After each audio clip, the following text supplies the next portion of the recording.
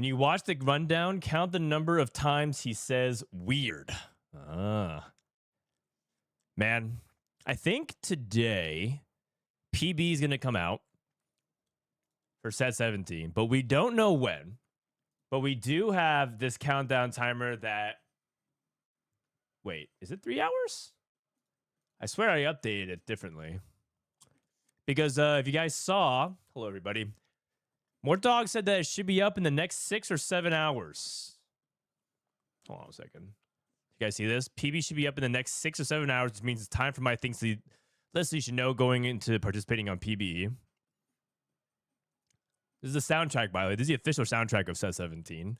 Space Gods by Teamfight Tactics by Shai Loom. Very cool. Man, you know, listening to this track makes me actually very excited for music set at the end of the year. Mort's always doing the bit. You know, I hung out a lot with Mort over the weekend. And I just got to say, man, this guy probably misses streaming, not necessarily because of, you know, because he has like a content creator side of it. I'm sure that that's part of it, or because, you know, he misses his audience. I'm sure that's part of it too. But because I think this guy misses being a memer. I think there's a part of him in every good game dev. There's like a kid inside that just wants to be unleashed to be just a kid. And you get a little bit of that through like being on the, like the digital playground of creating. Man, I'm getting more dogged again. But there's also an aspect of it that's just fun to act like a 2-year-old. And I think Mortdog had a little bit of that come out this past weekend. TJ, thank you for 31. Another set, another great time. NA's the best at getting bailed out. Yes! Can we talk for a second about how Dark Noob once again redeemed North America? We had one player make Final Lobby over the past two sets, which is, if you go back to the last time we had a player in the Final Lobby, it was the end of set 14, which was a year ago. So it's if you were to draw out the timeline, it's been a year since we had an NA player in the Final Lobby, and we won it. And it was crazy, man. Doradas, thank you for 13 months as well. When does PB arrive? I don't actually know. Mortdog actually said be in the next 6 or 7 hours. I should probably adjust the countdown clock. I think I got one right here. Here we go. So I have this one. I think I have to just refresh it, maybe. Let me put the countdown timer up. So let me, I think it's the same link. So I just have to refresh it. Refresh. 6 hours. I mean, that's what he says. 6 hours. I don't even know if that's true. I think he's just doing that for the meme. But first of all, we have to remember that we cannot fall for Robin songs or anyone else retweeting an old tweet saying PB is up. I actually used to unfollow Robin once per set because I would say that if you ever tweeted like the PB is up, I would unfollow you. And it was Robin every single set, so I unfollowed Robin. And then one time he was like, Frodan, I noticed you unfollowed me. I did that also with Natures as well. Because Natures also likes doing that too. Anyways, don't fall for it, guys. The balance won't be perfect. Please feel free to pass on feedback around units that are too strong or too weak. I'm just going to let you guys know that Darkstar and Jin was very broken during playtest. I don't know if you guys saw any of my YouTube videos, youtube.com. I uploaded some of my tubers to it. Right? Tried the new game mode or the new set and everything like that. There was actually a crazy game. This one, I hit multiple 3-star forecast, and the new cash out weapon is so crazy. Did you guys ever see it? I'll just fast forward to it. So if you cash out Anima Squad, oh my god, you just have to see it. If you cash out, I hit Corky 3. I have to go up here. I hit Corky 3, and I hit Ramus 3. Yeah, Ramus 3. Let me cover this thing in the bottom right. And this person cashed out Anima and has this thing called the Omni Weapon. Okay. And I was like, oh, great. I won the game. I took max build. I max build 3-star forecast. I'm back, right? I won the game. And then I go up against this Omni Weapon. Ooh. one shot. What? She attacks one time and just explodes the entire board. It doesn't matter. Like I had a 3-star Rammus and a 3-star Corki. She just attacks one time and it just kills everything. Nice. It just everything explodes. And then obviously that he won the game. So actually, I got a third. My board was so good. My board was so good. I tried to save the dude to try to go for a 3-star 5 cost, but it didn't work. Bench it. Just let me. And then it just one shots everything. Not even close, man. Not even close. He cashed out 800. Yeah. Unbelievable. Anyways, balance won't be perfect. I'm pretty sure Anima is gonna be broken. If you take a booster pack augment and low roll, blame Kent. Be sure to tweet at him. He wants to know every time this augment is taken. Yep. Each morning, I'll be doing posts around the changes you can expect each day. Those changes happen around noon PST each day when the PB goes down. This happens Monday, Friday, not on weekends. So today is Tuesday, and we'll probably do 3 major updates. Have fun. It's another new set of TFT. It's a great time to join. Be welcoming to anyone who's diving in. Let's explore Space Gods together. TFT is a great community and game. Hashtag not an ad. Okay, that's it for now. On behalf of the entire TFT team, thanks for participating in PBE. Can't wait for you to I'm getting more dogged again. Oh, wait, today is April Fool's Day. Oh, no, it's April Fool's in Vietnam. Did you do anything for the 8 months? Step 7, get funky. I mean, you heard him. You heard him. So yesterday night, while I was sleeping, I've been, as you guys know, I've had a really bad sleep schedule because Worlds is at a really awful time. Did you thank you again. And so while I was sleeping, I sleep at like 8 p.m. every night, again. which is probably when T-Lights wakes up. I've been going to sleep at like 8 p.m., 7 p.m. I've been so tired. And then while I was sleeping, Mortdog dropped the PB rundown for 2 hours. So I figured we can just watch it for 2 hours. Takashi, thank you for 4 months. Appreciate you, man. And Legati, thank you for the gifted sub to T-Lights. Well, I just realized the 4 Fun Punches on the same day as April Fool's Day. Yeah. Did you guys want to hear a fun fact? The 16.6 unlock system. Let me adjust this agenda real quick. PBE set 17 today. Exclamation point viewer games. You guys know that the 16.6 unlock system was supposed to be the original 4 Fun patch? 16.6 is when they redid everything, right? They made Galileo easier to unlock. They made Shadow Isles easier to unlock. They made Darius and LeBlanc and everything like that. Or actually, LeBlanc was already easy to unlock. But they changed all of that. And originally, they were like, what should we do for the 4 Fun patch? And then Mortdog was like pitching an idea like, what if we just did all of this stuff? And then it wasn't Mortdog. Someone else said, why don't we just do it now? And then they're like, you're crazy. Can we actually pull that off? That's too big of a change in the set? And it was not Mortdog. It was a different producer. I don't want to miscredit it. So, but that person just straight was like, send it. Yes, let's just do it now. We'll learn so much about the mechanic and everything like that. And then, everyone's like, what if it goes wrong? What if it blows up and it becomes awful, especially right before regionals and worlds? And they're like, yeah, we'll figure it out. And honestly, that's a pretty Giga Chad move. So you got, as much as TFT may have elements where it feels formulaic, right? A lot of the criticisms that I see of set 17 immediately are that people feel like there's a lot of reprints. And to a certain extent, there may be some as we go through this rundown. But I'll say that they are willing to take big risks like that, which I really appreciate. It's so easy to just feel like you can farm TFT because it's a successful game. And you're like, well, we have millions of players. Well, if we bleed out slowly over time, that's still fine. We had a good run. It feels like they're really still trying to push the envelope, which is nice. Because imagine if set 16 was actually good, but it was the 4 Fun patch only. That'd be a shame. That would be a shame. They said they learned all they needed in like 3 days. Yeah, it's true. But I like that. Who won Worlds? Why, of course, it was North America on top, man. Where have you been? I never doubted. I certainly wasn't going in everybody's chat saying NA is doomed. Darth Noob won. He was definitely at least the second best player of the day there. No, I actually think the best player in the room didn't win. Oh my God, they actually posted a picture of Saya. That's brutal, man. That's brutal. I think Saya was the best player at Worlds. This guy here. He's actually a really inspirational story, man. This guy averaged a 2.3 over the course of the entire tour. 18 games. 18 games, 2.3. His last 11 games, he got a second or better. It was 2-1-1, 2-2-1. And then on the final day, he went 1-2-1, 2-2-2-2-2 or something like that. Unbelievable performance. And it's actually a shame. I actually feel like that might be the best Worlds performance we've ever seen, and the fact that he didn't win is gutting. But if it wasn't him, it had to be North America, baby. USA. Listen, man, there's not many things I get to be proud of being American these days. It feels like we got a lot of bad press, and understandably so. But you know what, man? Still on top of TFT, baby. Still on top of TFT, baby. I can show a little pride. Saya was insane. He was insane, man. He's still he is insane. And you know what's cool? It's inspirational about Saya is that he's a tier 2 player, man. We almost had the other tier 2 run, right?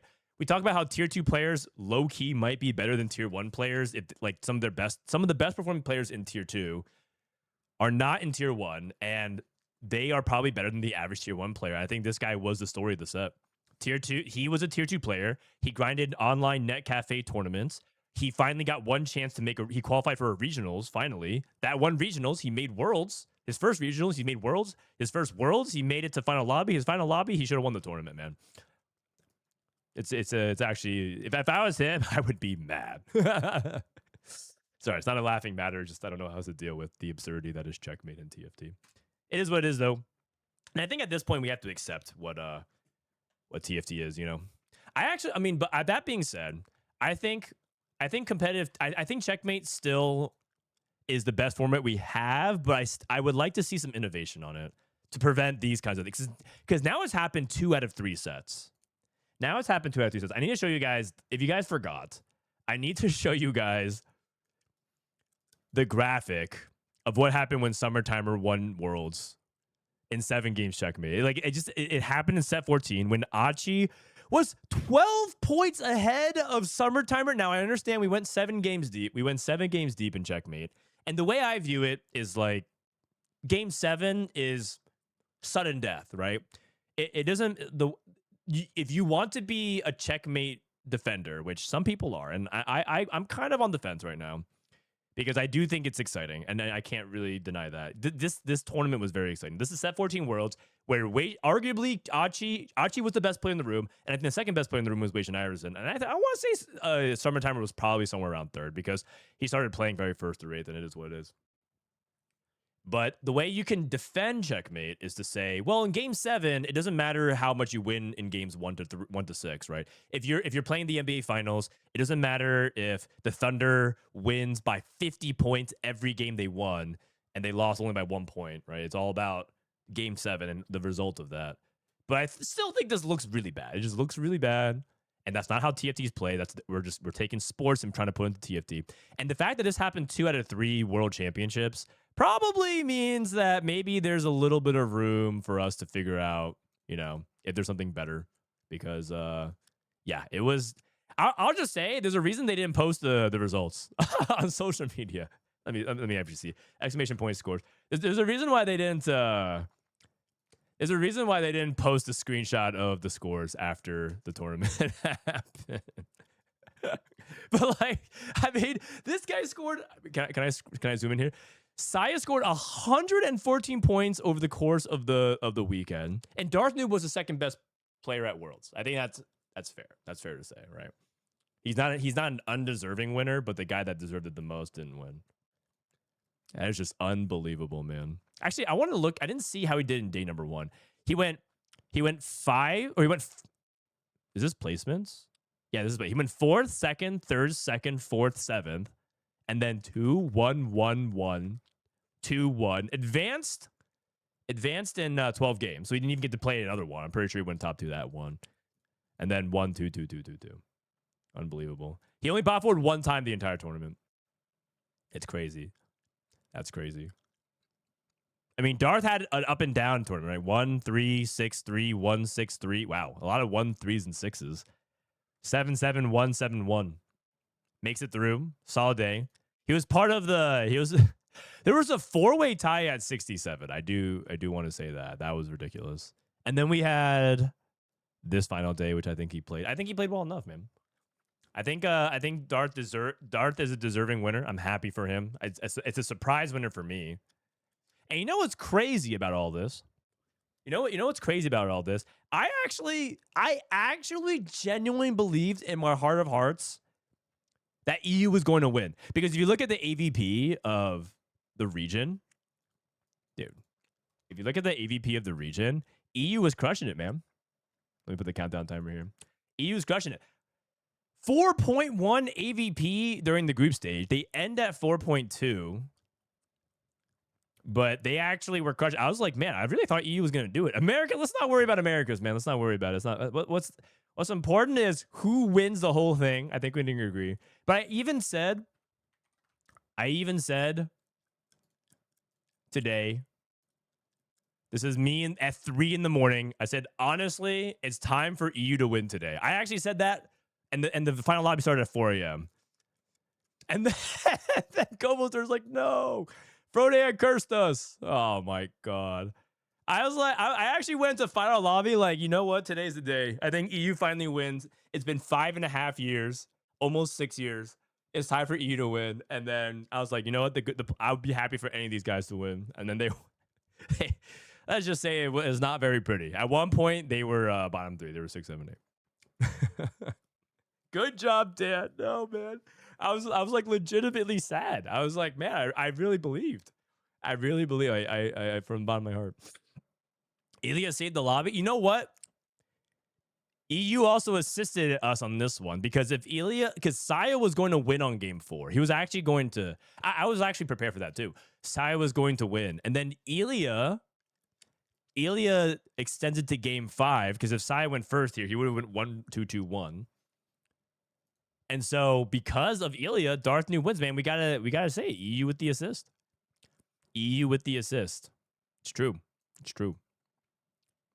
You couldn't have done it without you guys. W Ilya. Also, that moment was really hype. I did acknowledge it though. I changed my Twitter profile picture. I said no trash talk this time. I appreciate EU for the assist. They were the better region. I mean, it's just factual. You can't look at these stats. You can't look at these numbers. You can't look at these numbers. And by the way, for multiple sets now, EMEA just outperformed us. Make no mistake, we suck. But we win in spite of that. You know what? We just like to set up the underdog story because now America's is the underdog. And who doesn't love a good underdog story? Dude, and we don't even have the excuse. You know what the excuse was before? The excuse was in the past that LATAM and Brazil was mixed with America, so you couldn't even like say that was true NA. We had a 100% NA rate. LATAM and Brazil actually used to bail us out. Last World, if you look at set 15, Brazil was actually the only region, they were the sub-region that was carrying our ass. Because CMB9 and Shaco, right? They were carrying us. Quintanilla also did reasonably well. It was NA that was just going dead last. We had, sorry, Marcel. We had Marcel, we had JD, right? Cam and Robin both bombed out. And so Americas was averaging a straight 5-point X. And because of Brazil, we didn't average a 5-point X. We actually got pulled into the 4s. Now we're just completely exposed. We suck. Lowest win rate, 42% top 4 rates, highest 8th rates. Actually, no, Apex's the highest 8th rate. Oh, snap. Not dead last and everything. Dehua was carrying North America. It's true, man. We had Dehua. Now, here's the thing, though. Is it okay to be more hyped for this than it was last? Absolutely, man. Here's the thing, though.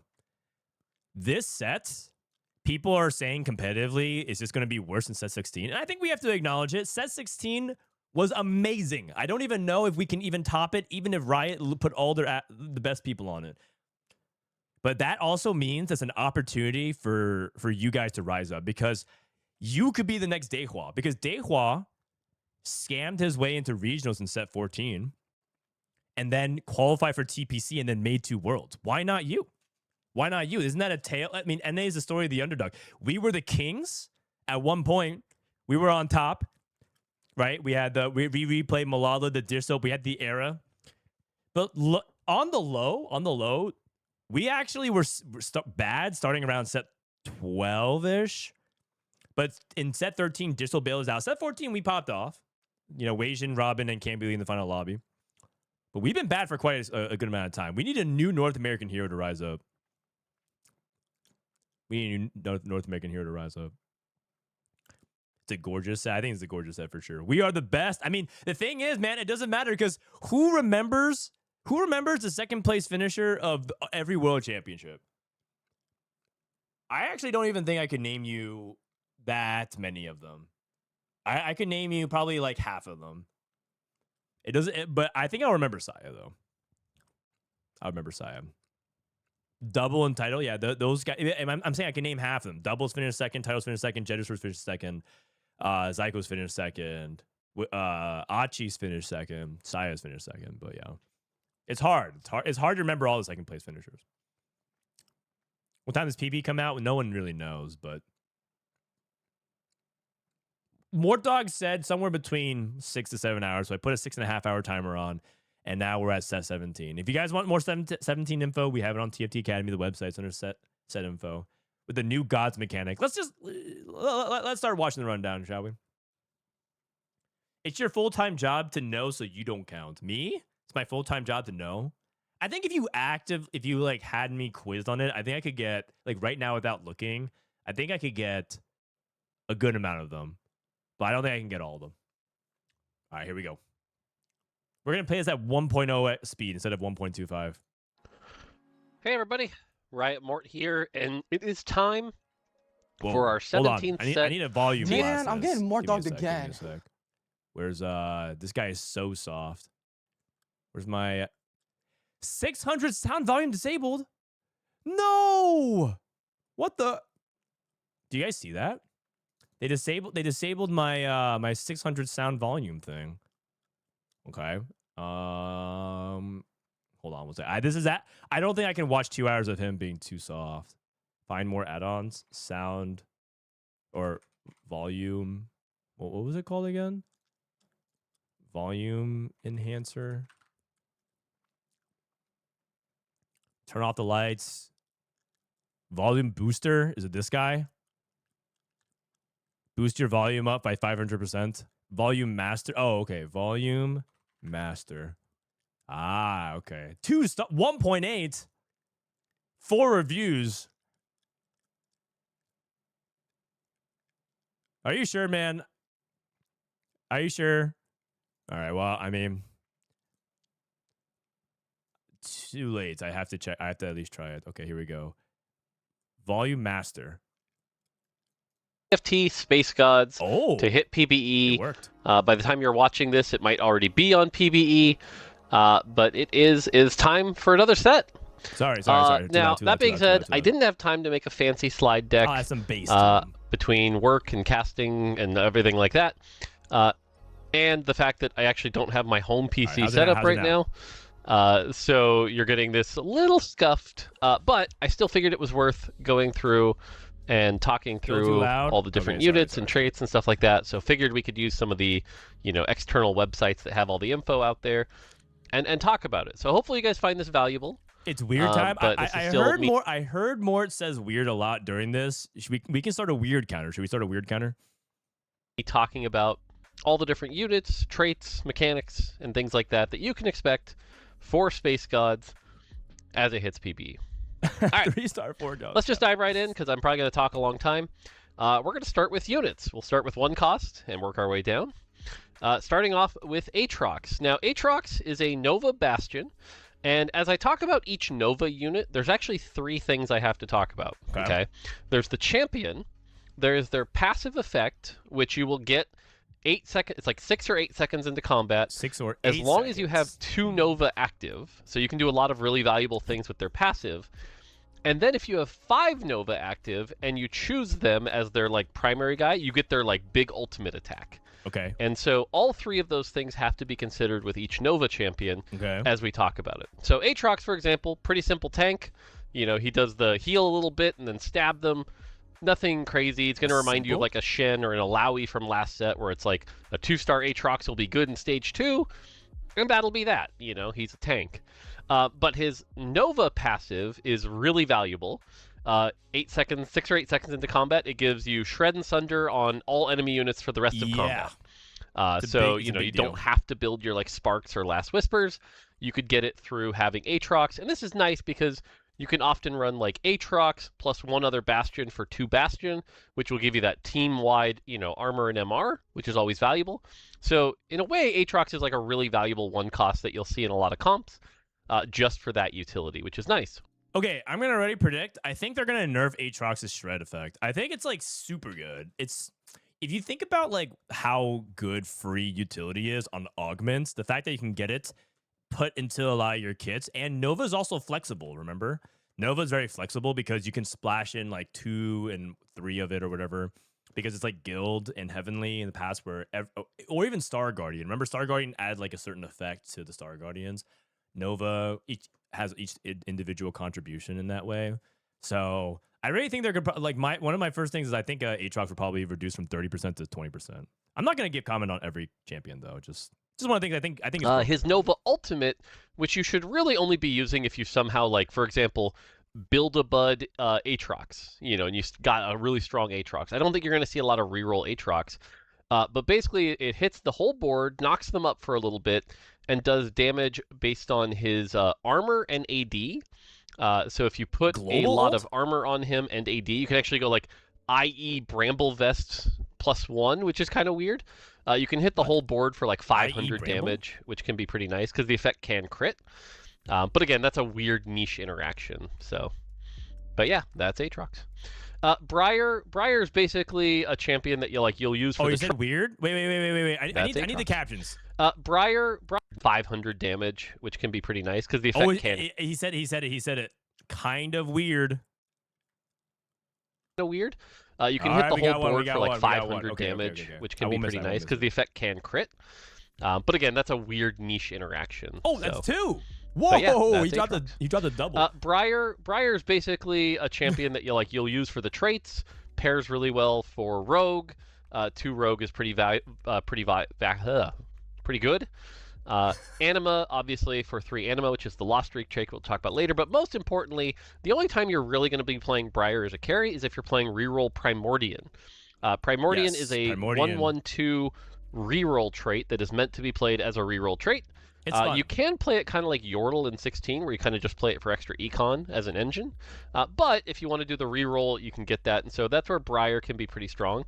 Briar's in a weird spot, though, where it's like you're going to have Rek'Sai as your tank, and often you're going to have Bel'Veth as your carry. So Briar is kind of weird in that regard. But again, much like last weird. She's kind of weird in that regard. Briar my is God. a 1 cost if you have some good AD items. Playing around Rogue, like I said, 4? You can still use her to kind of carry the early game. All right, Caitlyn. Caitlyn's another Nova champion. As far as Caitlyn herself, she's a weird champ. You're going to want Ginsu's on her more than just AD. Her attack speed's very, very slow. And the more attacks she gets, the more chances she has at proccing with Fate Weaver. She has no mana. She's a manaless champion. But strange. Basically, every time she fires, there's a chance it'll be an empowered headshot, which will do bonus damage. Which is pretty good. So like I said, having Ginsu's means you'll get more shots at that. If you have Fate Weaver active, you'll get more chances at that. But overall, Ginsu's plus Deathblade, pretty common build. So she wants now her Nova passive is attack speed for your whole team, which can be okay. It's really good in the early game. Weirder. It's not one that I feel like you have to keep in as long, but if you want to, you can. But overall, that is pretty valuable. So, I don't think Caitlyn's that good. Okay, and then obviously her Nova Ultimate. Now, again, this is where if you have a Caitlyn 3, for example, which I don't know will be the most common build, but Caitlyn 3 is not bad if you have the right items for her. You can make it work. And her Nova Ultimate, actually what it does is every time an enemy gets low enough, she will fire a headshot at them. So it's actually a good amount of damage. So definitely if you have a 3-star Caitlyn, consider making her your Nova choice. Otherwise, not really worth doing. But if you find yourself with a Caitlyn 3, she's not bad. Okay, I'll take your word for it more. It could just be bad Cho'Gath. testers. Cho'Gath is kind of a reprint of set 9 Cho'Gath with a lot more twists. I love this one. He's the stacking HP, big bruise brawler that you can get going, right? And so if you have an early Cho'Gath 2, or if you can somehow guarantee a Cho'Gath 3 or build a Bud Cho'Gath is obviously going to be very good. Ooh, yes, yes. He will stack HP. But permanently stacking. Unlike the last time he was around, it's not just off kills, it's off of casts. So making him tanky early can get you more casts, which is really good. So definitely want to have that going. And then the other thing to note here is he's got a lot of value in that he's Darkstar, and 2 Darkstar is going to be a very powerful splash trait with the ability to execute units. 2 Brawler, which is always very popular, we know that. So all of that's really good. So again, this Cho'Gath, I think, if you can get him stacking and get him going, ends up being very powerful, can hit that 10,000 health, which is really good. But, you know, late game, he's not going to be somebody you're going to want on your comp. But yeah, that cool stacking Cho'Gath that can get really big. Very fun. And there's also other mechanics in the set, like Yasuo's Cosmic Hex, for example, that can give you even more HP on top of it. So Cho'Gath can definitely be a really scary champion. Back in set 9, Cho'Gath was 1 cost that could scale with permanent HP every time you got that kill. And eventually it became one of the best comps in the game because you would reroll it with a 1 cost Samira. And Samira was like a really... They changed Samira's targeting to always hit. And so Samira Cho'Gath reroll was like a very, very big composition. And you know what? We played a full set with 1 cost reroll not being super viable. So my prediction is that inevitably Cho'Gath reroll will be good sometime during this set. And it will be like one of the reroll comps that people will be hard contesting. And there's going to be 2 people playing Cho'Gath. And it'll be, yeah, the Cho Bite build. Those are Cho Bite build. Those were simpler times, man. Set 9. It was really, really problematic to deal with because Cho'Gath would just become unkillable. But it was a very fun build. I hope that this Cho'Gath comes back. Because you know what? We played a full set with 1 cost reroll being in the dumpsters. Was there even a single 1 cost reroll that was good this set? I mean, I guess there was the hero augments that had their small time in the sun, but that's about it. Oh, Sona reroll. Oh, you're right. We had Sona. That was about it. All right. Ezreal. Ezreal is an interesting champion because much like Cho'Gath, he's a stacking champion. If you get an early Ezreal, build him up, get him to 3-star. Every takedown you get will get you building him some drones. So he can actually scale into the late game, which is really good. So if you're looking for a 1 cost reroll, he's pretty good. Okay. But the other thing is that even as an opener, he's kind of weak as an opener, but he's a time breaker. And 2 Timebreaker openers are going to be very popular, and that 2 Timebreaker is essentially like having a Bard on your board. If you win with 2 Timebreaker, you're going to get an XP that you can like sell right away for 1 XP or leave it on your bench, however you want to do it. But if you lose, you get a reroll. And so basically, you know, you can use like an Ezreal Timebreaker to like fast 8 if you want, which can be pretty good. But otherwise, you know, standard 1 cost AD carry.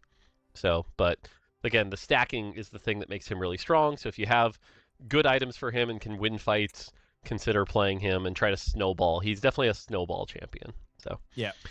Timebreaker is really, really strong from playtest. It was very OP. Basically, if you start off Timebreaker, you were just up an Econ Augment because you get 1 free reroll or 1 EXP per turn, and that is valuable. As like if you think about like somewhere between a silver and a gold in terms of its impact, it's very good. All right, Leona. Leona is like the most boring, not like boring bad, but just like she's a standard 1 cost tank. 1 cost Leona. She's tanky. She's got a lot of health. She scales with armor and MR, which it's fine. Like she's a tank. The reason to consider Leona though is that she's an Arbiter. Arbiter is a trait that'll allow you to like custom make your own trait, and yes, Arbiter, it's fun. in the right cases, is actually like very over budget. So it's very powerful if you have like a really good LeBlanc setup, for example. Another thing Arbiter can do is there's actually an output of Arbiter that will spawn more Leonas. So it's actually possible to get like Leona 3 very early, or even Leona 4 is definitely something you consider. So something you can do is like hit Leona, use Arbiter to hit Leona 3, then move out into like a standard Vanguard. So that's pretty cool. And that's what makes her unique, is just her ability to sometimes get 3-starred pretty quick. But yeah, and like I said, she'll enable Arbiter, which we'll talk about later.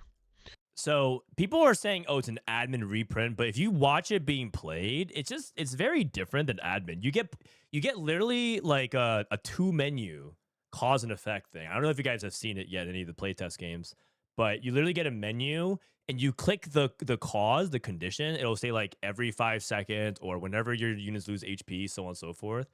And then you get a second menu, and then you get to actually like choose and customize. You know, we're so used in TFT where you get an armory, right? You get an armory at the bottom, like right where these captions are, and then you have to click on whatever it is, and then once you click, it's like a no go backsies. But in Arbiter is the first. It's actually pretty new tech, like tech from TFT's development side, where you can actually like click through the menus and see what you want and like actually customize it. It's hard to really explain unless you can like visualize it or you actually see it, but it's very different. I wouldn't say it's weird. It's very different than you're usually expecting, and I think people will want this type of experience moving forward. Use Paint. I'll use a TFT Academy replay app. How about that? So when you're usually pulling up a menu, right? When you're playing like a game, this is me doing Talker's Trials, I was testing stuff. Usually, you see the armory here, and then you have to pick like 1, 2, 3, 4, and then once you pick it, a new armory would show up, and then you click 1, 2, 3, 4, and that's how you get 2 options, right? But Arbiter is completely different. It pulls up a menu like this, and it shows you like this, and it gives you options 1, 2, 3, 4 that you can click, and then once you click on it, it'll show you options 1, 2, 3, 4. And then let's say you click 1 here and 2, and you're like, nah, and then, nah, I don't want to, because you have a confirm button. So you're like, nah, I don't want 1, 2. Actually, let me click 3 and then 3. Nah, actually, I go back. I change my mind. I want 1, 2, right? You can do that, and it actually gives you options to do that. You can see cause and effect. Yes, you can actually see cause and effect at the same time. So it's a completely different way that you can choose in TFT, which is like technology they worked in the back end. So I actually think like so much more effort and thought went into Arbiter than admin. Hopefully that. All right, Lissandra. Lissandra is a 3 trait unit, so she doesn't actually end up being that strong, but her traits are really valuable. You lock it in. So she'll end up on a lot of boards. We already talked about 2 Darkstar. It's going to be an execute. 3 Shepherd is a very good opener. It's the summon trait of the set. Now, what's interesting is this is the first time in a while the summon has been a class. It's not an origin. But you can do some cool Shepherd openers, I forgot about that. much like 3 Noxus opener right now for comparison. And then Replicator, 2 Replicator is basically like a second light double cast. But Replicators it's on my definitely video. want 2 Replicator active just for the ability to spread their damage, which is really good. So all of that to say is that, again, I think you'll see a lot of Lissandra on openers, but don't expect her to like necessarily wow you with like tons and tons of damage. It's more about her traits that she's enabling. So, and as a 3 trait unit, that's just true. She's a Replicator's multicaster, so she's a multicaster / mage, summon, and Darkstar's utility. Lissandra is going to be, she's a very big enabler of a bunch of like activate a certain amount of traits, like if you want to play trait tracker type board like World Runes, and she's just very good for that. So Lissandra's going to be a 1 cost people hold. All right, Nasus. Nasus is another 1 cost tank. Not going to do anything too crazy here, but the thing that makes Nasus a little more valuable than the other 1 cost tanks is Space Groove is a 1, Man, 3, I'm 5, 7. Again. And so just by playing Nasus by himself as Space Groove, you get some of that passive healing that's built in. So like a 2 Nasus, 2 Vanguard opener. Thank you so much for 2-star Nasus Vanguard opener, where he has like a Warmogs and something else, can actually be like one of the more insane openers. Basically, he has the highest peak of any of the 1 cost tanks. Wait. He said a 2-star Vanguard with tank items. Just for that reason. So he can be pretty good. He does fall off pretty hard, though. I don't expect you to see like a 3-cost or 3-star Nasus a ton, even as we tune things. But if you want to go the Space Groove line, obviously he's going to be okay, especially because he's trait pairs with Blitzcrank in the late game. But yeah, standard tank. Wait. Nasus's ability is Groovin' Susan. You know, I learned like a year or 2 ago that Nasus backwards is Susan. And so a lot of people were calling Nasus Susan at one point, and I didn't even know what they were referencing. But now it's Groovin' Susan. I didn't realize. I don't know. Now I have to start feeling like I have to read every champion name backwards to see if I'm like missing anything. Ard Nasil. Epop. Poppy's pretty similar actually in that regard. You'll play Poppy a lot. Poppy's one of the like that's someone's lower ex-wife, Susan. 1 cost tanks. She's fine. She does her job. She provides an aura every time she casts, so she'll make other tanks good. So she's somebody you want to play if you have like a good like Aatrox plus Poppy opener is I think pretty solid. Meeple's obviously pretty good she too. can get into Meeple though. Meeple is one of our pretty easy to play verticals, which we'll talk about later. But Poppy's a good tank. All right, Rek'Sai. Rek'Sai is like guys, don't look at this one. Look at this really cool website. Have you ever heard of it? We also have set info there as well. TFT Academy. Wow. Set 17 Space Gods. We show you the gods buffs, the champions, the traits. Yeah, I don't even know what this website this guy's looking at. Champion you play with Cho'Gath. If you're playing Cho'Gath. How many guys actually even knew that we put the set info on the website? Just out of curiosity. I feel like a lot of people didn't even know. Or Rek'Sai is your Primordian tank that can be the star of that Primordian comp. So again, pretty standard here. Wait, tank, too many people heal, are saying not me. Keep alive. Oh man, nothing crazy as far as Rek'Sai's kit. Just again, kind of really enables those two comps. I think she's generally pretty powerful. So, all right, Talon. Talon's a weird one. Don't sleep on Talon, but Talon's actually really powerful. Oh, he's a weird one. He's a weird one. Talon's a weird one. Oh my god, we're I think at 6. Surprises a lot of people. But what Talon does is he stabs the target and they start bleeding, and the bleed takes a long time. It has a pretty high exactly what he does. Duration. But then he, 30 mana, he'll then jump to a new target that's not bleeding. So he's kind of like the dot mage that you see in a lot of comps. So what's interesting is if you can give him like an Edge of Night and a lot of damage, he can go around and like get everyone bleeding. And then if you have a pretty good front line, he's a stall actually just surprising amount of damage. And the fact he's Rogue has like a built-in Edge of Night effect as well. They drop aggro. So he can do a lot. It's really just about keeping him alive so that bleed can do a lot of damage. If he gets targeted, he'll die very quickly. But stacking him up can be pretty good. I like this guy. I think he's very powerful. Again, I like dot mages. Then he also enables Stargazer. Yep. So if you've got that Jax and can get a Stargazer opener, he can do some good things. But really just a Talon too with some good items that can stay alive. He can be some really strong opener. Yeah, melee Teemo is basically what it is. It's funny when he said that Talon was weird, and he's like, oh yeah, he like stabs people and they bleed. I'm like, that's not weird at all. That's exactly what Talon does. Stargazer, if you guys don't know, is the KDA Street Demon hexes, but it changes every game like Ionia. Actually, I guess that's what KDA was. It was different every game. Never mind. So it was the same thing. But like, it's because they give a different. It gives a different buff every time. That's why I said it was like Ionia, because one of the big things will be people asking what's the Stargazer this game, because each of the hex buffs is different depending on what game it is. So, speaking of strong openers, Teemo. Teemo's a weird champion this set. The thing that might catch you off guard is that Teemo with a Ginsu's, he's a Ginsu's user. He's not a caster. But with Ginsu's, I think he is the strongest opener. And again, tunings can change. But Teemo with a Ginsu's can really melt down tanks. Because the way he works is he hits a target, does some bonus on-hit damage, and then has a stacking poison. So the more you hit, the more that stack goes, and the more you can start to like bleed out a really strong champion. I see. So for example, if the enemy ever has like a 2-star Aatrox with 2 items, Teemo is actually going to be really good at taking that down over time compared to everyone else in the 1-cost space. So I really like Teemo as with Ginsu's user. Now Teemo 3 generally ends up being a little too weak in the late game. He's not one of my favorite 3-stars. Good. But just generally a pretty good opener if you've got that Ginsu's ready to go. Is it me, or is Rageblade going to be really good on a lot of champions this from what he's describing so far? All right, Twisted Fate is a little weird, and I think he's changed since like the influencer saw him. But basically, the way he works is he'll pick a number 1 through 9. Wait, I missed the weird. Hold on. All right, Twisted Fate is a little weird, and I think he's changed since like the influencer saw him. Oh my god! But basically, the way he works is he'll pick a number 1 through 9, and he'll do damage based off that. So if you hit a 1, he's going to do his lowest amount of damage. If you do a 9, he'll do his biggest amount of damage. Now, the spread is not so extreme that it's like 100 damage and 500 damage. He rolls a dice every time he casts. So low rolling here isn't going to make too big a difference. But you can lose as much as like 30% of your damage from a 9 to a 1.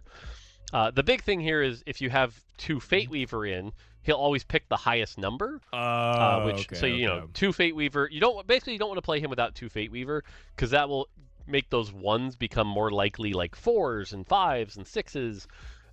So that's really valuable here. But otherwise, he's a pretty standard AP caster. You know, your Shojin JG or your Nashor's JG can do some big damage. The overkill bounces. Only other fun thing to note is when he is 3-star.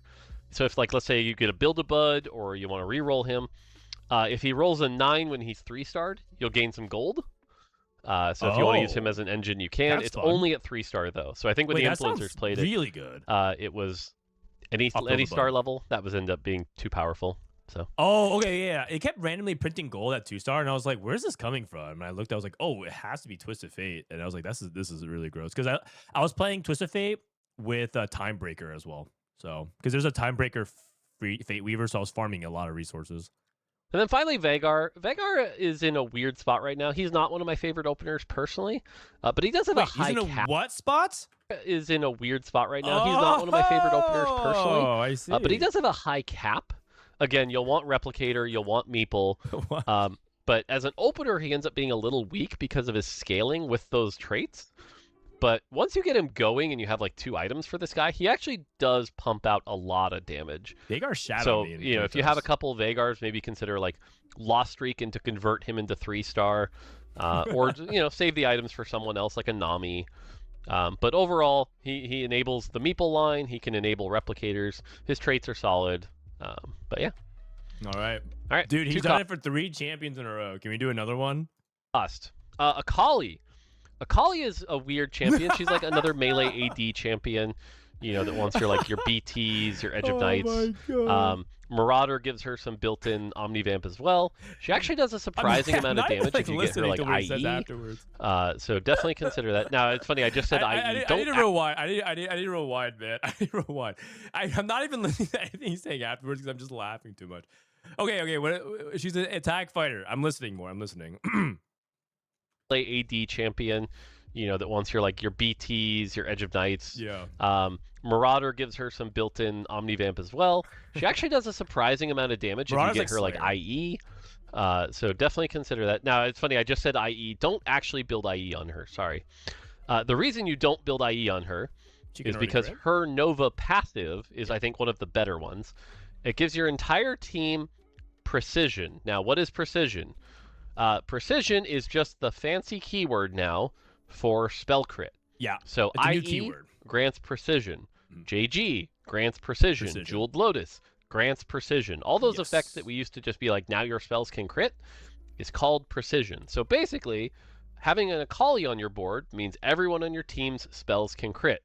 Now, I know that sounds really powerful. Everyone? I thought it was just Akalis. Whoa. That's crazy. But the thing to note here is it doesn't raise your crit rate. So, for example, if you just have like a Quirky in the back where someone, not Quirky is a bad example, but I was going to say Caitlyn, that's even worse example, a Gnar on your board. Gnar only has a 25% crit rate, so you'll want to build crit items to go with the Akali. But if you do it right, much like Vanquisher in the last set, you know, you can run like a Stride Breaker plus a Quicksilver, and then actually have a good amount here with the Akali to provide that spell crit. So, and then as far as her effect goes, her Nova Ultimate, again, if you have an Akali 3, consider making her the Nova Ultimate. She'll do a bunch of bonus damage and jump around to people. So, pretty good there. But again, really only if you have an Akali 3. And Akali 3, I think what you'll probably see more with Akali 3 anyway is less 5 Nova and more like Marauder plus strong traits and things like that. But it's like melee. She will be pretty strong on PBE. Marauder. She's definitely someone who can do well. She might fall off in the late game though, but yeah. All right. Yeah.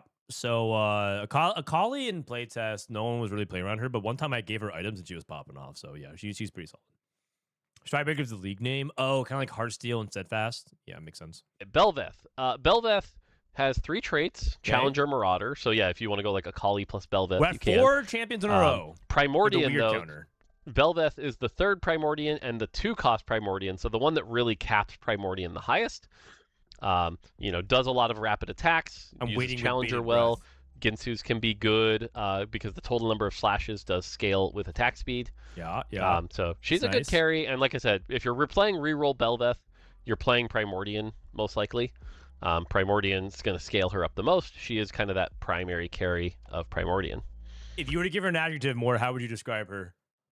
All right, Gnar. No. Gnar is kind of your item holder for Corki in the Meeple line, but can actually be played reroll as well. Does really well with Ginsu's. Pretty common. You want that like Ginsu's IE opener. Like Caitlyn's one of them. Gnar is another one here. Every 5 attacks launches a boomerang that does some bonus damage, which is really good. And if you have like a 3 Meeple, 2 Sniper opener, Gnar can be a very good carry, and it's going to PBE probably pretty strong. So definitely consider him as your opener, and there might be some Gnar reroll as well.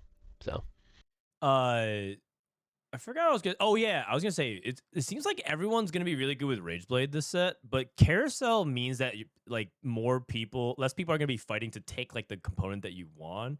So that might not be a bad thing, but you might see a lot of item similarities because the way the carousel there's no carousel. The way the god encounters work at the moment is that you just get offered a component, so you can just choose to pick that component or not.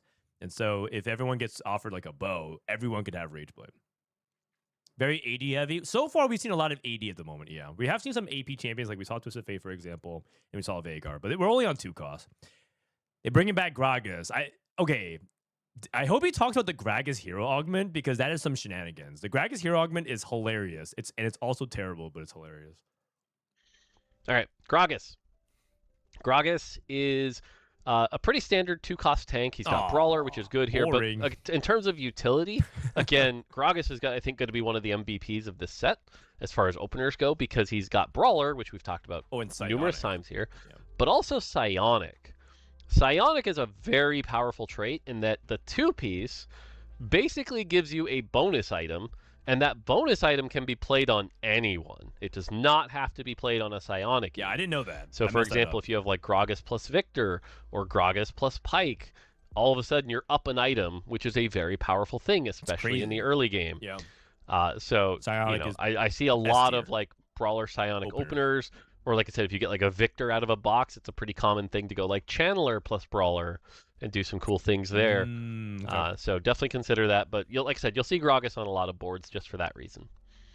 Yeah, Psionic is just going to be something that you should always hold in the early game. Psionic and Timebreaker are going to be the 2 of the best traits to hold early. Timebreaker for the econ, Psionic just gives you a free item early, which is really powerful. Gwen is a weird champ this set. I mean, she's a weird champ every set. Okay, it's a lot like set 16 11. Gwen.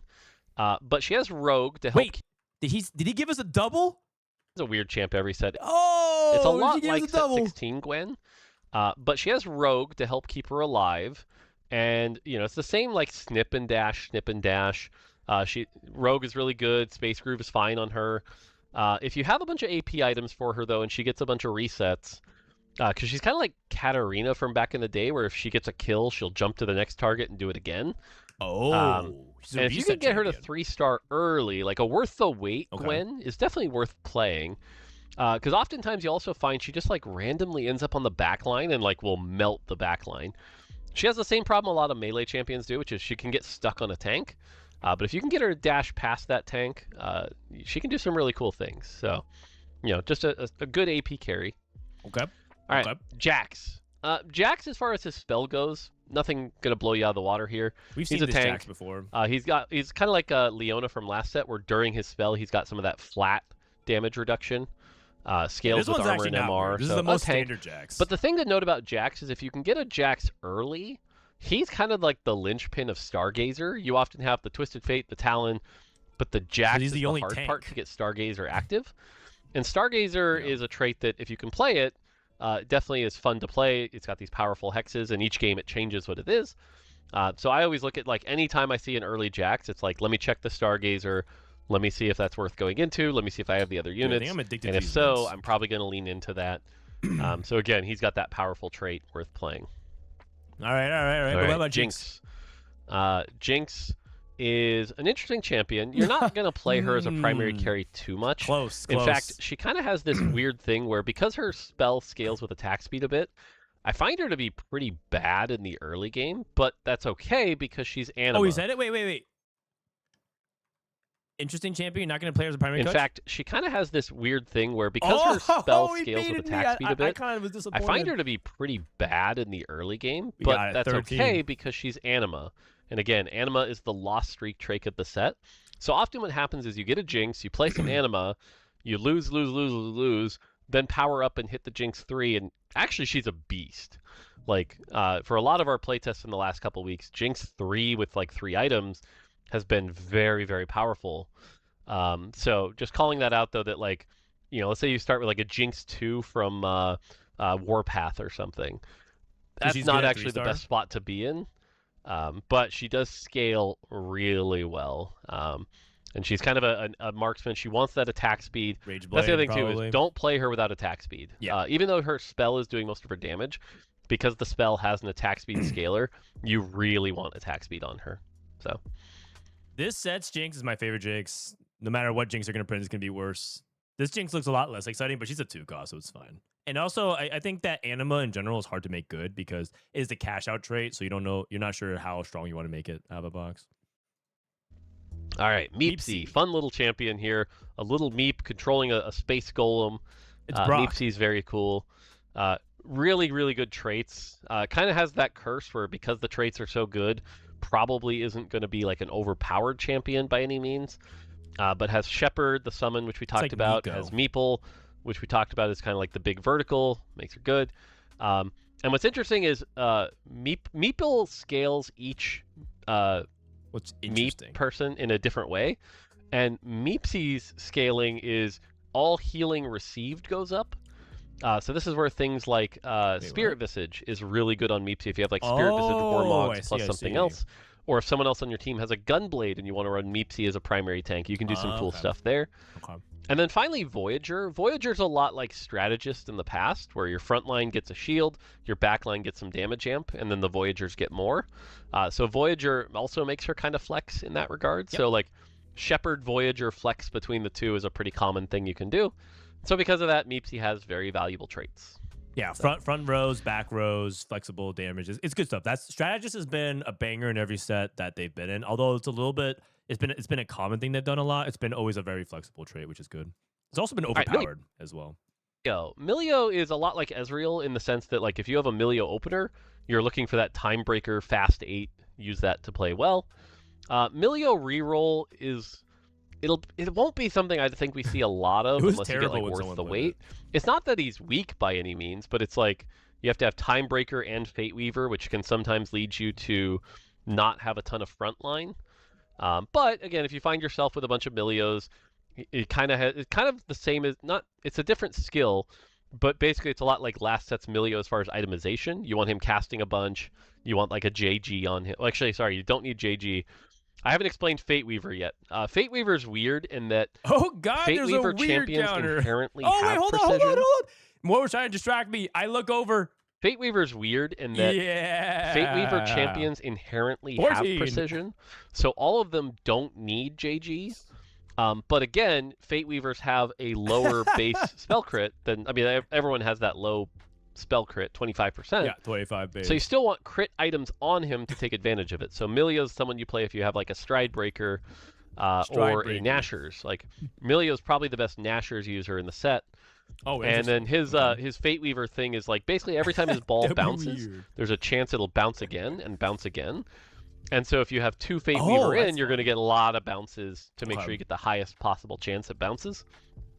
So he can do a lot of damage at his peak. But that's kind of how he works. I wonder how Fate Weaver is going to be received by players because RNG abilities have not really been that common in TFT. The last one I can remember being prominently featured was Savika. When Savika would roll an ability back into the arcane and it was like different outcome. I guess like Silas technically has a little element of it right now, but Silas is like really consistent in what he does. So I remember back in set 2, a big part of the ability kits of a lot of champions were random outcomes, and players were very divided on it. So we'll see. 5 costs. Oh yes, that's right. All right, Mordekaiser, 2-cost tank. Nothing crazy to write home about here, but he is a Dark Star. He has 3 traits, so you commonly see him enabling Channeler. Channeler gives your team that mana regen. This dude's a beast. Like, he's very powerful. Yeah. You know, if you see a Mordekaiser 2 on stage 2, be scared. Yeah. I don't think he's like so strong that you're going to see him on like stage 4 Nothing boards. crazy bad. But he does feel like one of the best stage 2 openers just because he gives you that Dark Star and Channeler. Yeah. Both of which are quite valuable. Excuse me. And then with the tank items, the Vanguard will also give you a lot of effective health on your board. So that can be really good. His hero augment's was okay, Pantheon. I think. Pantheon, I'm saying this Mordekaiser's hero augment is that he creates like an aura circle around him that deals damage, and it just grows bigger over time. So by the end of the fight, it like covers the entire battlefield. If you go down to like overtime, it's pretty sick. But also, it looks like it's kind of troll because it's a very, very slow ramp up. Oh, we have a tuber? Oh, you should go check it out then. But it's pretty sick. Lot, and this is just the way like the trait structure works. Yes, but like the visual of it like just grows bigger. It's called the Heat Death or something. Like his hero augment, and it's like an expanding circle. Oh, well, I finally understand why I called it that. I think it's like an expanding circle, and it just goes bigger and bigger and bigger and bigger. It's pretty fun. The set, but Pantheon also has insanely good traits, right? 2 Brawler, we've talked about that. Good. 2 Time Breaker, right? Like the common thing is either the Pantheon Milio or the Pantheon Ezreal Fast 8 to take advantage of that Time Breaker. That's true. So you're going to see a lot of that. And then also Replicator. So he just has really good traits. You'll see him on a lot of boards. Yep. Pike. Oh yeah. So there's a champion in this set called Rost. They're going to talk about it later. But Rost is basically bronze for life in his trait. The more traits you activate with Rost, the more your team gets stronger. So these 3 champion traits, these 3 trait champions, are going to be really important. So Rost is going to directly reward you for playing more bigger trait webs. Pike's a weird one. Pike is a very weird champion. Now again, he's psionic. So you'll see him on a lot of boards like just Pike's a what? Pike is a very boards. Did he give us a double? Pike's a weird one. Pike is a very weird champion. Now again, he's psionic. So you'll see him on a lot of boards like just kind of chilling and Voyager. So good traits. But as far as his spell goes, he's kind of hard to play. Yeah. He reminds me a lot of Fizz from the last set where he can end up on backlines. But if he doesn't like kill a key target, he doesn't necessarily do a lot, and he can get targeted and fall off. He doesn't have Rogue built in to keep him safe. So he's a weird one. I expect him to be one of the harder things to play. I wouldn't jump right into like a Pike game in your first game. You're probably going to have a rough time. Give me the Quadra, baby. But as people figure out builds and figure out spots to play him, it's not that he's like unplayable or anything. He's just going to be one of the more narrow lines. Just because of the way he works. And so he'll like... basically what he does is he hooks somebody and then jumps behind them. So if anything, he can be frustrating to face because he will like displace your corner unit and move them up. Oh no. But then if you invest in him, he ends up like not doing enough damage, much like Fizz used to. And so we'll see. But again, if nothing else, playing him for 2 psionic is worth it. Yeah. I commonly will play like Gragas, Bruiser, Psionic with a 2 Channeler, and then Pike goes in at 5 so that you get the Psionic item and can put that, stuff like that. That does sound good. So, yeah.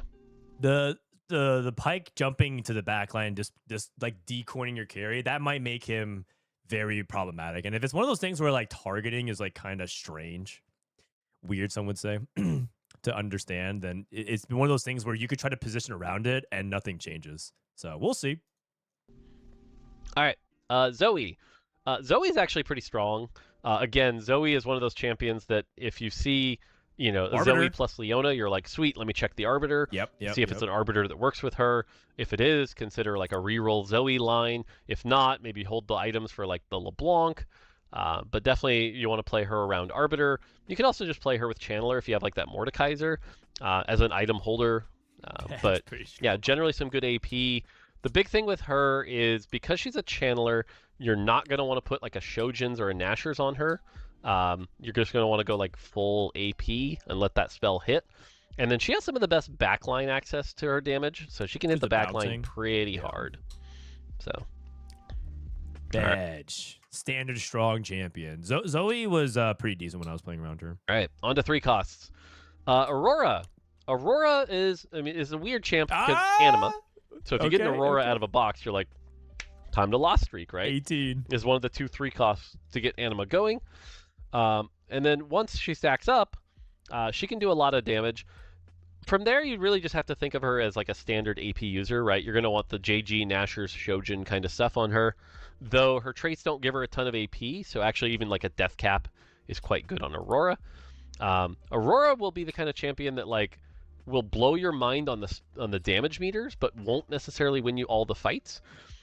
Because she will do a bunch of damage and it's split amongst all targets hit. Yeah. So if she hits like one target, you'll see this like giant 3,000 crit, and you're like, whoa, that's crazy. But she only hit one target, right? And then she has this 80 mana cost, so she does need spell, mana generation pretty heavily. Now, if she's itemless, though, the thing to note here is she debuffs the enemies she hits, and then after a while they take damage. So she can actually be a good supportive unit for like a Voyager comp, for example. Play her for that Voyager trait. They take a bunch of damage, and then the true damage pops. So it can actually be a good supportive unit. She's kind of the closest to a supportive unit that we've seen. But again, a 3-star Aurora can definitely pump out the damage. So okay, I'm not sure if I follow all that, but I'm basically saying that Aurora might be misleading with the damage that she deals in combat, and also she can enhance the damage of your other carries. So very supportive in that role. She's also an Anima champion, so Anima's the loose streak trait. If you guys are tuning in halfway, don't know what Anima is. And Voyager's like Invokers, I think. It's like mana gain. No, that's Channelers. What's Voyager? I forgot. Okay, Diana. Diana is one of the weirder champions we've made in a while. She's a melee champion, AP. Yes, makes sense. When she casts her spell, she gains a shield and then 3 orbs. Wait, did he drop the weird again? One of the weirder champions we've made in a while. She's a melee champion, AP. Okay. Makes sense. 19. When she casts her spell, she gains a shield and then 3 orbs start to circle her. Seems fine. Yeah. The crazy thing is, the higher her attack speed, the faster the orbs go. And you might be thinking, that doesn't sound too crazy. It's more ticks of her spell, and the way it scales is actually pretty insane. In our testing, like the difference between a Diana with and without a Ginsu's is like night and day. So like if you have a Diana, get some attack speed on her, and she is kind of a beast. And then again, she's like the 3rd Arbiter here. She's one of the Arbiters, by the way, that can do really well with like HP and stuff like that. Okay. So for example, like if your Arbiter effect is every 3 attacks gain permanent HP, all of a sudden you can have like a 5,000-6,000 health Diana 3 that is doing a ton of damage. That's insane. As well. Titanic Hydra, Diana. But yeah, she's a cool one, but definitely needs attack speed. Fizz. It's not quite annoying as last set's Fizz, but he's still annoying. He's going to dash around and do some magic damage, and then every 3rd cast, there's going to be this giant meep shark that appears and does a bunch of AoE damage, and it is a lot of AoE damage. So getting to these 3rd casts matters a lot. If you get Fizz early, rogue openers with him are really good, so that the rogue can drop the aggro, gives him some extra AP, and makes those hit really hard. But really, it's about getting to that 3rd cast. And I've had some fights where this guy will hit like 20,000 damage on the meters just because those 3rd casts hurt. They are really, really big. But he has the same problem a lot of melee champions do, which is if he ever gets targeted, he dies very quickly. So yeah, I mean, he's an assassin. That makes sense. Alawi is our first 3-cost tank, and I want to talk about something real quick. Yeah. Is something that has happened over the course of the development is a lot of our 3-cost tanks are actually like pretty powerful. You could even like borderline debate if some of them are like the correct distance between the 4-cost tanks. But what we've found, especially as we've returned to a normal size set, is that having a 3-cost tank be strong has done really good things to the game, so that not everyone's just fighting over all the 4-cost tanks. Yes, especially on a smaller roster. So if you get a 3-cost tank early, consider them quite strong. And Alawi is no difference. Like, even though she's an Anima unit, and Anima's going to lose, she's also Shepherd, which is good, but she's just really tanky. Like, investing in her, she's hard to kill. She'll drain some health, she'll heal a bunch, she's very tanky. So don't sleep on these tanks. These tanks are actually quite good. I think a lot better than like the 3. Like, she's not quite Darius levels right now, but she reminds me of Darius, where it's like, oh, you face a Alawi 2 on 3/2 with items, and you're like, how do I ever kill this thing? So, Darius in the current set. All right, Kaisa. Kai'Sa is a rogue, but she's still a backliner. Not a weird champion. She's like the most an IE, common Kai'Sa you've ever seen. A backline caster kind of thing. But she's kind of like, if you're going to play some rogues, having a backliner that you know will stay alive till the end is usually good. And she can enable 2 Darkstar. So a common thing is like 2 Darkstar, 2 Rogue, play tempo off that and do well. She can do a lot of damage and gets those executes from Darkstar. Otherwise, she's not going to wow you too much. But she can output a lot of damage. All right, Lulu. Lulu is kind of a complicated champion. Not that complicated, but the thing to note here is she's an AP caster, right? So she's going to want, again, your Shojin, Nashers, JG, Deathcap, all that stuff. She is a replicator, so you're going to want 2 replicator actives. Double cast, yeah. But the crazy thing here is that her spell slightly changes based on the Stargazer. Now, you don't even have to have Stargazer active. It's just, what is the Stargazer this game? That will change her spell a little bit. So, for example, if it's the Serpent Stargazer, she will also shred a bunch of flat magic resist with her spell. I forget all of them. I don't know them all off the top of my head. But like, there's one, for example, that will get gold on kills. There's one that will do a little extra AoE damage. Okay. And so you can consider that as just like a nice flavor to check with Lulu. Demon Labor the Prime. But otherwise, she can do generally pretty good. I mean, literally, our final playtest today, I just took second with her with Lulu 3, and it was the Serpent one. That's why I knew that one off the top of my head. Playing her with Replicator with Misfortune, which I'll talk about in a minute. So, like, there's definitely a lot of cool ways you can play her. But yeah, solid AP carry. Okay, Maokai. Maokai is going to be another popular unit. Yeah. Maokai has a passive that says he gains more health from all sources. Okay. So, like items, and he's a brawler, which gets wild. Yeah. So if you have a Maokai 3 with like 4 or 6 brawler and a Warmogs, this guy can hit Cho'Gath levels of HP. You can do some pretty wild stuff with Maokai. Like Maokai out of a box into Cosmic Hex can be pretty insane. Okay. Hefty Rolls, although I don't think Hefty Rolls is in the set. What about Cooking But Pot? there are definitely augments that like give health that like pair really well with Maokai. Yeah. Okay. So definitely consider that. And on top of that, he's a Nova unit. His Nova passive is actually one of the weaker ones. As we hit the higher cost Nova units, their passives get weaker. I believe his is heal a unit, or it's either heal a unit or shield somebody. Yeah, we'll look at it when we get to Nova. But it's not one of the better ones. Now his ultimate, his 5 Nova ultimate, is like the safe choice. If you're running 5 Nova, and maybe like you don't have your Kindred itemized yet, and you want to, play around that, his is like the safest, which is it hits the whole board and stuns them, right? You basically get a board-wide stun by playing 5 Nova. So he's a safe choice if you're looking to do that. His spell itself is actually not that impressive. It's really about his passive. So getting him HP, making him this giant health bar that no one can take down. Maokai is very strong. Okay. Dude, this Misfortune art, man, is very gratuitous. I don't know how she's going to fight and keep it all together. Wow. That's all I'm going to say. Wow. They know their audience is what I'll say. Now, how would you describe Misfortune, Mort? Misfortune is weird in that we have to talk about her as if she's 3 different units. And in fact, in our playtest feedback, we would always list her as 3 different units. Because the way she works is she shows up in your shop, it says Gun Goddess, and choose a trait. And when you grab her, she has 3 traits she can play as. Challenger, Channeler, and Replicator. And so basically, whichever one you need, you can make her become that. Her Challenger build, she wants attack speed, right? Yeah. Which is not shocking. She's like Ginsu's IE. She's always an AD champion in all of these, by the way. So she's not an AP champion. She's always AD. Okay. But you have like your Ginsu's IE. Physical. She can be a rapid challenger and enable her with things like Diana. She can be a really good backliner, pair with Kindred. So that can work well. Channeler, she's more like an IE Deathblade. You actually, because she's a channeler, you don't really want your Shojins. But she has like a big, like kind of like her ult, but it only hits 2 targets, but it hits them pretty hard. So definitely like that. Only hits 2 and then targets. And then we have Replicator, and this is where you want your Shojin IE. She becomes more of the caster and does this like line spell that can hit pretty hard. So I see. again, the cool twist here is you can build her however you want. She almost always wants IE just for the spell crit, and then the items change based on which class you got. So cool.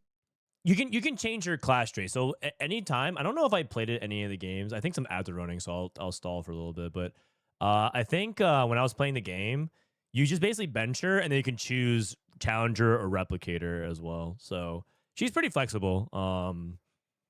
And she seemed like she wasn't taking over unless you had the correct items on her. But the problem was I was still so new, like I didn't even know what items to put on where, so I couldn't really figure it out. It's like Lee Sin, yeah, it's like Lee Sin from 15 when Lee Sin was an executioner, a juggernaut, or a duelist, I believe. So, all right, and then Ornn. Ornn's going to be tricky. We'll see balance-wise. This guy's scary. He's very good. Ornn's passive is at the start of combat, he gets a temporary item, and it's a random tank item. Radiant. So, for example, you could throw in an Ornn on 2-1, first combat starts, and bam, he has a Warmogs. Okay. Or a Bramble, or a Gargoyle, which is whatever. Fight swinging, by the way. If you have 2 items on him, like let's say you already have a Warmogs and a Bramble, he'll make a 3rd item. Okay, cool.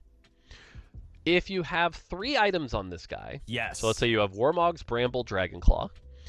At the start of combat, one of them becomes Radiant. Yes. So you could find, for example, on 3-2, you're facing an Ornn with Radiant, Warmogs, Bramble, Dragonclaw, and it's like, whoa. Now, because of that, much like Maokai, his spell doesn't actually do that much. His spell's pretty weak. But the fact that you can generate an item and he's Bastion, you'll see this guy on a lot of boards just for that reason, right? It's like you have an Aatrox 2, you find an Ornn, throw it on the board for 2 Bastion, and that Ornn makes a Warmogs. You're like, okay, yes, works for me. Or like the hard counter item. So this guy can get scary. And then if you have an Ornn 3 who's getting a free Radiant item, like we've actually had to tune down Radiant like Dragonclaw and Bramble and stuff like that just because of this guy. So he has a very high cap. Now, like I said, I don't think he's necessarily like OP, but because of the way items work, especially stage 2 and 3, if you have an Ornn 2, he can be really tough to take down. So definitely watch out for Ornn. And again, like I said, 3-cost tanks are scary this set. Ornn's busted. Now, we're getting to the last 3-cost tank here, which is Rost. But Rost actually has the opposite problem. So Rost is just he's a 3-cost tank. That's what he does. This is the pretty standard spell. He knocks people up. You know, no big deal. Heals. His trait, though, is called Redeemer. This trait is interesting, and it's actually one of the reasons why whenever I get a Rost out of a box, I actually personally sell him. I actually think he's a terrible opener. Because you don't have that many traits. His trait says, for every non-unique trait you have active, your team gains armor, MR, and attack speed. So basically, for those of you that remember the augment built different, where it's like try to have as many small traits active as you can, it's built different for your team. So, you know, late game, this can get as high as like 20 armor and MR and attack speed for your team, which can be really good. But the problem is, if you get him on stage 2, you have like 1 trait active. Yeah. And this also scales with his star level, by the way. It's like 3, 4, 5% per trait. So he didn't mean build different. Build different wasn't build different literally no traits active. I think he meant bronze for life. I think he meant bronze for life, guys. The opener is like, yay, 3 armor and MR. Who cares? He meant bronze for life. But I find this guy like, especially this set with the way the traits I told you they're all very valuable. You run like a 2 brawler, 2 bastion, 2 channeler, 3 whatever, you know, couple voyager, 3 shepherd, 4 voyager, whatever. And then like you hit 9 and you throw in a Rost. And it's like a lot of power just being added onto your team.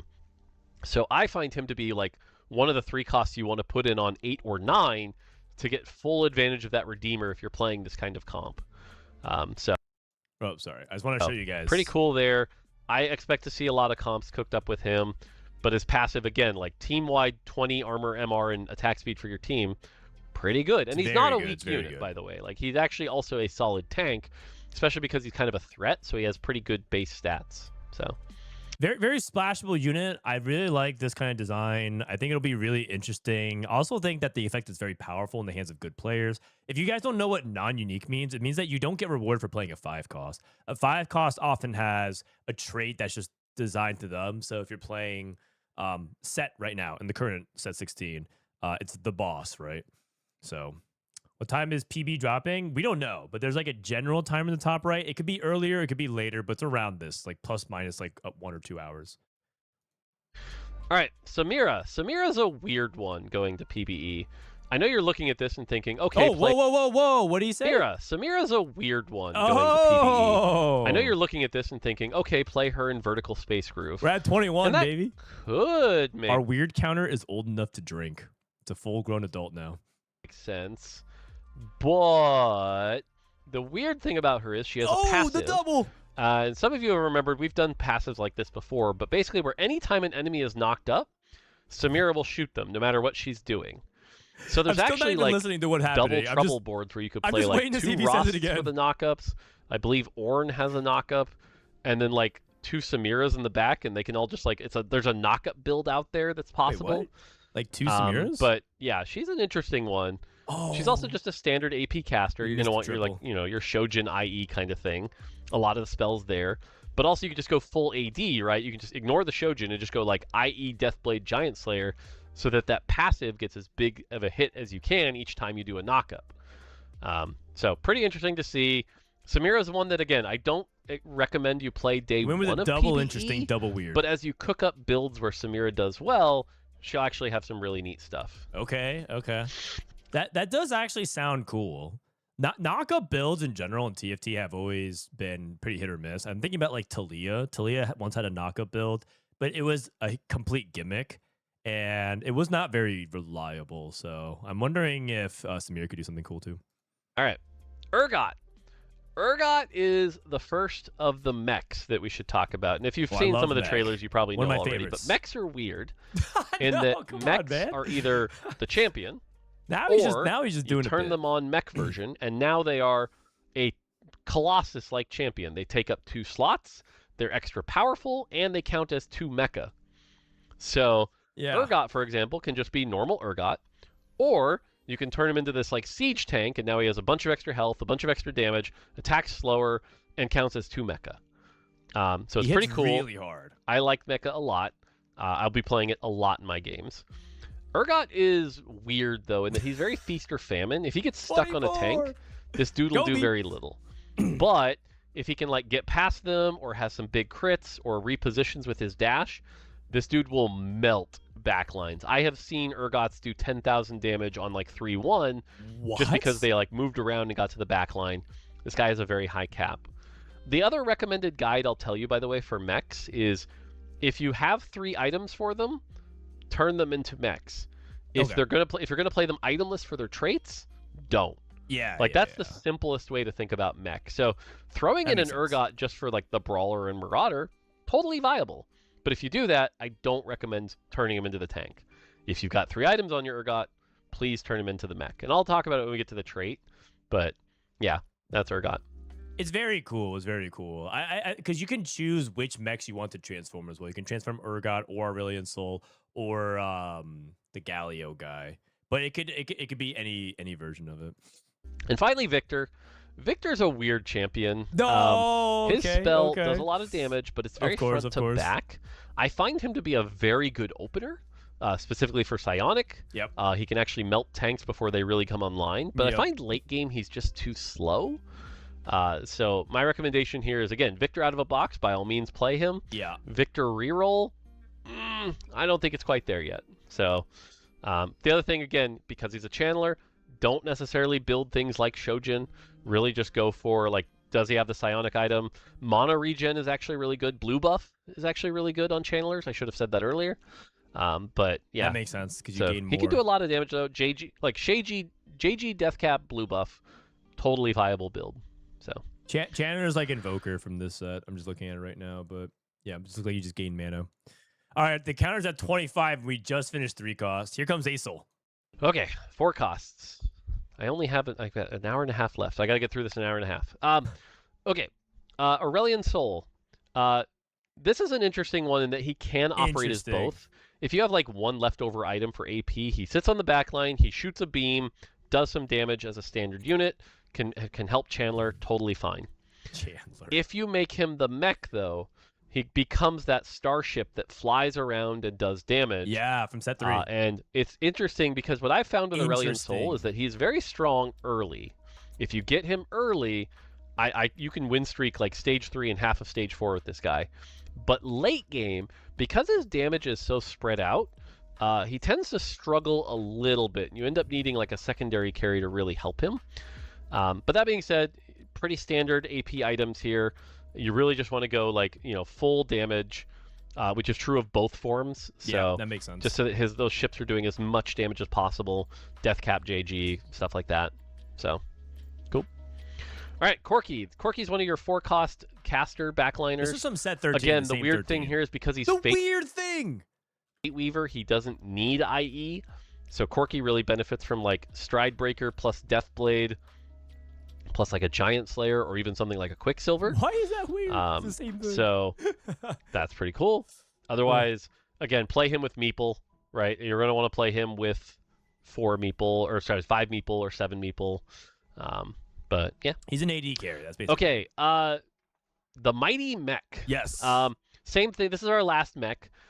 This is the primary tank of the mech comp and a really good 4-cost tank.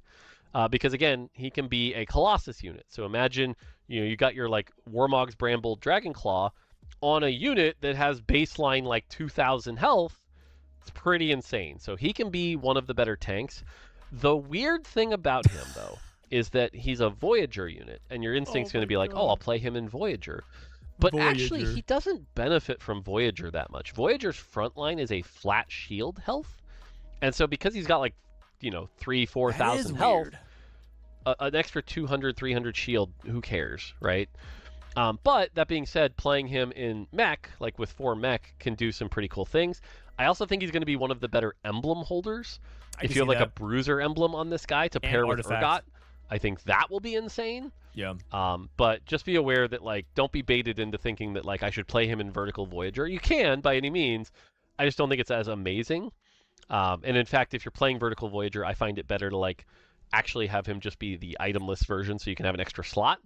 But yeah, otherwise he's an interesting tank, does some big damage. Interesting. And again, he is one of the more impressive 4-cost tanks.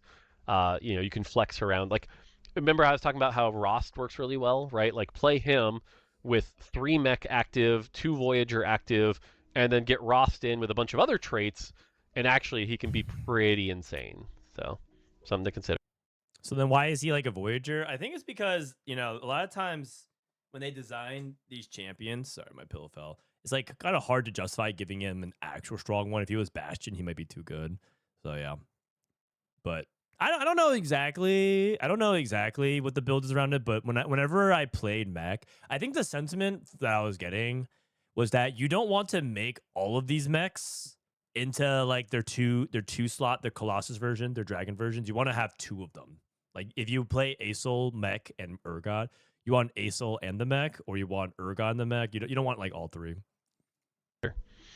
Karma is your pretty standard big boom 50 monocaster. I know big boom and 50 not quite there, but basically the idea here is JG Nashers, get some big crits, shoots 3 targets, big damage, pretty standard AP caster, and the fact that she's Darkstar and Voyager has some good traits as well, but big damage.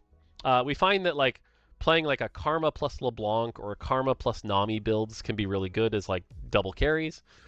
So those are pretty solid. Karma Nami, okay, good to know. Kindred is going to be your backline Ginsu's user at 4-cost. Pretty standard. Shoot, lots of shoots. 4-costs are so boring. They're all standard. Nothing too crazy here. Her Nova passive is one of the weaker ones, which is just, I believe it's heal a champion. So nothing crazy there. But her Nova effect, so this is where, again, if you're playing 5 Nova and you have a Kindred with 3 items, Kindred is probably going to be your common 5 Nova pick. And basically what it does is every time it procs, it'll put one of her marks on people, and it can proc multiple times. Hers is the only one that can proc multiple times. And so it's just going to help her mow things down quicker as you hit those 3 marks to get Wolf to come out and bite. So, yeah, it just basically, she's a good carry, and if you have 5 Nova, it makes her an even better carry. Cool. Kind of like Chow traits do.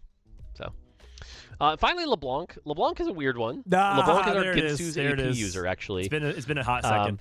basically she stands on the back line, gets 40 mana, 5 clones appear, they all shoot some shots, and then she reverts, repeat. Where LeBlanc shines is there are a bunch of Arbiter effects that are like every 3 attacks or every 10 instances of damage. And because, again, as I said, Arbiter can be over budget, you know, if you get something like every 10 instances of damage, gain 10 AP, all of a sudden you have this like 2 or 3 piece trait that's gaining you like 100 AP over the course of a fight. Wow. LeBlanc can really output some damage. So I find LeBlanc to be the kind of carry that you play if the Arbiter syncs up really well with her. If it doesn't, then I typically try to avoid LeBlanc, but definitely has some pretty high caps with Arbiter there. I'm just gonna tell you, none of you guys are gonna be clicking that because I know you guys are greedy motherfuckers. You're gonna click every single gold generation Arbiter. Like you just can't hold yourself back. There's like the chance to drop gold, chance to gain free rerolls, chance to print Leotas. You guys are gonna always click the econ ones and never the scaling ones. But I'm pretty sure the scaling ones are really, really good. I'm pretty sure the scaling ones are really good. But every time I was in the playtest, I was like, oh, but I could just like print more units instead. So I click it, even if my board was complete dog shit and I couldn't actually, like, because it was like stall out long enough to print some units. All right, Master Yi. Master Yi is our AD damage dealer. If you get him early, very good. Again, Psionic. There's some good Psionic items with him. Marauder. But otherwise, you know, reminds me a lot of like Belveth a little bit. Actually, that's not true. Closer maybe even to like...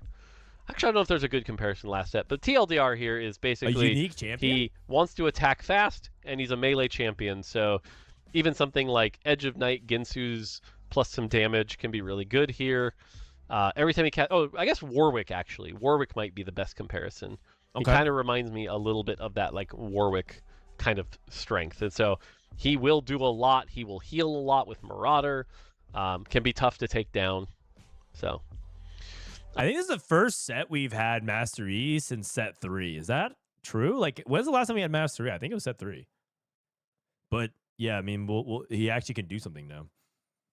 He's like the least popular TFT champion, which is crazy because I thought that Master E was supposed to be a popular champion due to the fact that they keep putting him in Riftbound, but I don't know. Nami, I feel like is like the easiest 4-cost AP to use. She, you know, all you really need to get her operated is 2 Replicator. She's easy. She doesn't have to be played in Space Groove. 4 Replicators obviously good as well, but like, you know, if you were playing an AP opener early and then transition into a Nami on 4-2, you should be doing all right. Nami's kind of been like our baseline 4-cost, so I expect her to be pretty easy to play and do pretty well.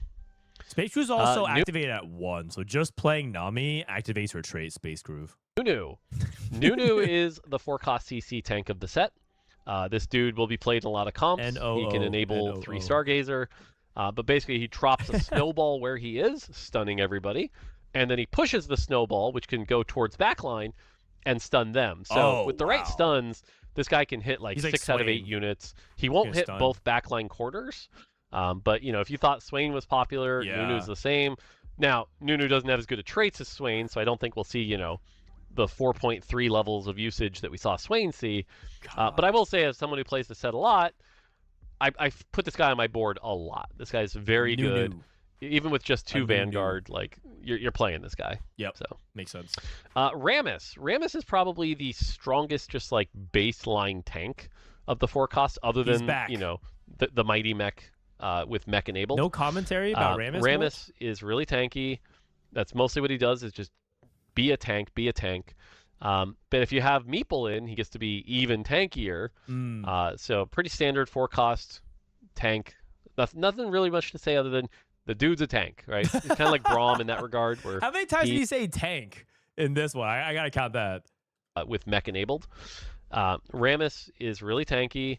That's mostly what he does is just be a tank. But if you have Meeple in, he gets to be even tankier. So pretty standard 4-cost tank. Nothing really much to say other than the dude's a tank, right? It's kind of like you just said tank like 6 sentences Braum in a that row. regard, where he's very tanky. I think he literally said like every sentence he's just like he's a tank and he's very tanky and yeah he's a tank. It's like that Train Rex clip, you know, where he goes, "That's true, that's pretty true," and yeah, that's pretty true. Yeah, that's pretty true though. It's like he's doing that, but in the tank version of it. Okay, Riven. Riven is really interesting. If you liked Riven from set 4, this will remind you of that. But I think actually a lot better. Now, she has a Timebreaker, but you're probably not playing her in Timebreaker that much unless you have like a reroll Milio and you want to cap that out with Timebreaker. But she's not. She herself is not going to be played in like a 4 Timebreaker comp. If anything, if you happen to still have like the Pantheon and the Riven, then you're going to be able to like, okay, cool, I can get like a couple rerolls or XP as I'm going, but it's also stage 4, so it's not that big a deal. The bigger story is that Rogue, like, she'll definitely want like 2 Rogue active, if not more. Rogue's giving her that AD or AP, so she's going to be able to do some damage. But this is where Riven, I think, is really powerful. Her passive is that basically whichever one is higher, AD or AP, she will do that type of damage. So if you have a bunch of AD items, great, you have an AP Rogue or AD Rogue that's doing whatever. If you have AP items, she's an AP damage dealer. So she can use almost any type of item. She is, in my opinion, the best secondary carry in the game. And all you really need to make her valuable is 2 Rogue. And 2 Rogue is nice for the aggro drop. That's it. And so I love this champion. I think she'll be played on a lot of boards. But she's quite powerful. And even like the 5 Rogue Riven can like really output the damage. So Riven's pretty cool. And yeah. If you guys didn't play set 4, like T-Liz is in chat, he started in set 7, I believe, for the Dragons. In set 4, that was the Fates chosen one. It's the Revival set. But actually, the Revival set is 4.5. They took out Dusk Riven. Dusk Riven was, like, I think a lot of people's favorite 4-cost melee champion from the early years of TFT because she was so good and versatile, and she was really hype. A lot of her fights were super cool. So this is sort of them modernizing her with a different passive and some different effects on it. So it'll be really cool. Dusk Riven was so sick. To this day, one of the coolest 4-cost melee champions they've ever made. So if you missed out on that, hopefully she's just as cool, if not better, of a version. So we'll see. All right. Now, normally the 4-cost CC tank is the most popular tank in the game. Tahm Kench is going to be able, I think, to beat that. Tahm Kench is just a brawler. Oh. Like, you have to ignore Oracle for a second. He's just a brawler. Wait, what's Oracle? He has a decent passive, which makes him tanky. He's not quite as tanky as Rammus, but he is very tanky. He's a 4-cost tank. And so the fact that he activates 2 brawler, obviously good. Oracle, though, is where the value comes in. Tahm Kench is the kind of champion that if you high roll on 2-5, you're going to be coasting. This because Oracle is an engine, and what it basically says is every 3 turns, gain something you need. And so what he'll do is he'll give you like a 4-cost of a champion you didn't need, or some extra gold, or items. Wait, and like what? he will generate a lot of resources, and so it is very, very common to just be like, okay, it's late game, throw in a Tahm Kench for 2 brawler and free resources. That sounds very hey, I happen to hit 2-star Tahm Kench. You can play him in any comp because all I really need is 2 brawler active. Man. So I think you're going to see a lot of this guy. You roll expected unexpectedness, you get 4 costs, you get Tahm Kench at 2-1. Congrats. Now all of a sudden you're just up an entire engine over everyone. That's going to be nuts. That's just going to be nuts. Starter kit Tahm Kench. Stuff like that, you know. Holy cow. I mean, we'll see. I'm sure they'll tweak the numbers, but every 3 rounds is grant a random reward. Man, that is nuts.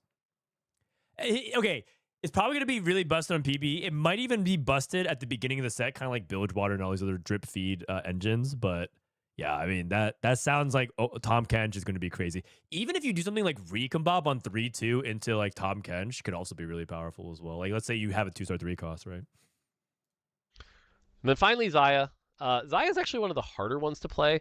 She's the Ginsu's AD user, but she also wants Stargazer. Well. And so she's a little more narrow than some of the other champions we've talked about. 4-cost Xayah? But that being said, if you have like 3 Stargazer, 2 Sniper active, and she also likes Ginsu's, by the way, or I think I already said that, but she does have a very high cap. Like, going to PBE, unless they nerfed her, like, she was like the strongest 4-cost carry. Yeah. So she can really output the damage. She pairs really well next to Jhin, so it's like you put her and Jhin in the same comp, and it's just like off you go with like 2 Darkstar, 2 Sniper, 3 Stargazer, and she can do a lot. I expect to see her as like She reminds me a little bit of Yunara. Pretty different spell, but really, really high cap and pretty dang strong. Why did it just remind me of 4-cost Zaya from set 7, I think. Yeah. Kind of reminds me of that.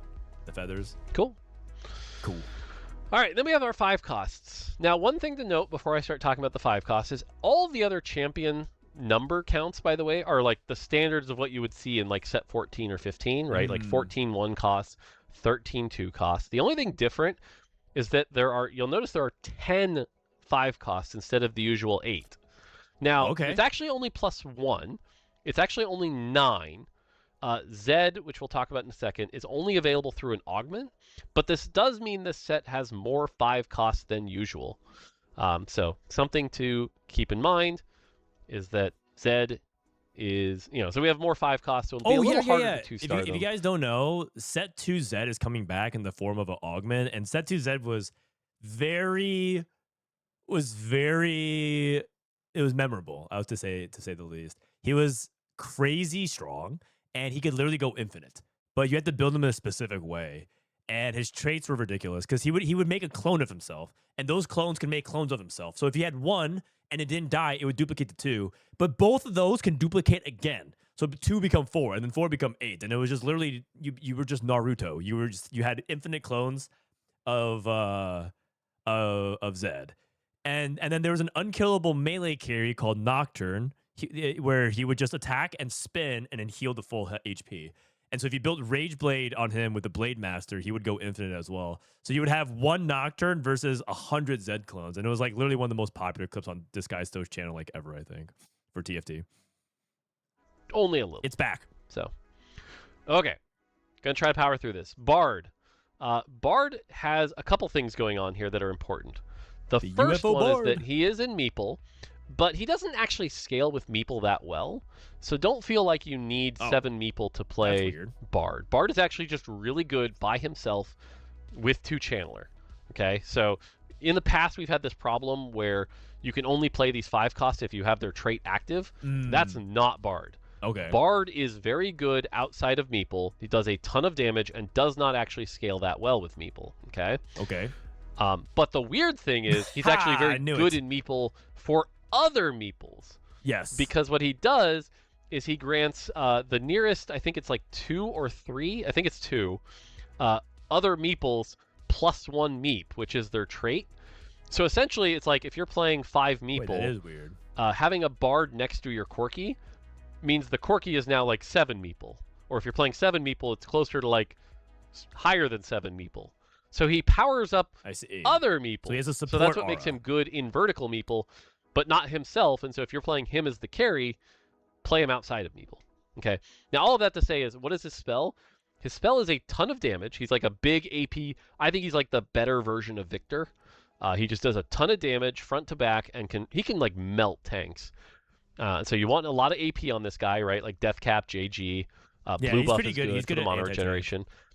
But what's cool is if he kills people, there's a chance that he abducts them and makes copies on your bench. Yeah. And so he can also generate some resources. Like Pilfer. It's like Pilfer. So kind of does some cool stuff here.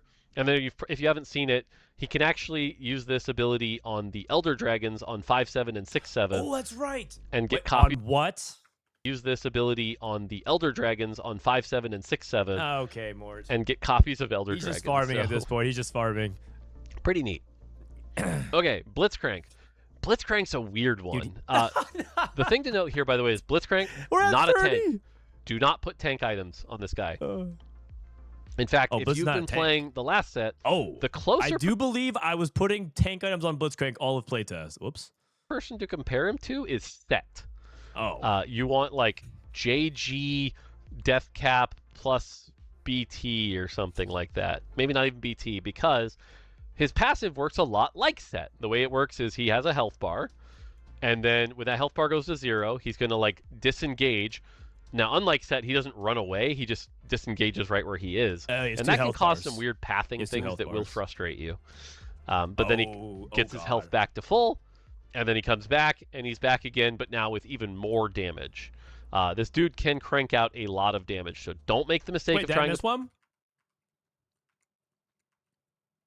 Oh, it's the right where he is, and that can cause some weird pathing. Yeah, things the weird that will frustrate you. Oh my god. But then he that one by me. gets his health back to full, and then he comes back and he's back again, but now with even more damage. This dude can crank out a lot of damage, so don't make the mistake of trying to play him like a tank. He's closer to set. Okay, AP items, very good. 2 health bars. Doesn't really need Space Groove.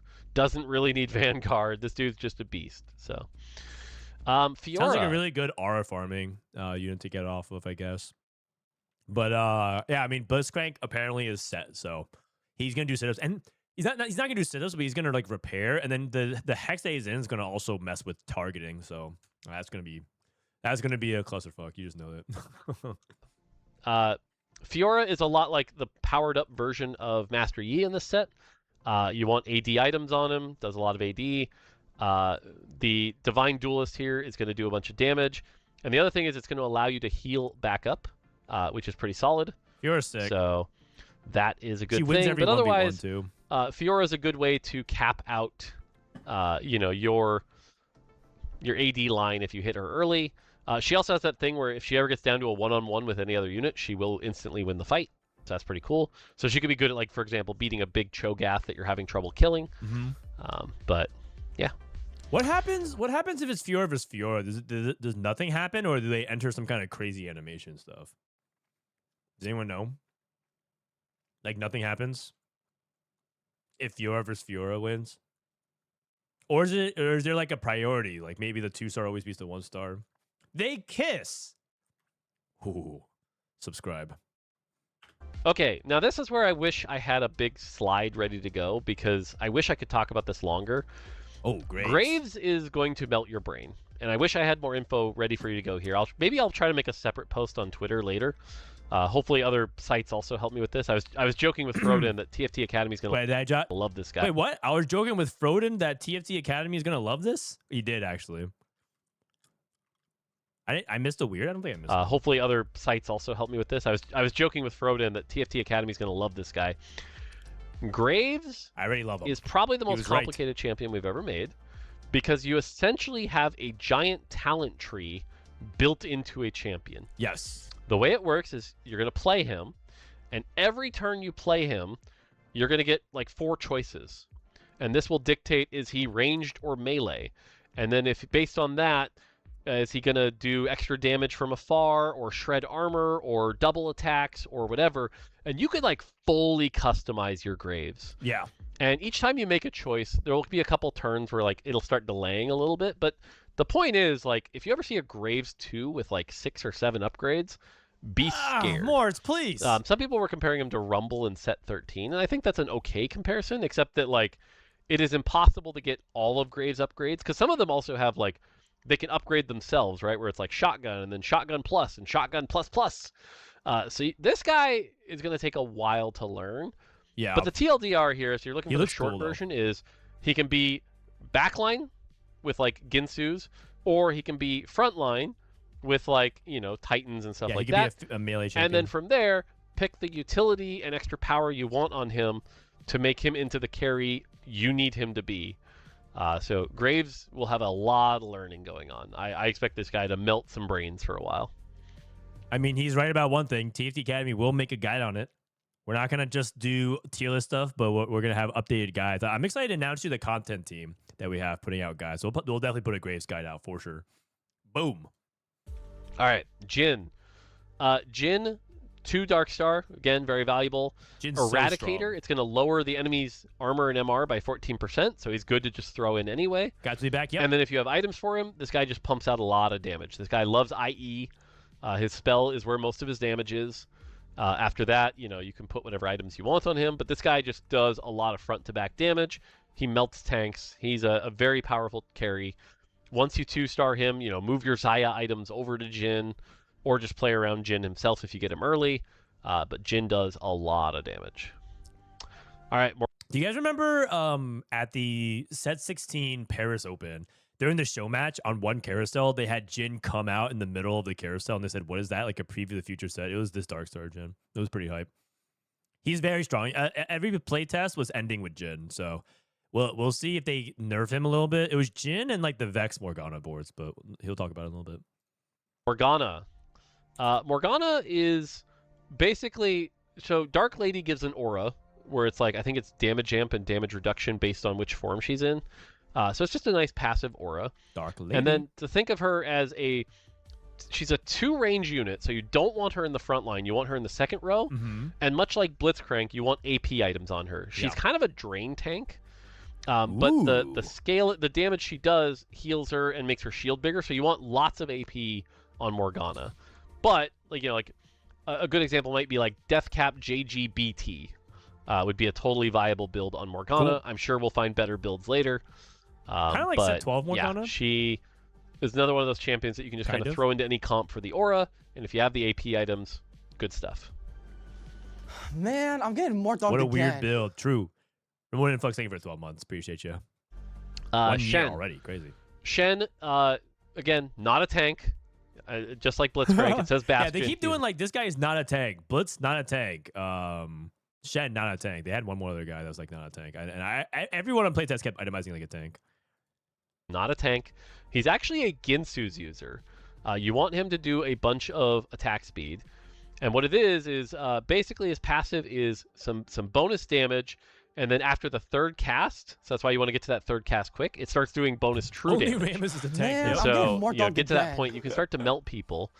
And the other thing is his spell provides a very large slow. Draft, thank you, brother. Shen is like kind of the counter to Master Yi and Fiora, because his slow, I believe, is 40%. It's like a 40% slow. That's a really big slow. So getting that out there can be good. And then in addition, he also has this cool sword that you can place that gives people inside of it a bonus shield at the start of combat and some bonus attack speed. So I find Shen to be the kind of champion, even without items. He activates 2 Bastion, and you get the sword for the backline attack speed, so just a lot of utility for putting a Shen on your board. It's not exactly the failure tower, because the failure tower affects everything behind it, but it's everything around it. So it's a little tower of power. Sona. Sona is, in my opinion, the premier 5-cost. Oh. You play her often for Shepherd. You play her often for 2 Psionic. Okay. Again, we talked about how you play like a Gragas, Tahm Kench for Brawler, and then with the Gragas you have the Sona for Psionic, and you're getting that extra item. Oh, I see. And then all of that, and to say is like she's an AP caster, so you want the like JG, Deathcap, all that stuff. But she also has Commander, and what Commander does is you'll get this command that's essentially like a mod for a champion, and it will last 2 turns. And can do some pretty cool stuff. So one example of a mod is at the start of combat, gain a recommended item. Okay, cool. You can put that on somebody and be up an item. Huh. Another example is every 2 seconds you're alive, gain XP. And it's like, okay, cool. I put this on a backliner and I'm gaining like 10, 12 XP a turn. Great. Or what? Your spells and auto attacks now chill, stun, and burn and stuff like that. And it's like there's a bunch of cool commands. And so having those commands on top of Sona, on top of Psionic, ends up making her very valuable. I put Sona on like every board I can personally. That sounds busted. Vex is a weird one. Vex if you get 10 to 12 EXP a turn, it's 2 turns, right? I'm looking at her trait on on this awesome website. Commander, Sona gives you a random command mod every 2 rounds, which allows you to alter the way an ally behaves during combat. Command mods last 2-player combats, even if they're not equipped. Gain a random command mod every 2 rounds. Command mod lasts 2 players. So it's kind of like the Void mod that you get, and it lasts for 2 rounds, but that's still 10 times 2, 20 gold of value or EXP. Or you get like full utility. That's crazy, man. She sounds like a 7-cost? Yeah, she sounds like a 7-cost. On top of that, it's like there's a bunch of cool commands, and so having those commands on top of Sona, on top of Psionic, ends up making her very valuable. I put Sona on like every board I can personally. Vex is a weird one. Vex is a Ginsu's We're closing user. it out. We're closing out 32. She's going to want to do a lot of attacks really, really quick. She ramps up. 32. But what's really interesting about Vex is Doomer. Doomer says the first time I hit an enemy, it's 33. Wait, what did I miss? She's a weird one. Is Doomer? Doomer says the first time I hit an enemy, steal a percentage of their AD and AP. Not lower, steal. So you could have a champion who has like a baseline 50 AD. You can knock that down to 30, and Vex is stealing that in AP. And so as Vex hits more and more of the team, her AP will build up. So she not only raises her own damage, but lowers theirs. and can do that. So even just throwing her in just to proc the Doomer on people can be really good, but also has a very high cap. And then finally Zed. Now Zed is only available through a 3/2 augment, but what Zed is like the old set 2 Zed, where he makes clones, and the clones make clones, and the clones make clones, and you can end up in a weird board state. Now, we can end up in a weird board state? And I will tell you, his item build is not the most intuitive, okay? The first thing I'm going to tell you is he needs Edge of Night. And yes, the way it works is if his Edge of Night hasn't procced yet, the clones have an unprocced Edge of Night. Yes, if it has procced, the clones have a procced Edge of Night. So what you want to do is like try to make as many clones as you can before Edge of Night procs. So Edge of Night's very good. The same is true, hilariously enough, of Bloodthirster. And so my personal build I have found to be good is Edge of Night, Bloodthirster, Shojin, which sounds weird, but the entire idea of this champion is make as many clones as you can to overwhelm them, and between the Edge of Night procs, BTs, and health of the clones, your backline can win the fight. You do not put damage on this guy. It's very weird in that regard. So we'll see what kind of builds you guys come up with. It's very weird in that regard. That's a triple. Just calling it out here, like when this guy snowballs, it feels crazy. So can we go for a quadra? Cool. There you go. There's the champions. Let's try to get through traits. I have an hour left. I've got to get through all this in an hour. That was just the champions, man. We didn't even go through the traits. I think we had a prediction. I think the prediction was how many weird count at the end of the video, and the congrats to the 34 or more. Oh man. Holy crap. All right, I might not be able to talk as much. Okay. Anima Squad. Anima Squad is the lost streak trait. You play the 3-piece. If you have this on 2-1 or 2-2, you play it. Otherwise, in my opinion, you don't. Because the way it works is every loss gets more and more and more and more points. You're trying. The ideal state is you get it in on 2-1, get up to about a 500 cash out is a solid, good win. A 600 cash out is like you're probably going to win the game. And if you somehow get higher than that, you're probably going to super win the game. 700, 800 starts to do some wild things. 800 is completely broken. What's interesting about Anima Squad is the rewards are always units and Anima Squad items. But unlike Chem Baron, this is what it's modeled off of, the Anima Squad items can be played on anybody. They do not have to be played on Anima Squad units. So you can play 3 Anima, maybe get to, like, for example, 300, take +1 item and a little gold, and then completely pivot out to a completely different comp. Now, if you get an Anima Squad emblem, you should consider looking at the 6-piece late game. The 6-piece is one of those, like, every time you win, just get extra stuff. Feels pretty good. Awesome. But yeah, otherwise, I will say it's, like, not one of our most innovative, lost streak traits. It's pretty standard. How long of a lost streak can you go? Can you get up to that 11 loss, that 12 loss, and get a ton of points? Is really powerful. Also worth noting that in Soraka games, we'll talk about the gods in a little bit, but Soraka can give health, and so having more time to get your Anima lost streak is usually good. So anytime it's a Soraka game, I'm looking for an Anima opener if I can. Yeah. So, all right. So the big criticism against Chem Baron back in set 13 into the Arcane was that you can only play the items on Chem Baron units, and you had to have the Chem Baron, I believe, in and activated. And so you didn't actually have much flexibility. When you Chem Baron cash out, you just stayed in Chem Baron. So theoretically, if you're playing Anima, now you can actually just sell your Anima units and play anything else you want, which is nice. But, because back then, you had to have the Chem Baron in. That's what made it really, really lame, I think. It was like one of those things where it could have been so much cooler. Arbiter. We talked about Arbiter a little bit, but basically it's a lot like the old admin where if there's going to be a menu that pops up, there will be causes and effects. Right. And the way to look at it is there's really 2 types, okay? There's resource generation. Yeah. So you can play Arbiter for something like, hey, for every star level or Arbiter, have a chance to gain some rerolls. And use that to bank up some rerolls and then pivot to another comp. Or, as I mentioned, there's every time you do a couple attacks, chance to make a Leona. Okay, great. Use that, make 3 Leona, pivot out. So there's the resource generation arbiters. And then there's the actual combat stat arbiters. And usually those are designed around one specific unit. So it's like every 10 instances of damage, gain AP. Okay, that's a LeBlanc one. LeBlanc's the one doing tons of instances of damage. Or every 3 auto attacks do something. Yeah. Every 3 auto attacks gain health. Okay, well that's Diana because LeBlanc doesn't really need the health. Actually, so that's a Diana game. Great. And you can look at it like that to try to figure out how to make your Arbiter work. So, cool. All right, we talked about Bulwark, as you can see there, shield and attack speed for Shen. Commander, we talked about with Sona. Those are those mods that are really good. Yeah, Dark Lady, like I said, 5% DR or 10% while Morgana is in Dark form. That's during her spell. That's quite good. It's like so Shyvana. you can do that. Dark Star, like I said, 2-piece Dark Star, super valuable because it's just 10% execute on the entire enemy team. 2 Dark Star is something I try to get in every comp I can. It's very good. 4-piece is really basic. It's just the team gains 30 armor and MR, the Dark Stars.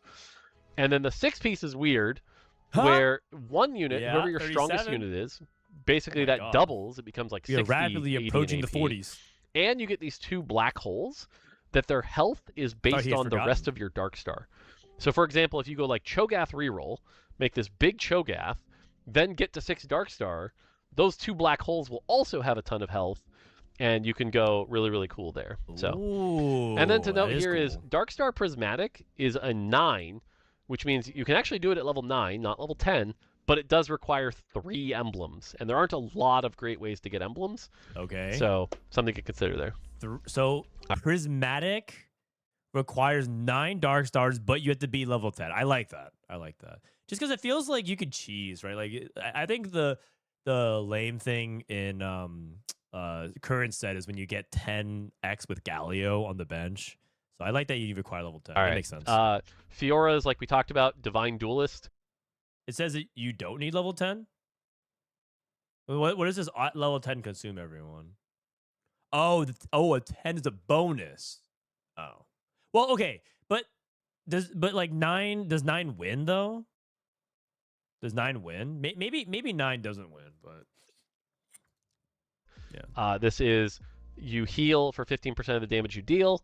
So that's like I said, if you're low with Anima Squad and then you get Fiora, you can heal back up if you start winning fights. Oh wow, which is pretty cool. I didn't realize Doomer, this. like I said, you steal their AD and AP when you hit them, which is great.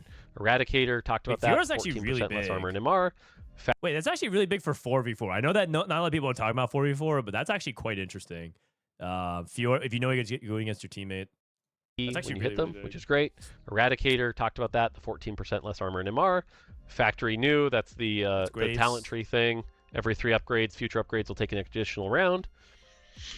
Zed, like we talked about, makes clones. Pretty simple. Misfortune, choose the trait.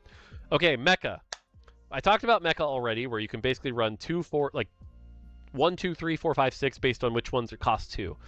The thing I'll call out is that the way Mecha, in my opinion, gets played is you either play it where it's like you have the Urgot early, play around him as a mech, okay, and then find the Mighty Mech, play with them as your tank, and then later find the Aurelian Soul, and you're like, okay, cool. If I only play 6 basically if I have items for all 3. Okay? If I don't have items for all 3, my recommendation is you only play 4. Even though the 6, it feels like it's powerful, where you're like, oh, free, +1 size.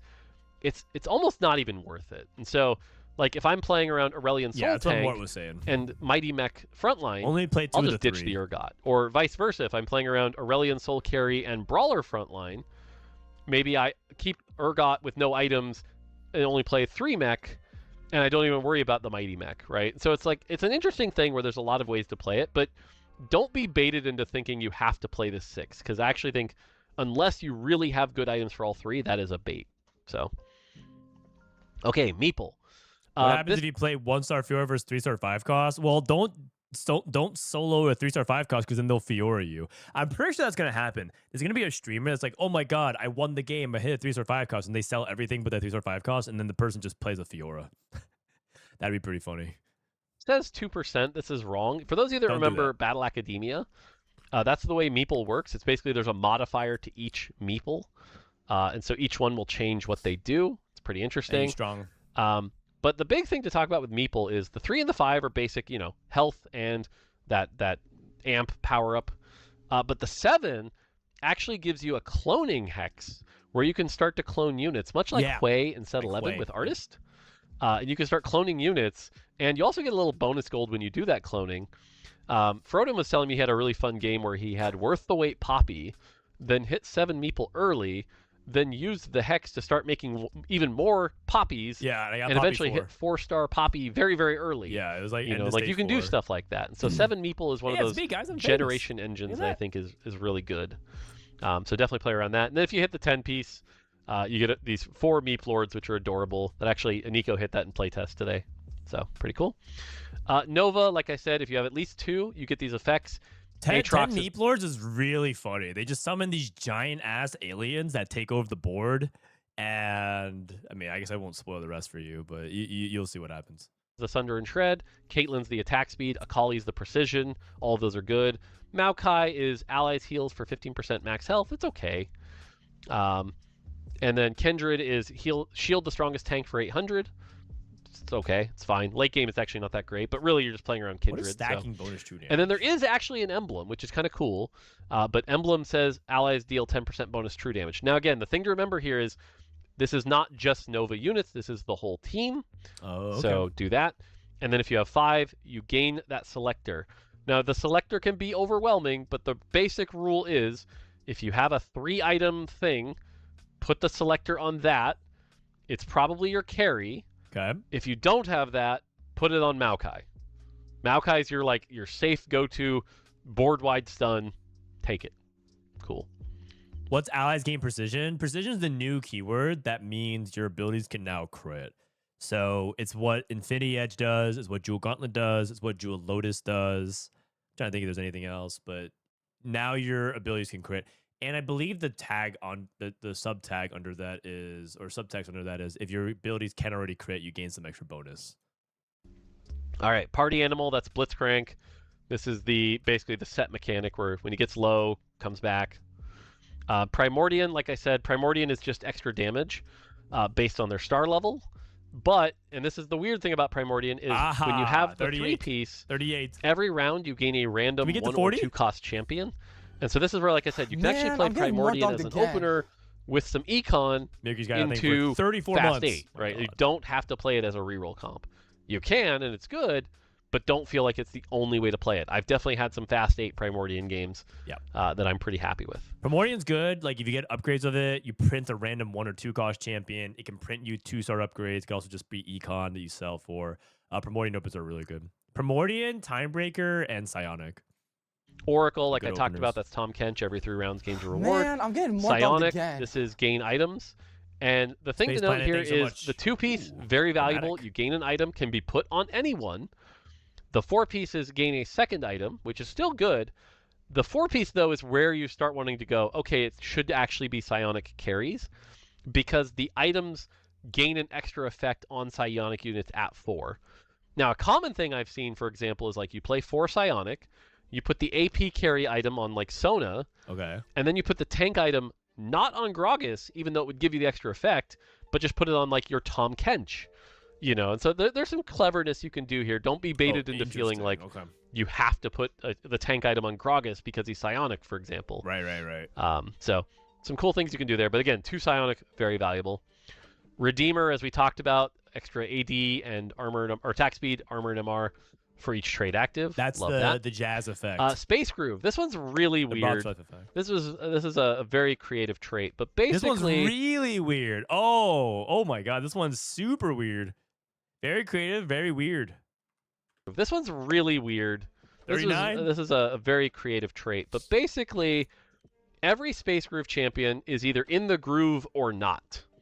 When they're in the groove or not, they gain attack speed and health regen, and that number is based on how many Space Grooves you have. So for example, if you have like 7 Space Groove in, that number can be like 80% attack speed and 4% health regen.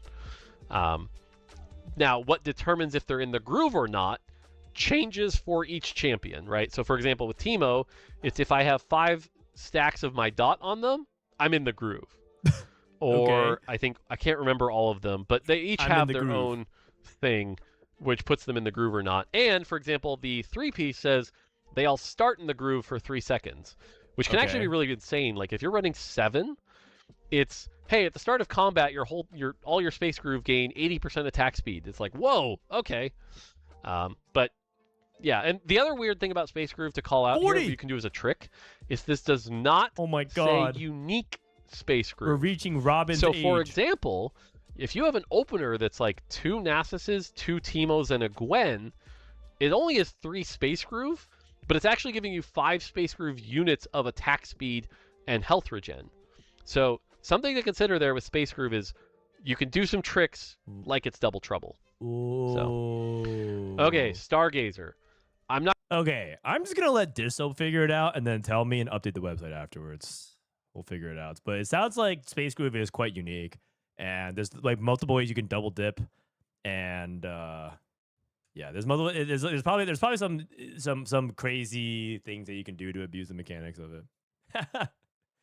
The trait is simple as hell. All right, well then you explain it, man. Not going to go over each one of these too much, I mean, but basically, much like some of our Ionias and Mutants of the past, every game it's different. And what's weird is every game that will change the hex formation on your board and the breakpoints, right? So you get some simple ones, for example, like Stargazer. And the other way Stargazer works that's important is the hexes themselves help everyone a little bit, and Stargazers a lot more, right? So let's take Serpent, for example. Yeah. Allies in empowered hexes gain 8% durability. That's all allies. So you play 3 Stargazer, all your allies that are standing in hexes, 8% durability. Then Stargazers in the hex also gain more durability, and they do their damage as poison damage, right? So for example, in today's playtest, I did this with Lulu carry, and Lulu was doing 30% extra damage as poison damage. Cool. That sounds like a lot. You know, but it won't do that to everything. So other ones, for example, are Huntress, which gives attack speed and heals your team. This is good for like Xayah. But there's also some really weird ones in Stargazer. The Mountain is going to be a very popular one, okay? Wait, what is this? The Mountain, for example, is every 5-player combat, you just gain a Stargazer emblem. And so the idea here is with the Mountain, you're building up the Mountain until eventually you can actually hit like 11 Stargazer and do some crazy stuff. 11? So that's a pretty unique version. How do you even get 11? The Altar is actually only ever a 3. It can't go higher than 3. But as you kill units and things die, you sacrifice and build up to a level where it becomes more powerful in the late game. Yeah. Pretty neat. Or the Medallion, which again can only ever be a 3-piece. But allies in the hex gain for each 3-star on your team. So this is one where it's like encouraging you to find a reroll line that you can pair well. So you could go like Primordian Stargazer and do some cool stuff there. The Fountain is a mana regen one, but it never really pushes you past 5. And then finally, we have the Boar. I rolled the same like 2 to 3 options every single time. I had no idea it was this versatile. I mean, this is why I compared it to Ionia. Which is kind of like the Ionia gold one, where it's basically you can generate some gold if you win the combat and try to snowball with the Boar. So, and again, each formation is different. Pretty cool. Yeah, there's going to be 5 mountain. Finally, Timebreaker. We have the 2-piece, which, like I said, when you lose, gain a reroll. When you win, gain an XP core that you can sell. Pretty cool. But then when you have the 3-piece, you give your whole team 15% attack speed. So you can even go like, you know, Riven plus Pantheon plus Milio and go 3 Timebreaker to give some extra attack speed. I don't usually find that worth it, but you can. And then the 4 pieces, they gain an additional 50%. This is where, again, like for Ezreal reroll, I think Ezreal reroll 4 Timebreaker is really good. So, all right, now I'm going to go faster. Just a bunch of attack speed. Classes here, Bastion, Armor and MR, 2-piece is a good team-wide aura. Seems pretty good. These are all Brawler. basic. You're going to see a lot of Brawler. The only thing to call out here is the start. The 2-piece isn't flat. It's just percent. So that's changed, but otherwise Brawler is percent health like it has been. Challenger is they gain some attack speed. That's it. When the target dies, they dash and gain a burst of more for a little bit here. So Challengers are definitely very snowbally. Yep. Channeler. This one's interesting. Channelers gain 20% additional mana from all sources. So this is why I was saying like blue buff is really good on channelers. But you can go Shojin. The only reason I don't like Shojin is because as they channel their spell, you're not taking advantage of the thing like Shojin. But basically you get mana regen for your team and even more for the channelers. So for example, if you're running 4 channeler, your channelers are getting 6 mana regen, which is pretty good. So plus additional 20%. Okay, Fate Weavers. This is one of the complicated ones. So again, Fate Weavers have innate precision. Even at 1, You do not need 2 for this. This is a little confusing. Okay, good to know. So Caitlyn, Twisted Fate, Corki, and Milio do not need IEJG for their stuff to crit because they have built-in precision. Okay. I may have been building IE on Corki without the 2-piece is any chance effects on their abilities. So, for example, we talked about how Twisted Fate picked those cards. They'll be lucky. They're more likely to hit, things like that, so that makes them a little better. Okay. And then the 4 pieces, they gain extra crit chance and crit damage. So a 4-piece Twisted Fate 3, for example, is likely to roll higher numbers and hit really hard. I find 4 Fate Weaver to be something that you only play early and then you go back down to 2. But 2, very commonly, is really good to play. Okay. So a common case where I'll play 4 is if I'm playing like Milio reroll or Twisted Fate reroll and find an early Corki. Okay, and then my front line. But later I'll have to like supplement more front line, for example. Marauder is interesting in that it gives your team 5% Omnivamp. So 2 Marauder, pretty good to throw in for just that. But then in addition, the Marauders gain even more Omnivamp and AD, as they're all AD champions. Replicators, as we talked about, basically their spell casts a second time instantly. It's instant, so they don't lose any damage. So, for example, Lulu shoots down a meteor, but instead there will be a second meteor, and that second meteor is at like 25% or 50% strength. But again, the fact that it will pick a different target often is really important, and so I find 2 Replicator to be very valuable. Rogue, as I mentioned, this one's really good because Rogues gain AD and AP, but the first time they fall below half health, they slip into the shadows. Basically, with the 2 Rogue, you're getting Edge of Night kind of built into the champion, which is really valuable. So I find 2 Rogue to be something I actually like playing a lot of. But if you go all the way up to 5 Rogue, like 60 AD and AP on 5 units that also have built-in Edge of Night, not bad. Not bad. So it's quite good. Definitely an interesting spin on the assassin type. Definitely let us know what you think of Rogue. All right, Shepherd. Like I said, we haven't done this in a long time, but the summon trait is on the classes, not the origins. But basically, 3-piece is a summon, and it's one of those things where like you can't itemize it.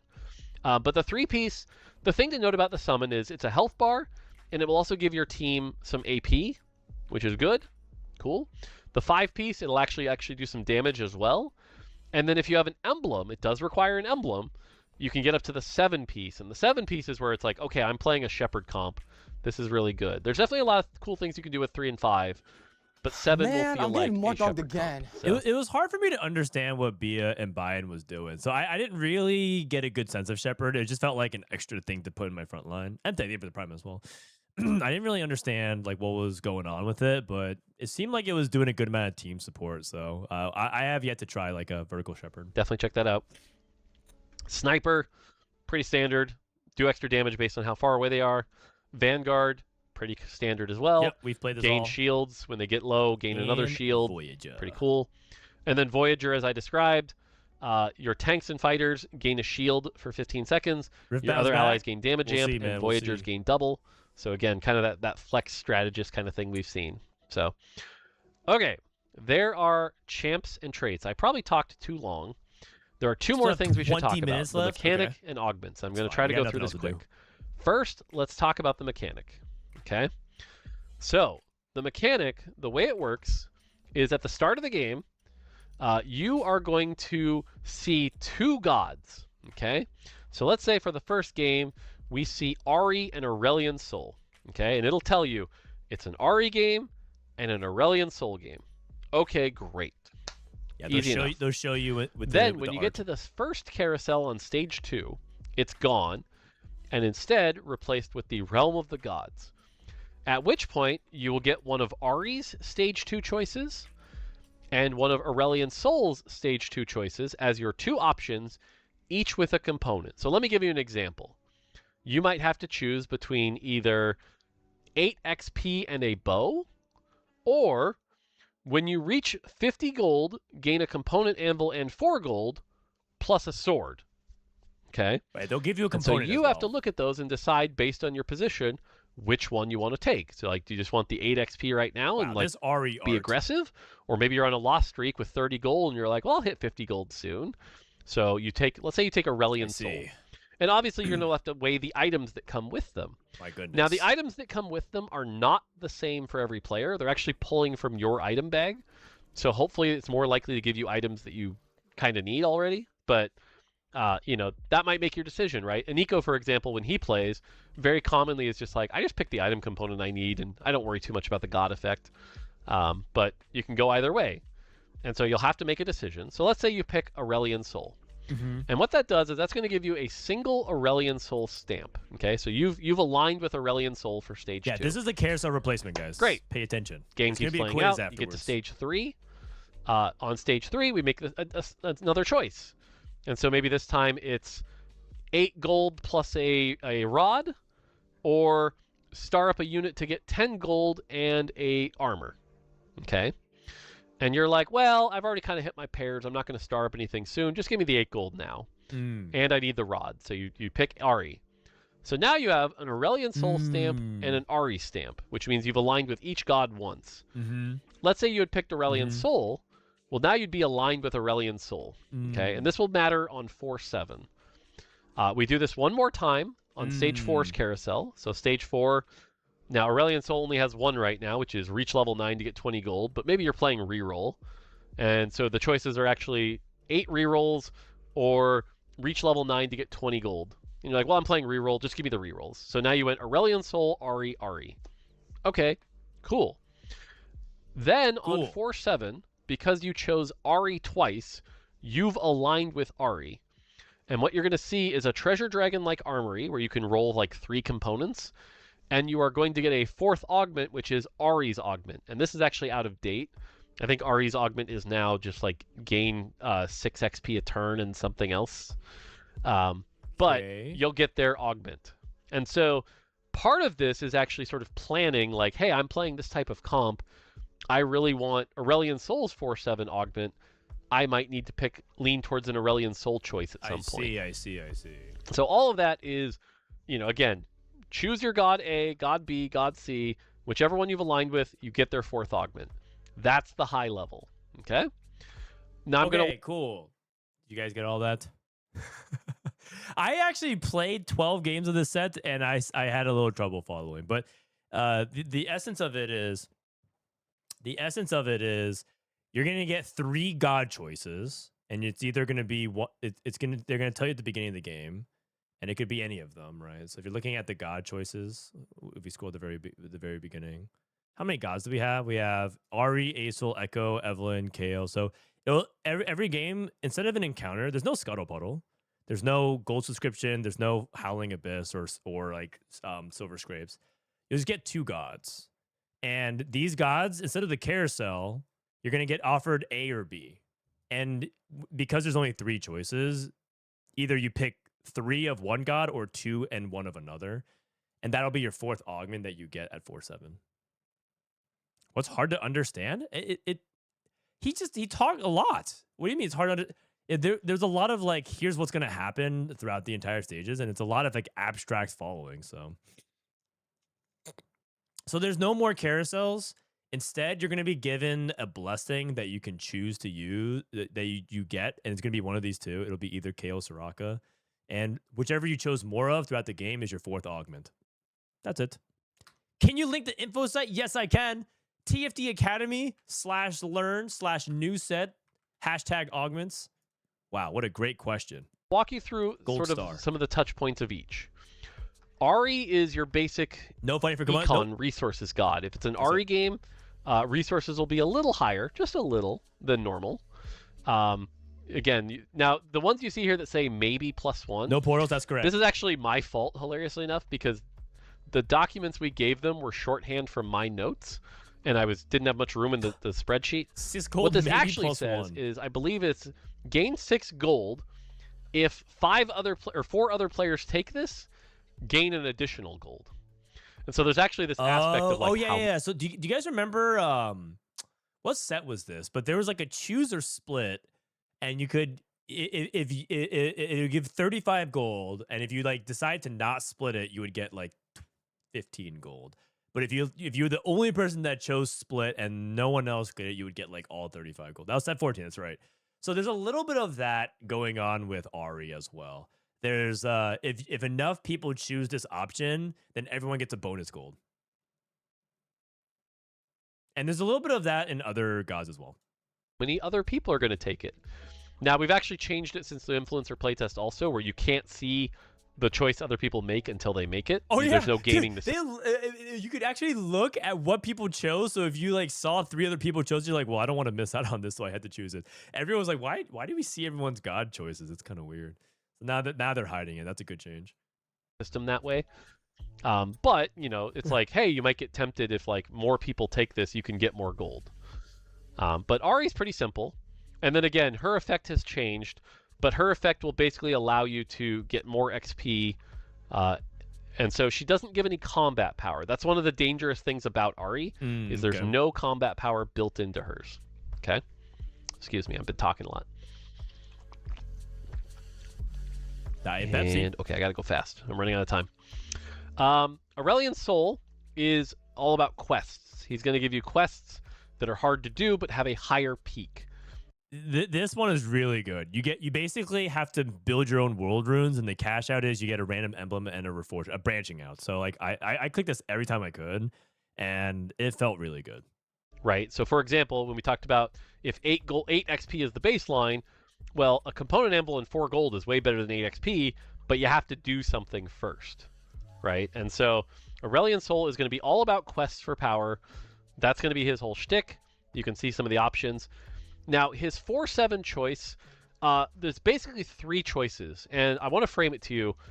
His first choice is actually weak.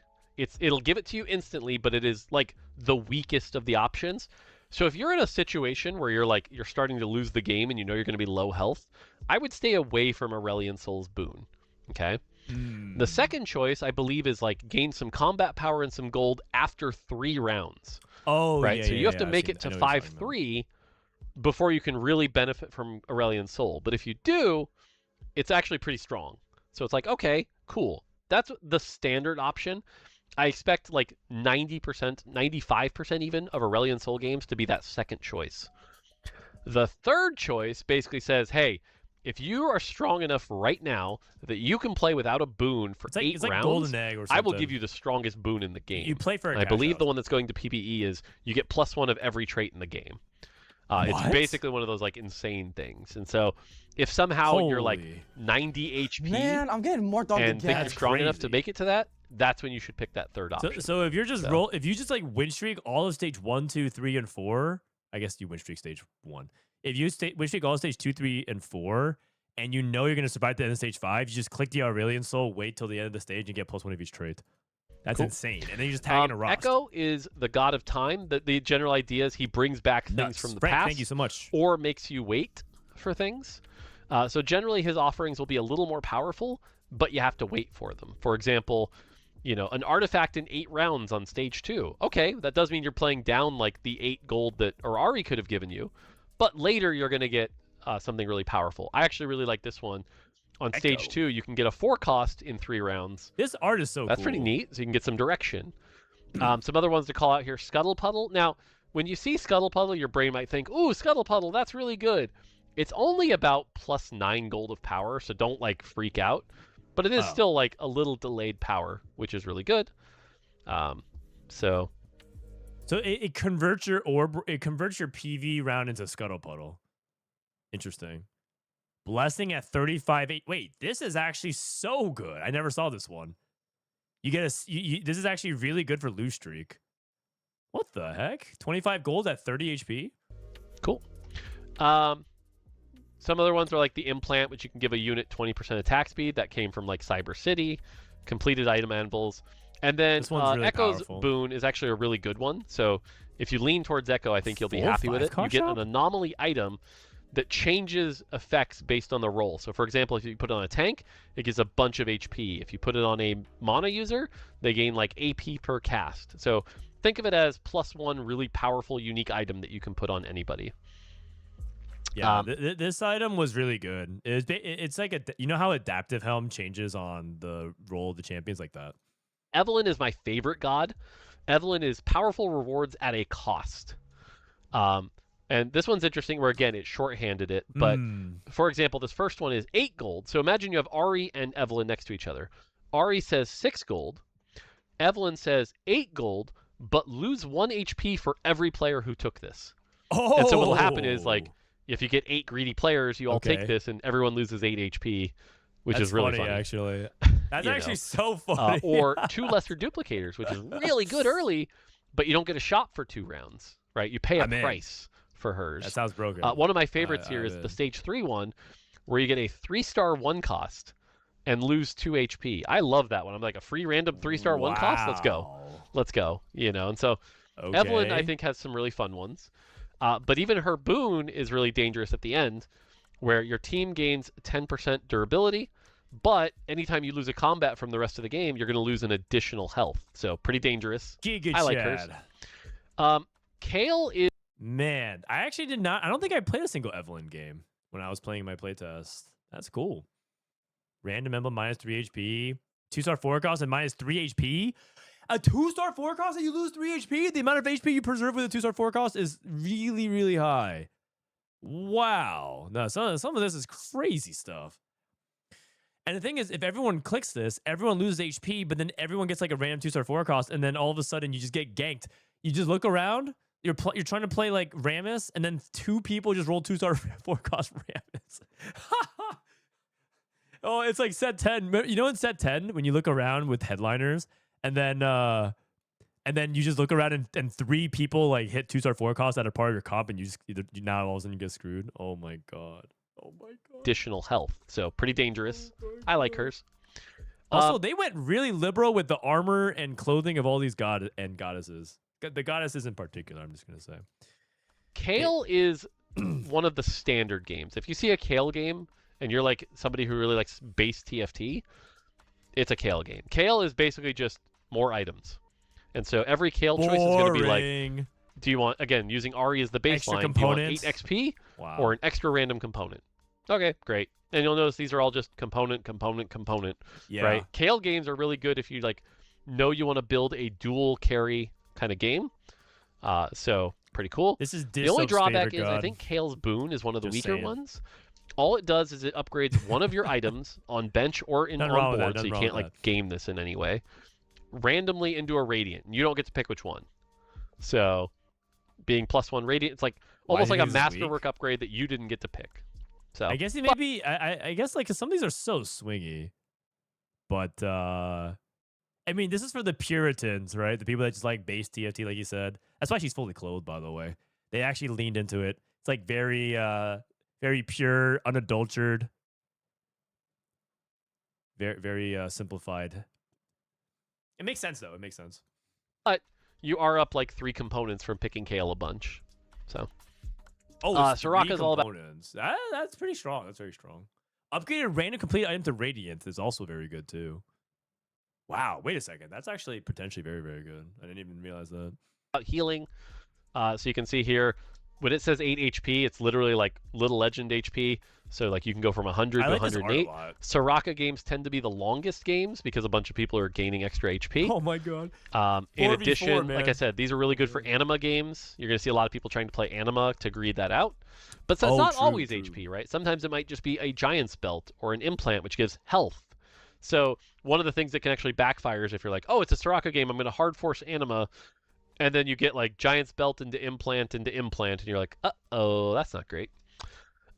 But then in addition, her boon is your team gains health based on each missing tactician's health, and that is missing from the base. And then +1 current and max health each round. A bunch of combat. You could actually have this boon be like plus, 190, 200 health in the late game, so it's a little combat power, and delay your death a little bit. Thresh. Thresh is one that I think, I don't know. I'll see what people think, but the TLDR here is Thresh is random. And when it says random there's 2 types. There's random loot, which is basically just like, here, have some champions. Here, have some items. Here, have some whatever. Or there's literally random boon. And what that means is pick from any other, even the gods not in the game, a 2-cost or random boon from their stage 2. So this might randomly pick a sparring glove, or it might randomly pick a 2-star 2-cost and you lose 1 HP. And yes, it can give you the penalties of them. So, but because it gives you that extra gold, Thresh is just... I actually think this will end up a lot like the Destiny augments at the start of 13 or 16, where I think this is going to be like very popular early, and we may even have to pull back on the gold a little, but I think people will pick this a lot. Yes, this is and then his boon is actually one of my favorites, which is for the rest of the game, every turn he rolls a dice. No! A 1, for example, is like gain 5 gold.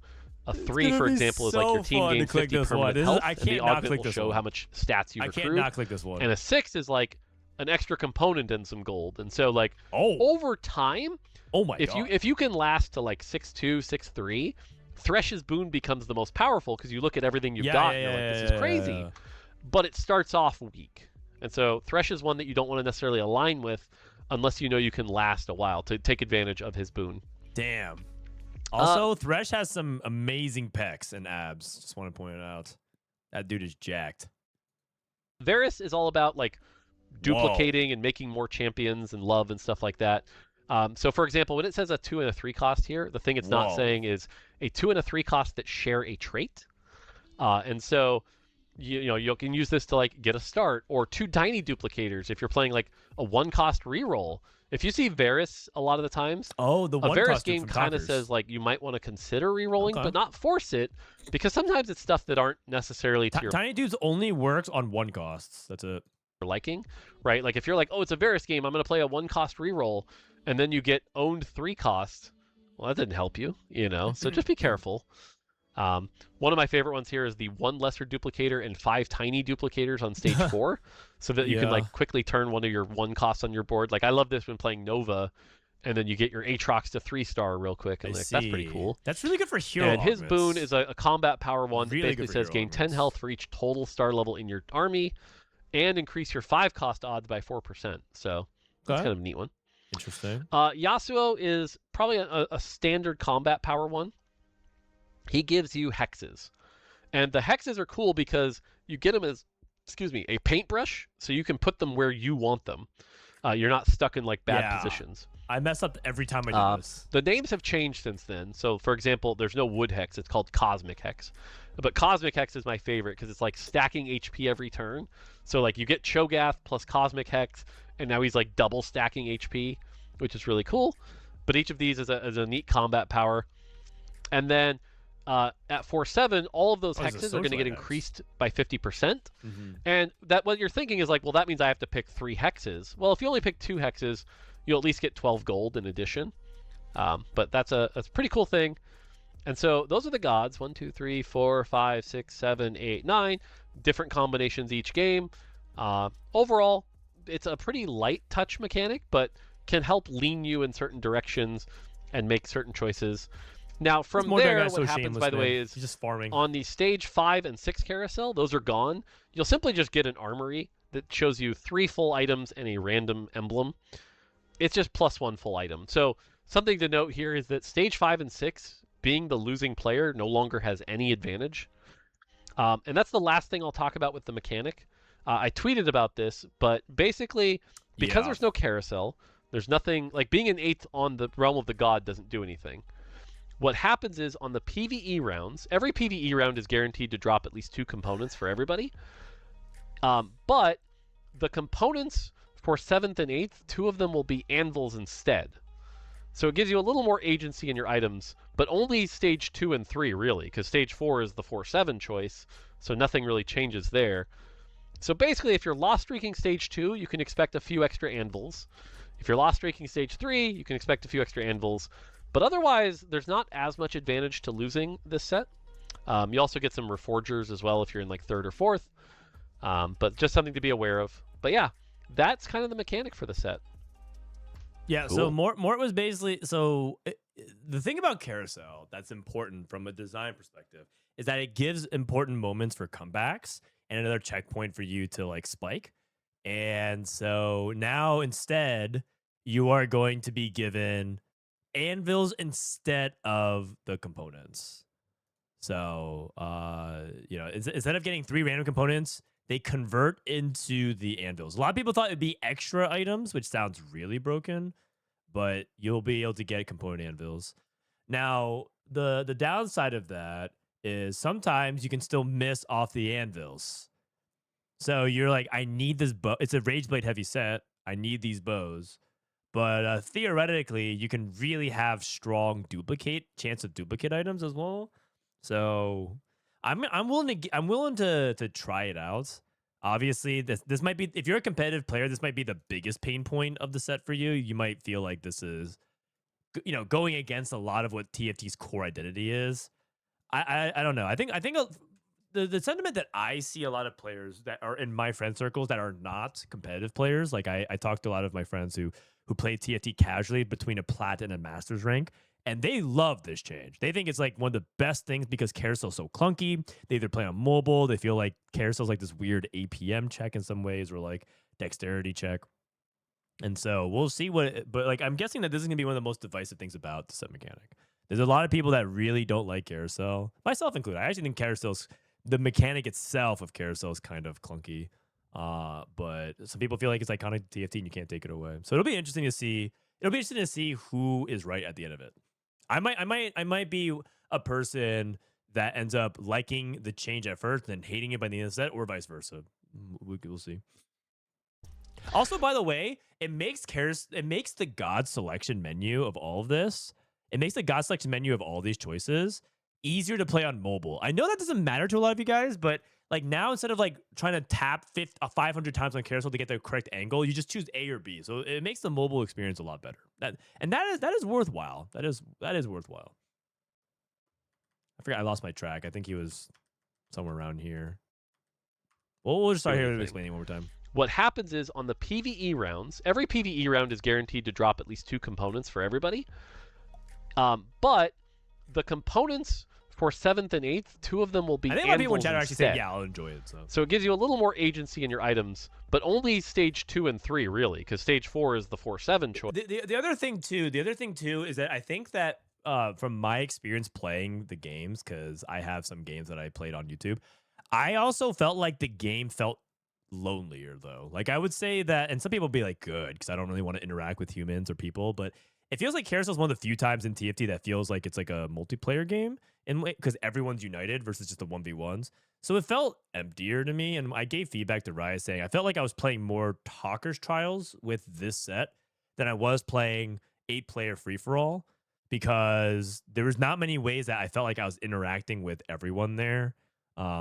And so that definitely was like a vibes thing that I felt. So I was like, it just feels like I'm playing more single player TFT, which, hey, maybe people like that. But you can expect a few extra anvils.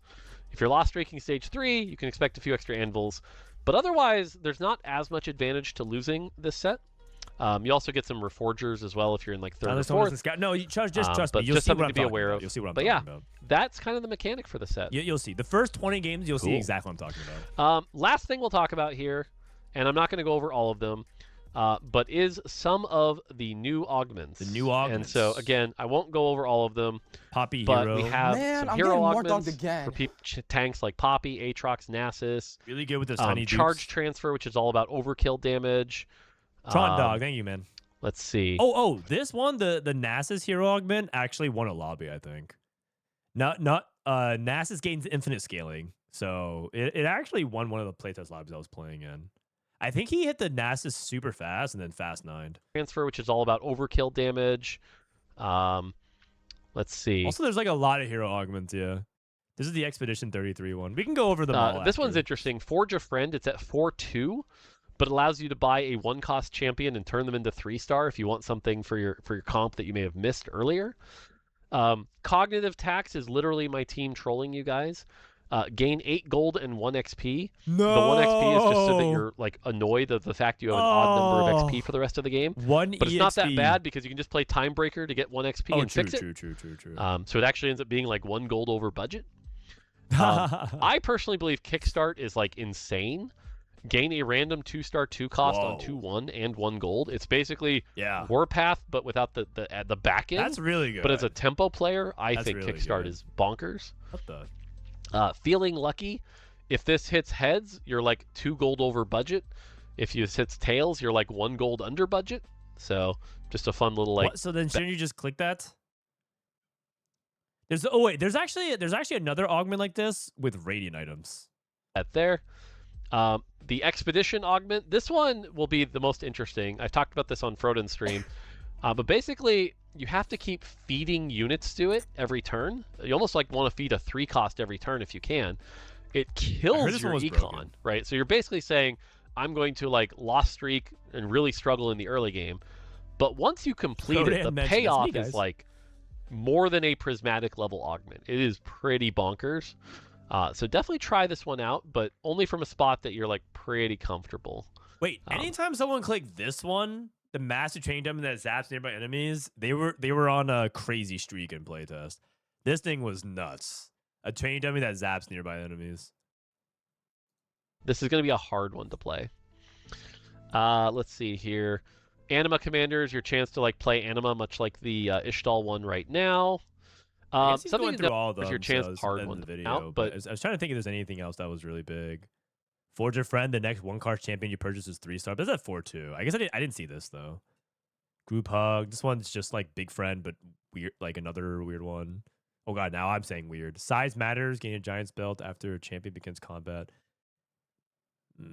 Okay, all right. They're painting half naked or full naked champions and saying size matters. Okay, Riot. Only from a spot that you're like pretty comfortable. Yeah. This is going to be a hard one to play. Let's see here. Anima Commanders, your chance to like play Anima, much like the Ishtal one right now. Okay, yeah. It's so Expeditionist. Something to note here is it's listing a couple trait ones, like Sniper's Nest. Those are not in the set yet. We're actually going to ship those later. Okay. This is I mean, we've had some of these before. As things go on, Gragas has a hero augment. Pike. Okay, the Gragas hero augment is so troll because Gragas explodes himself and then does damage to himself. But the thing is, you invest your entire hero augment into a Gragas that kills himself. So he casts twice and then he dies. But but hopefully when he casts twice, he kills the entire enemy board. But so many times, as like if they even position like spaced out, it doesn't kill enough. And so now your hero augment, which you invest items with, just dies. It's so troll, but it's very funny. It's very, very funny. I would say that you're gonna click this and you're probably gonna go somewhere in the bottom 3, but it's very funny. Yeah. Does he go over all these? Actually has a hero augment, which is interesting. There's the Zed one we talked about. There's a Meepsy has a hero augment. Jax has a hero augment. Wait, Meepsy becomes a weaker version of Brock's spell. Okay, Booster Pack. Booster Pack is a fun one from Kent here.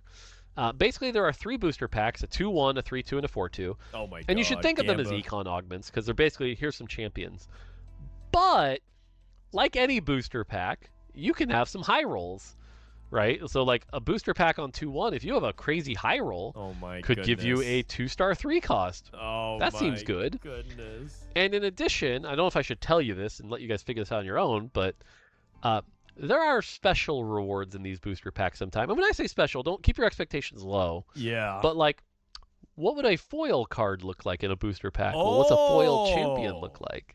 So there's some weird stuff that can happen here. Shinies? Booster pack's a lot of fun. I think Kent put a lot of love into these, so definitely give them a try and tell everyone about the type of booster packs you get. God. There's some fun surprises in there. Kent also, by the way, I don't think he's like a Pokebro, but he definitely collects Pokemon, and he also like he actually like sells and buys cards and stuff like that. So you already know that he has some extra flavor of the cardboard Gamba addicts inside of this, because he's like a Pokemon TCG guy. Full arts. I mean, that'd be sick if they could do something like that. As you guys know, I also play a lot of Riftbound, so I got my alt arts here on my. I have my over numbers actually right here on my desk that I'm trying to collect. The chromos are gonna go hard. It'd be pretty cool. They're pretty cool. Some combat stuff. Frontline Foundation's a cool one. It's Gaining stuff like that 2-star that makes 1-cost special, tank and an emblem for their listed trait. Stuff like that. It's pretty cool. Yeah. Otherwise, did we he scrolled past some of the other ones. I just want to make sure I go through all of them because these are the ones that are like new, right? Oh, this is the Mordekaiser hero augments. I think. Is there anything else? May the fours be with you. Your 4-cost champions and Jin get 204 health. Gain a Jin. Oh, okay. So you just get a Jin immediately. Okay. So a lot of these are just like get the champion. Misfits. Your team gets 75 HP for each active unique trait. Gain a misfortune and a Rost. Okay. Side effects when the allies heal, they deal 50% of their healing as target's magic damage. Okay. It's another combat one. It's a lot of like Gamba ones, hero augments, or like combat What would a ones. foil card look like in a booster pack? Well, what's a foil champion look like? So there's some weird stuff that can happen here. Oh, weird. Wait. Whoa. I've been losing my vigilance. He said weird. Oh man, I lost my vigilance. 43. Booster pack's a lot of fun. I think Kent put a lot of love into these, so definitely give them a try, and tell everyone about the type of booster packs you get. Oh my god. There's some fun surprises in there. Some combat stuff. Frontline Foundation's a cool one. Oh, is that 44? Oh, my bad. Gain a 2-star 1-cost tank and an emblem for their listed trait, stuff like that. It's pretty cool. Yeah. Otherwise, some pretty good stuff. Anything else? Backline Blueprint, gain a 3-cost non-tank champion and emblem for the last. Oh, I saw this. You just get random emblem gain. Cognitive Overload, gain 7 gold, 2 1-star champions, 1 2-cost champion, 2 3-cost champions, 1 EXP, and 1 shopper. They keep inserting this 1 EXP. It's just a money hungry. Gain 10 gold and then your 7 gold at the start of each stage. Pick up gold, makes your taxations larger. Okay. So you get, so every stage you survive, you get 10, 17, 24, 31 gold. It's just rage bait. It's just rage bait, man. Oh. 5-pointed star, I believe, actually got cut, so I don't know if that's in there. Baron's Lair is the one we talked about. Not a lot of new prismatics right now. Flip a coin. Not right now. This one's even changed since then. Flip a coin. If heads, gain a Radiant Lucky item chest. If tails, I believe it's gained 2 full items. So there's some risk actually in Golden Gamble now. But yeah. Wait, so if you get heads, you get a Radiant Lucky item chest. If you get tails, you get 2 full items. Wow. Golden Gamba. Just hit. Champion Duplicator, 18 shop rerolls, 10 gold. I think that one is a returning one. I think we saw it before. 5-point star at the start of each stage. The first champion you buy from a specific tier is 2-star. You know, 2-star, 1-cost champion, and 2 gold now. Stage 2, 2 cost. Stage 3, 3 cost. Stage 4, 4 cost. Stage 5, 5 cost. It's only available at 4-2. At the start of each stage, the first champion you buy from specific. So basically you buy this at 4-2, and then starting from stage 5, the next 5 cost you click is upgraded. The next 4 cost you click is upgraded. The next 3 cost you click is upgraded. And it happens every stage. So there you go. And that's everything for now. Got cut? Okay. I got to wrap this up. There's obviously all the new cosmetics as well. Oh, and this is the PBE should be going live soon. Hopefully you guys enjoy. But there you go. Space Gods. Lots of cool stuff. So I don't even know. Hopefully this video is not too scuffed. Hard to say. Okay, that's gonna do it for me. I gotta get back to work. Hopefully you guys enjoy, and we'll see you for 4 months of Space Gods. Oh my god. That's gonna do it for me. Until next time. 4 months of Space Gods. Take it. Dude, 2 hours of Mort Dog. 44 weirds. Wow. Which is, hey, it's a Jin themed set. Nicely done, man. Nicely done. So here we have Mort Dog. Mort Dog's a weird dev. On the one hand, he is very much like the other devs doing what he does. Pretty cool. I'll be seeing him on my feed a lot. But then he's also doing these fringe unique things. I think his traits are kind of weird, but honestly kind of interesting. Definitely one of the more impressive devs if you ask me. So yeah, something to consider. Ginsu's Rage Bait. This character's a little weird. It's a Ginsu's user. That's a pretty good summary of the set. Yeah. It's a pretty good summary of everything, man. I'm excited, man. When is PBE going up? Can we just check just out of curiosity? I think some people say that it was under maintenance, but it probably won't go live for at least another hour or two.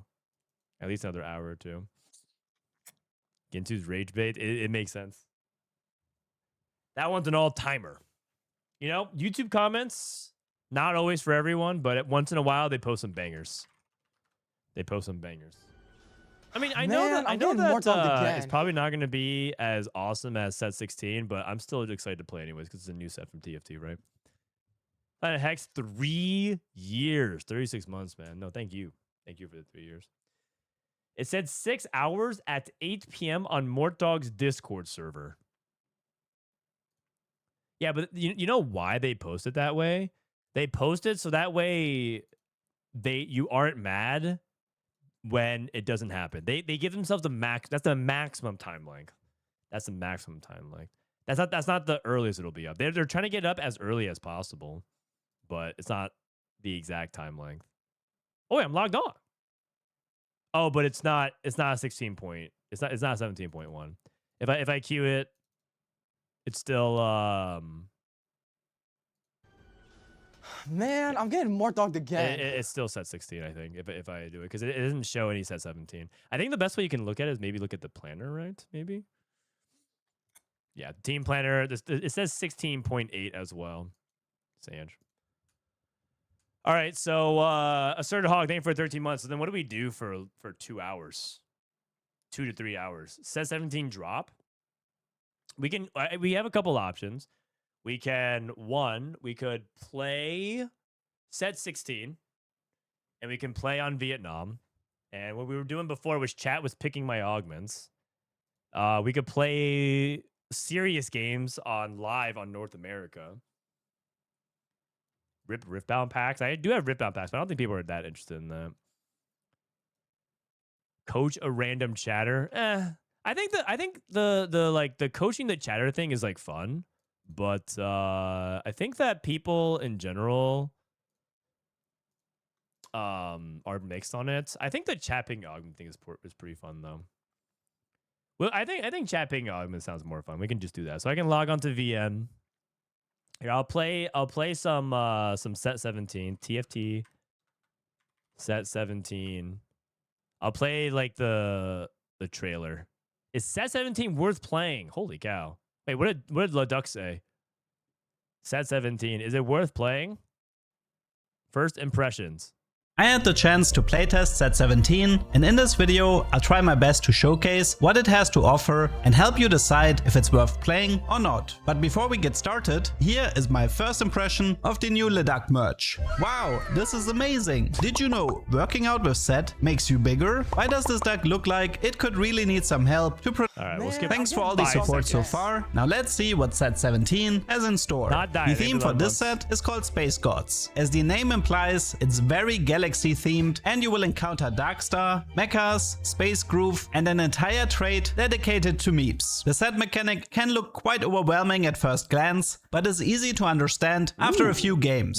First of all, the starting encounters and carousels are gone. If you hated the 3 emblem start, you can rejoice, it won't ruin your games anymore. At the start of the game, 2 different gods will appear that give out different rewards over the course of the game. In this example, the gods are Varus and Evelyn. In stage 2-4, every player makes their first selection. You can choose to align with Varus, who grants you a 3 cost and a 2 cost that share a trait together with a tier as your item component. So you get offered this, like 1 or 2, and you get an extra component. And then based on whatever you choose more of throughout the course of the game, you get their 4th augment.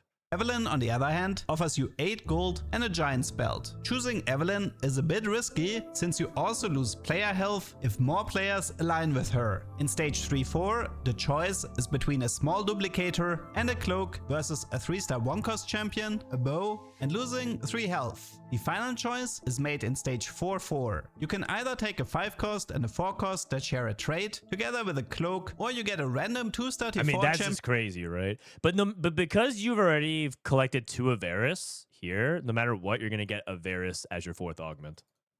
With a bow and lose 3 health. In some games, you will make the choice based on the effect, and in other games, you will make your choice based on the item component to make sure you complete a core item for your comp. However, yeah, and then after this, he's kind of glossing past it, but after you will make the choice based on the effect, and in other games, you will make your choice based on the item component. Like you get a little armory of a unit to add to your comp.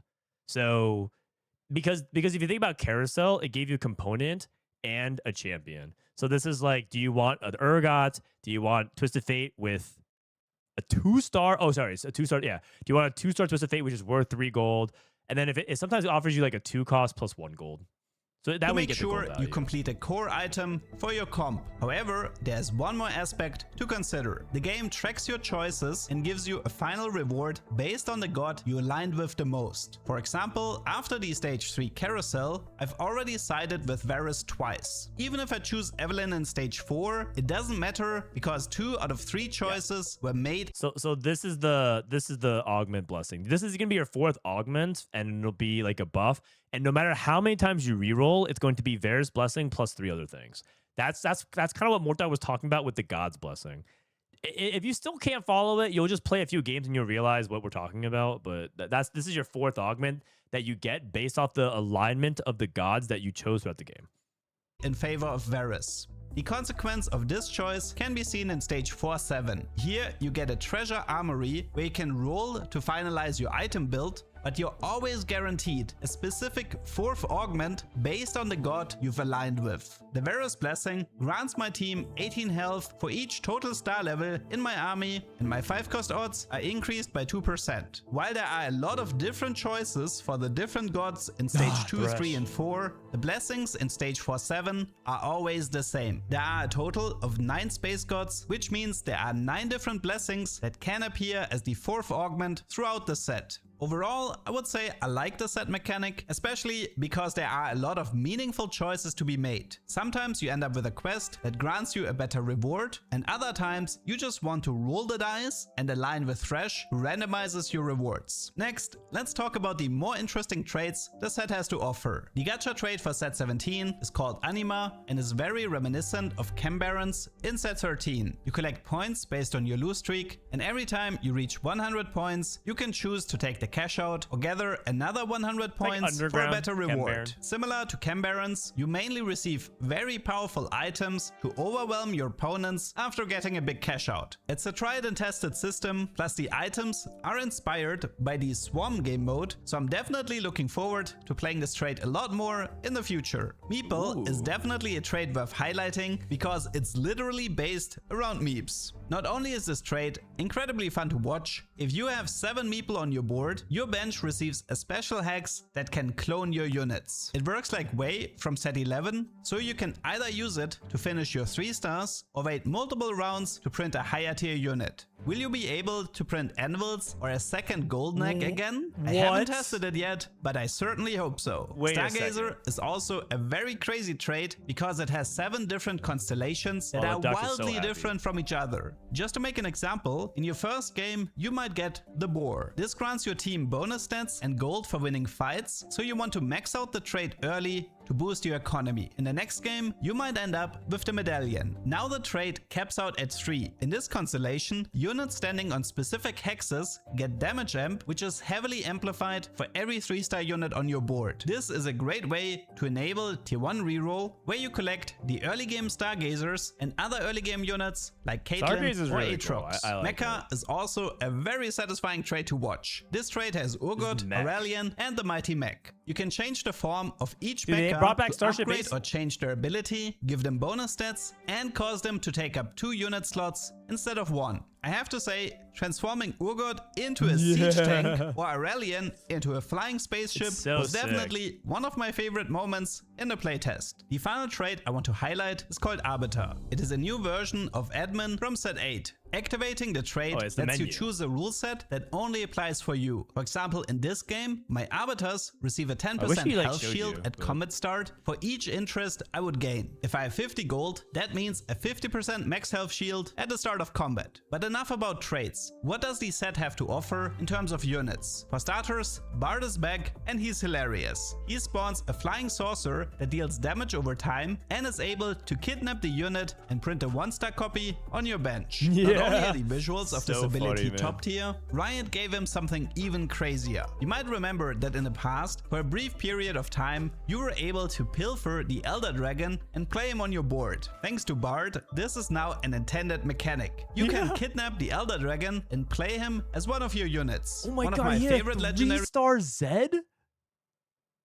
Wait a second. He's just not gonna show us what happens with 3-star Zed? You can kidnap the Elder He has 3-star Zed and there's like ninjas everywhere. The dragon and play him as one of your units. One of my favorite legendaries in the playtest was Sona. She gives out special modules you can place on your units that expire after 2 rounds. This can range from giving your tanks a big shield at the start of combat to your carry attacking multiple times. Someone I definitely didn't expect to make a return was Zed from Set 2. Yes, you heard me right. One of the most infamous units in the history of TFT is back. You can only get him with a stage 3 augment that unlocks him in stage 4, where he can appear as a legendary unit in your shop. He is capable of cloning himself, and the clones can do the same to potentially fill up the entire board. Obviously, he's much more balanced than before, but I'm definitely excited to see what kind of combos he might unlock in the future. The final legendary unit I want to talk about is Jhin. Over the course of TFT, we've seen a lot of different versions of Jhin, so it's honestly quite impressive how Riot still manages to keep him fresh. Set 17 Jhin will spawn 4 portals with amazing visuals that attack enemy units alongside Jhin.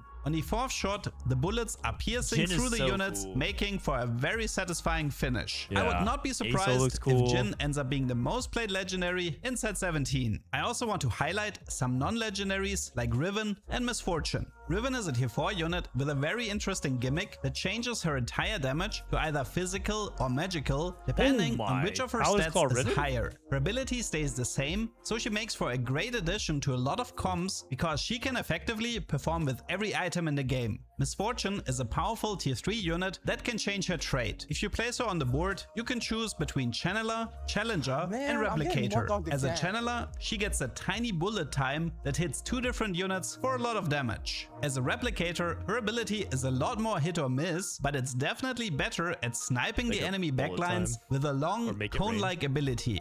If you enjoyed the flexibility that Set 16 had to offer, you don't have to worry about losing this playstyle. Most of the traits are designed to be splashable, and there are plenty of units like Graves, Morgana and Vex that are traitless and fit into any comp with the right items. For the final part of this video, I want to briefly talk about artifacts. In Set 16, I was devastated how artifacts were gutted and changed into boring statistics. It got to the point where I didn't even take Portable Forge anymore because there were simply no combos to play around. Thankfully, Set 17 looks a lot better in this regard with the addition of Divine artifacts. Now don't worry, this doesn't mean Radiant artifacts. It's more similar to Darken artifacts, where you can get them with the help of a specific augment, or you get lucky with Portable Forge. In total, there are 9 new artifacts, each based on one of the space gods, and what I really appreciate is that these divine artifacts are a lot more about meaningful effects and a lot less about granting a ton of stats. Yes, for example, that was crazy, man. After 18 seconds, all of the items turn to radiant. Meaningful effects and a lot less. Oh my goodness. About granting a ton of stats. For example, Yasuo's blade work only gives 1080 AP and attack speed, but grants bonus attacks every 3 seconds. This can help to make units like Caitlyn more viable, because while she hits hard, she has a horrendous base attack speed. The Thresh Lantern is also a very interesting artifact. After 6 seconds in combat have passed, one random unit from your bench gets pulled into the fight. At least during the playtest, it didn't feel like the new artifacts were overtaking the game, but they felt— I didn't read that one. After 6 seconds of combat, pull a random bench unit onto the battlefield. While that unit lives, 20% of all damage the holder taken is redirected to them. Wow. So it just... Is it only pulled one time, or is it every 6 seconds? It looks like it's only happened one time. But at least that does during sound the pretty playtest, strong. it didn't feel like the new artifacts were overtaking the game, but they felt interesting enough that I'm quite motivated to work on the new artifact video for Set 17. To summarize Set 17, I feel like both the unit and trait design are absolute top tier, and getting rid of the starting encounters makes the game way more enjoyable. The Space Gods choices are also a lot more interesting than carousels. The only aspect that did bother me a bit was that spatulas, and especially frying pans, felt incredibly rare. Obviously, there are still ways to get random emblems, good news and you can for still me, reach a prismatic trait with something like Trait Tree into Pandora, but unless you have a game with a specific space god like Echo, you should probably never make a plan based around a specific emblem. I definitely had a lot of fun during the playtest, and I can't wait to play more. If you want to try Set 17 yourself, it will be available on the PBE server on March 31st and goes live on the 15th of April. I hope you learned something, and see you next time. It's very informative as always, Leduck. It's funny because Leduck speaks a different TFT language. He's like, oh, artifacts are not that interesting. I didn't like the last set. And then he was saying how, I don't like that you can't get access to emblems and spatches very much. But like to the competitive player, and I think to the average person that, wants to play very seriously, I think that's like really good news, right? But it's fun that he thinks that there's a lot to offer for these kinds of players. And obviously he's trying to sell people on it too. Everyone always says at the beginning of the set, it's the best set of all time. PB's on maintenance, yeah, but just because it goes up doesn't mean we don't know how long the maintenance is. So how about we play one game of set 16? Listen, man, set 16 was okay, right? We'll play one game of set 16 on Vietnam, and then we'll check in. We'll check in and see how it goes. We'll play one game of set 16, then we'll see how it goes. And you know what? If it's up while we play, we'll just forfeit. We'll just forfeit. Can you pick your own augments? No. Chat would picking my augments. You guys will vote on what augments I'll play. We are at, where are we? We are at Masters. We almost were at GM. I think we were doing really well. And then all of a sudden we started trolling a little too much. We were like straight up averaging a 1. And then we just started posting a lot of 7s and 8s. We started clicking like Recombob and other augments that were not very good for us, like hero augments into restart mission, So we'll do that. We'll play some ads. We'll get ready to go. And then you guys will keep an eye on PB for me, right? When does the set go live on PB? It goes live on April 15th. So today is the 31st. I'm looking at the calendar right now. Tomorrow's the 1st. 2 weeks from tomorrow. 2 weeks from tomorrow. Do you do viewer games? Yeah, so I will be doing viewer games on PBE. I will be. So the way you do it is you're going to join our Discord. I have a Discord server. You go to viewer lobbies, sign up, and you would just type in viewer lobbies. But right now it's closed though. Like closed, waiting until PB is up. But you could like sign up. It's just free for anyone to join. What was your favorite thing and least favorite thing about set 16? I think, okay, so my favorite thing about set 16 was basically feeling like all the comp variety.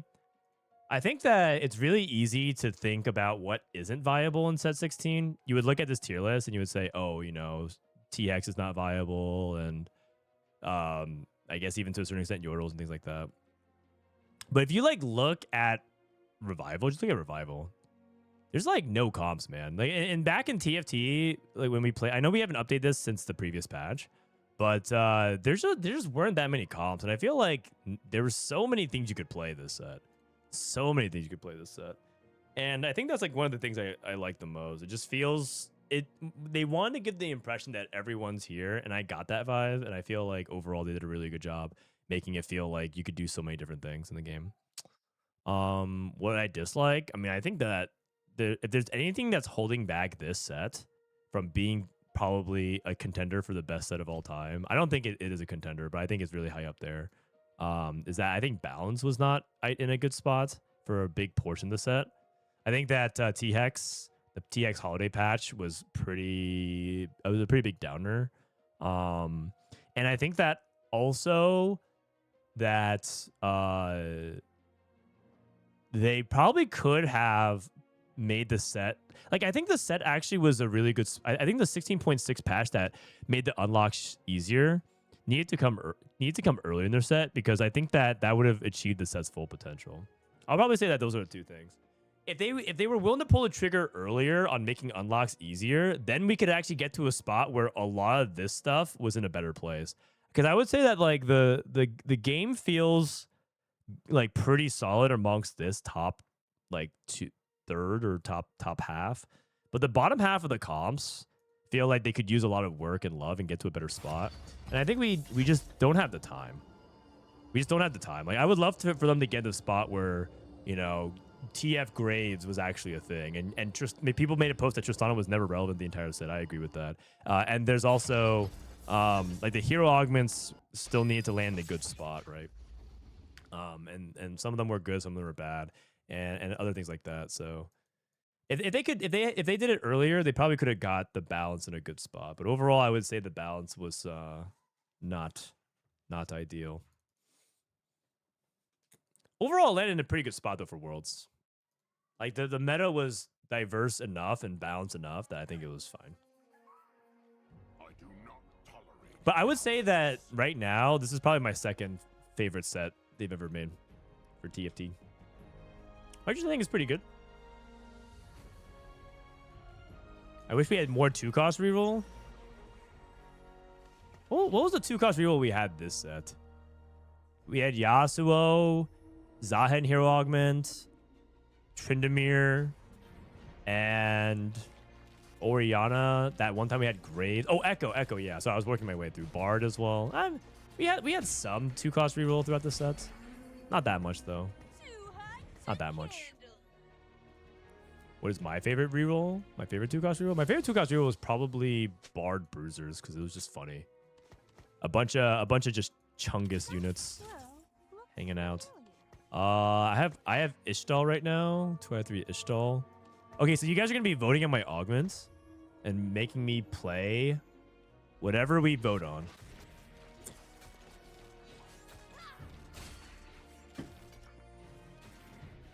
Okay, what do we have? What's the Ione this game? The Ione is Path the Transcendent.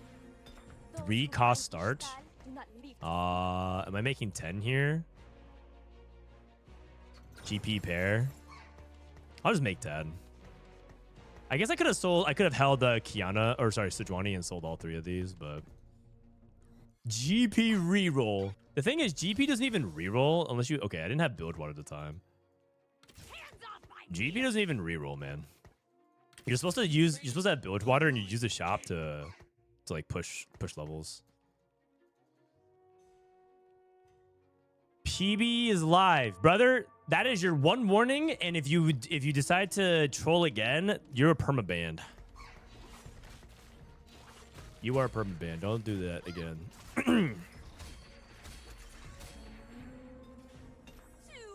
All right, so we have Quicksilver. I don't even know if I want to unlock anything. I haven't even been thinking about it, but okay. Heavy's the Crown, Double Trouble, or Pyromaniac. These are both item augments. I'll roll it. Okay, what do you guys want? Heavy is the Crown, Double Trouble, or Woven Magic. These are interesting ones, I guess. Some people like the Heavy is the Crown element of like the risk and reward, and then Double Trouble. I guess Double Trouble would be like Malzahar reroll. There's looks like a couple of people starting with those 3 costs. Are we gonna pick in 5, 4, 3, 2, 1? Heavy's the Crown. Can I even get away with playing this? Let's see, so I have this. I have Blitz, Echo. Okay, who do I put this on? Jhin? Path of Transcendent? I mean, people are gonna be looking for. People are gonna be looking for Jinx, but this guy has Jinx already. So I guess I can hold Jhin pair. I guess I could go Heavy as the Crown Jhin. So I'll sell this guy.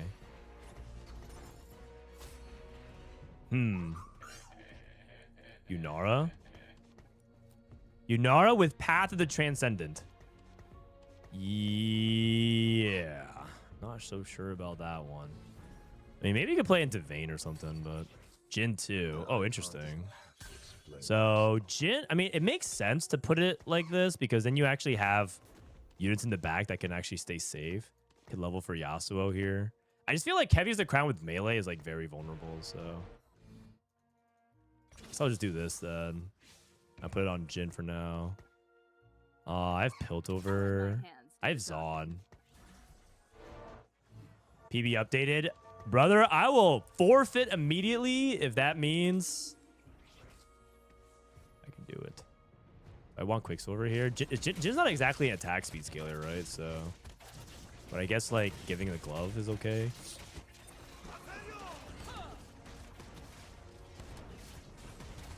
Okay, Mundo. I guess I just sell Milio then. Am I Bard rolling? Could you actually play? Can you actually play this on like? Can you actually play this on what's his name? Can you play this on Ari? Well, I have Jinx. Oh my god. You tried to stop my The thing is, that other guy already has Jinx as well, right? Yeah, who? It shouldn't matter though. I have Jinx Vi. I have Blitz. I mean, that just sounds better, does not? And I can slam Quicksilver immediately. I also have Vayne. Playing 3s on. Juggernaut, is that better? Last game of the set, contest him.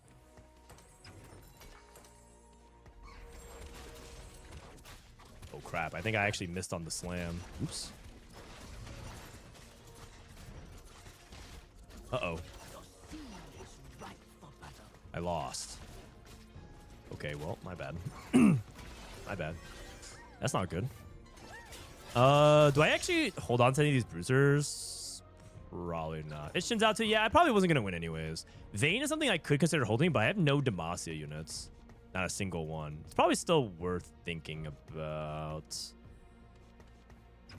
Because, like, I could... Oh, man, I sent Quicksilver, though, instead of Kraken, because I was on a win streak. I don't know why I thought I could win that. Silly me. I mean, Quicksilver's not even bad. I guess I'll go... Maybe Cloak? Half of the Even Shrouds on a Nautilus, which is quite good. Mundo the Bow. I'm not going to get that. I think I'll just go here. This is, like, Kraken / Even Shroud / other stuff. I could go like half of a Rage Blade for Alawi 2, but that's kind of a big econ penalty, I think.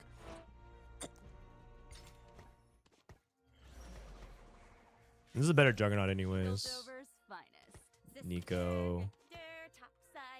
Should I just try to force tempo anyways? Aura farming into Azir. Pandora's Infinity Protection. This guy is Mundo too. Oh.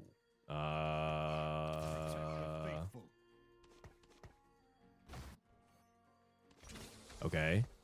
That's not good. That's not good. Maybe it is Demacia. Maybe it is Demacia. And then I have a random ass Quicksilver. Yikes. Yikes.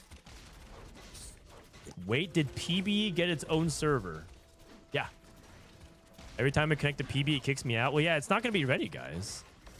You guys not see the timer in the top right? By the way, as I was doing the YouTube video, there was like a striking number of people who kept barging into chat asking, does anyone know what time PB... Like, I think I saw that on average like 5 to 10 times a minute. there was like a large amount of people that just kept doing that. Yeah. And it's okay. I mean, some people are genuinely curious. Continuing cogs, nets, overclock. I think if I'm playing Jinx, it's overclocked. I mean, I don't think I don't think I'll make a choice here, but I don't think I'll make a choice. It's still Expeditionist. The thing is, I feel like that guy's not going to pivot. Is it that bad to play Heavy as the Crown, Quicksilver Vayne? Probably not. I mean, maybe I'll get like a salvage bid or something. I lose this fight. What's all this? It's all good. I might be able to take over though. Jinx low-key wins these. If I had a single upgrade, I think I got it. Oh well. We just play for tempo. Yeah. I mean, I guess I could hold Jhin instead. I could have played around Jhin for the tempo, but I want to hold the Demacia units. Because I feel like that might be the better angle. But then there's also 2 people playing Demacia. This guy's playing Demacia, and this guy, the Shin's Out Hero Augment, is playing Demacia. So I might have to just contest Warwick. An icon doesn't have to. Yeah, I actually think maybe I need to just contest Warwick, man. This is yeah, this is not ideal. He has 2 Jinxes and Mundo 2. But his items... Wait, he took Replication to Cloak. Interesting. At Frodan, is Soju a Space Guide RL?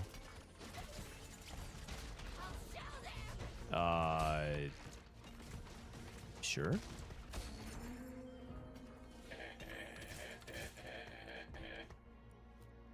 I don't know, man.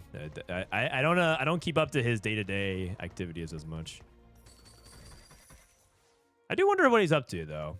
He's probably going to do the same thing as he usually does, which is no life to set and then quits after 2 months when he inevitably realizes that he's good enough to secure a placement in tier 1 for the rest of his career, but then lose motivation to grind for worlds.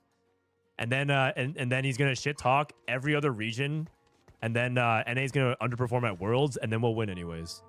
I think I'm slamming Kraken here, yeah? Am I not slamming Kraken? Is there any reason not to slam Kraken here? It looks like it's Kraken.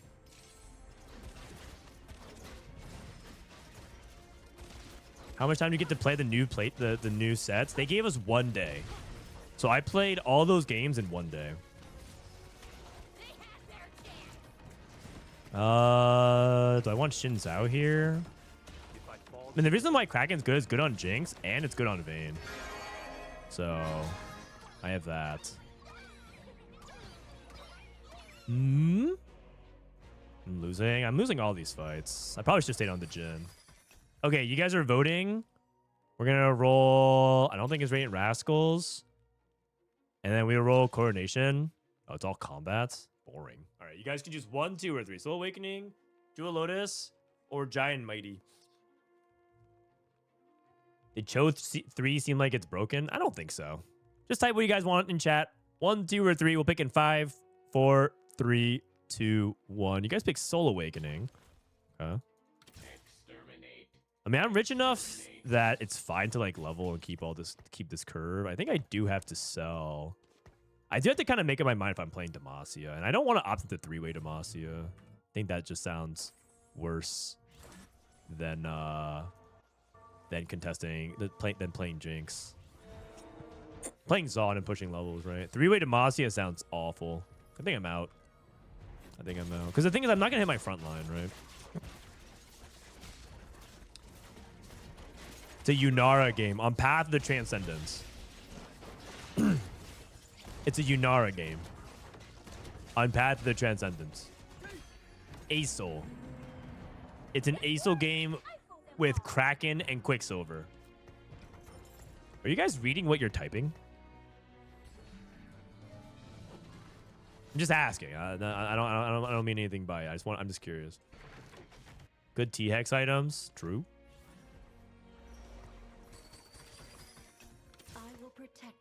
I could have played Braum actually. I didn't realize I had this. I forgot about this Nautilus. Can I like do something else? Can I like pivot to Draven? Can I pivot to like Draven Darius? I have like this, and then unlock Darius, and then I guess I could. That'd be like very, very weird. I have adaptive, right? I don't get the feeling that this is very good on Draven, though. I don't think this is very good, and I don't have a lot of tempo, and I don't really have augments for it, so I think I'm supposed to just hold the line. I don't think I can, unfortunately. But I also don't think that my spot is very good for the reroll aspect of it either, because I don't have econ. Oh, Jinx. Yo. Not bad, not bad. Yeah, the issue that I have is I don't really have a good augment for rerolling Jinx. This guy took tickets. That guy took Trade Tree, right? Is this guy committed to Jinx even though he took Trade Tree and he has 3 dead emblems? Let me see. Trade Tree. He has Arcanist, Noxus, and Invoker. Okay, surely he pivots, right? Surely he pivots. I don't think he's gonna pivot, man. I don't think he's gonna pivot. I guess I'll take Braum. Braum is like one of the 4 costs that's hard to play. Oh wait, oh, I'm stupid. I passed Braum. I am stupid. Derp. I passed a Braum earlier. But okay, to be fair, I wasn't sure if I was committing to playing Vayne yet at the time. There's no way he choose to play Jinx over Noxus from that. Surely. Let me level here. I'll play this. I will put a tier here. Unlock the Warwick. Sell. Sell. Sell. I'm just gonna roll after. I think this is gonna be one of those games where maybe it's entirely possible that I'm supposed to also push levels if I don't think I can actually hit the Jinx. Yeah, he's unlocking Draven. He's unlocking Draven. He's unlocking Draven. Or sorry, unlocking. Oh no, he's not. He's not. No, just kidding. I thought he was unlocking Darius. If he's not unlocking Darius, because the thing is, you can't cook your 3-cost odds. He's also holding on to Mundo. Is this guy seriously gonna play Jinx with these emblems? Surely not, right? Surely not, right? Invoker, Noxus, Arcanist. Isn't that perfect? You have an Invoker for LeBlanc, and Swain is an Arcanist. Surely this guy doesn't like stay on Jinx. There's no way, right? He's unlocking Darius. Yeah. I think we're okay. I think we're okay. Oh my! I missed 2-star Rom. Sell. I have this. Trying to see if I can hit like any upgrades. Okay, that's not the upgrade I was thinking of.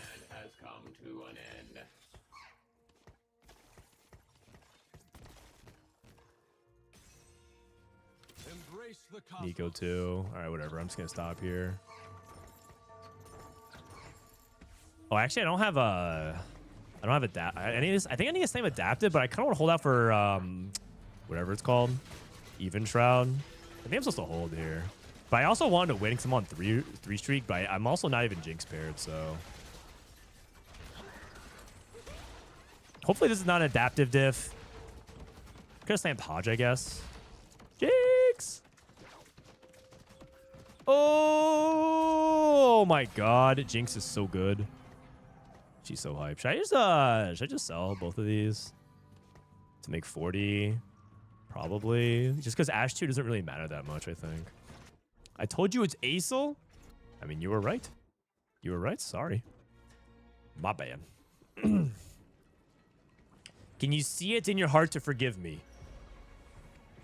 Guy's still playing Jinx. Oh, okay, Jinx pair. I think it's more like... kind of want it like this. I think this is fine. I'm actually likelier to hit Braum too on 7, which is crazy. And I'm gonna remove this tier. I'm looking for frontline items and even shroud. So I ideally want this to be what, like Visage, but I need to use the first belt for an even shroud. Sword. Oh, Jinx too. Not bad. Maybe Val. Full item. Belt. Almost. Can't sell anything. Full 3 costs. Pop this. I do have Last Whisper. Which I guess is better than nothing for Sunder. So then I can, that also frees up my cloak. So I can go like Steadfast Beat. Yeah, so I can go Last Whisper. Oh, I have this as well. Let me roll. I did change, but you changed more. The cold does not forgive. 5-2. So I can go Vow Declaw. It's IE. Crap, that was not correct. Sorry. Ah, that's lag. I do not want IE. It was adaptive. It was adaptive and then make Edge of Night. Was it? Did I have the ability to items to do that? Yeah, I think I did. No BT Quicksilver? Nah. Also, I should have... yeah, never mind. Sorry, I messed up. My bad. I'm a noob. In my defense, this is the first game I played in like 2 weeks. Okay.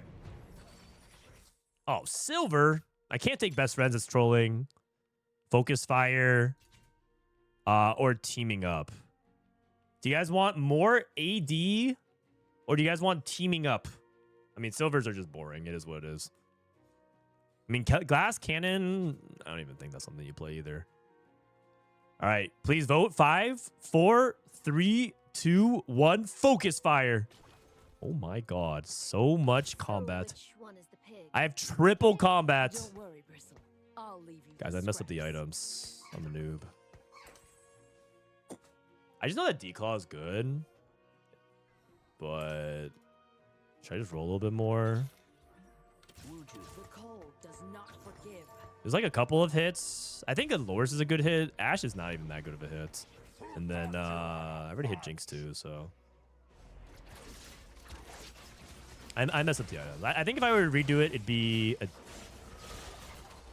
Edge and Knight on this guy because he's holding the last Whisper. And then, well, Declaw is like pretty good though. That's the thing. I actually like Declaw. That was my starting point. Maybe Steadfast. No, but then I don't have anything to do with tier. It's probably adaptive. There's adaptive. Last Whisper.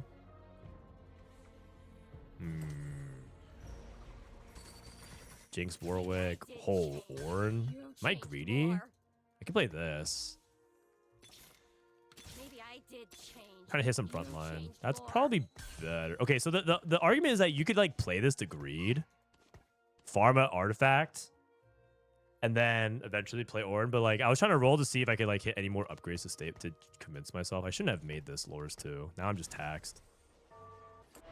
Okay, if I win this fight, it's worth, right? If I win this fight, it's worth. If it's not,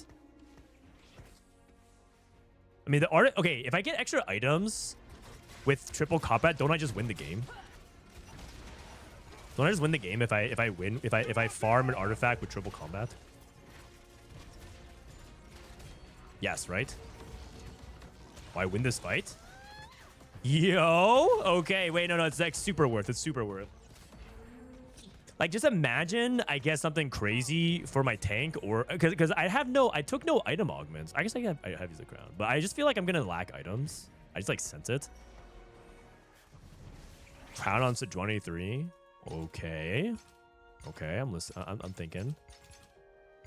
You can't do that though. You can't do that because then if Sejuani dies, then your Jinx immediately dies, and you can't do that. I'll go. I mean, Annie with a cloak is fine, economy-wise. I could also just take Belt. Also works as well. Edge Knight for Warwick. Edge Knight's fine because he has the last Whisper. And I think it's fine because I'm not really playing on the Titans here. Okay. Steadfast. Oh, wait, yeah, you're right. I should bake third tank item. You're right. You're right. In my head, I was thinking about the thing. Should I roll here? This is a pair. This is a pair. This is a pair. Unlikely to hit. Nah. I think I'm healthy enough. I think I econ up here. I think you're right. Three tank items is more important. Kill units. Farm the Ornn item. Call it a day.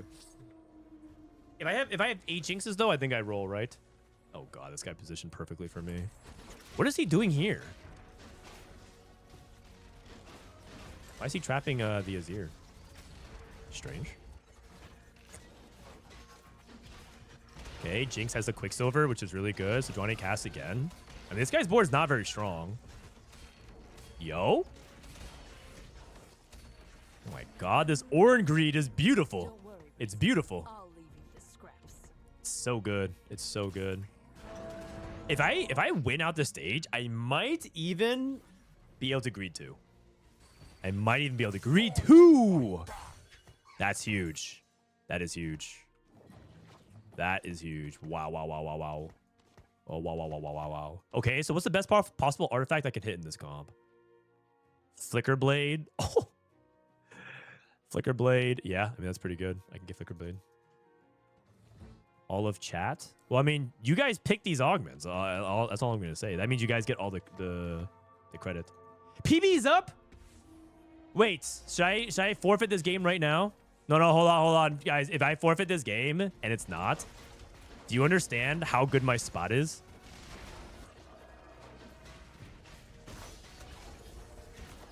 Isn't my spot so good? Confirmed. I'm out. See you guys. I'm out. Oh no, I need to like forfeit, right? No, it's fine. It's fine. I'm out. I just got in. Okay, listen, man. Chad said it's up. And if it's not up, Chad, I'm going to have to do it to you, buddy. I'm going to have to do it to you. I'm patching. Okay, we're downloading. Look at that fiber connection. Oh, hold up, hold up. Wait for it. Wait for it. The fate of my moderator is hanging in the balance. I couldn't actually do anything to Chad, though. He means well. All right, here we go, here we go. Here we go. And Space Gods, baby. Space is the place. Oh, thank you, thank you. New set, new gods, power of the gods. All right, so if you guys, the way it works with viewer games is, join the Discord, type your username in, and I will invite you guys only if you're online, though. Wait, link your Discord? What the heck? They're trying to hack my account? Brixie, you online? Home TFT? I'm just going to invite everyone here.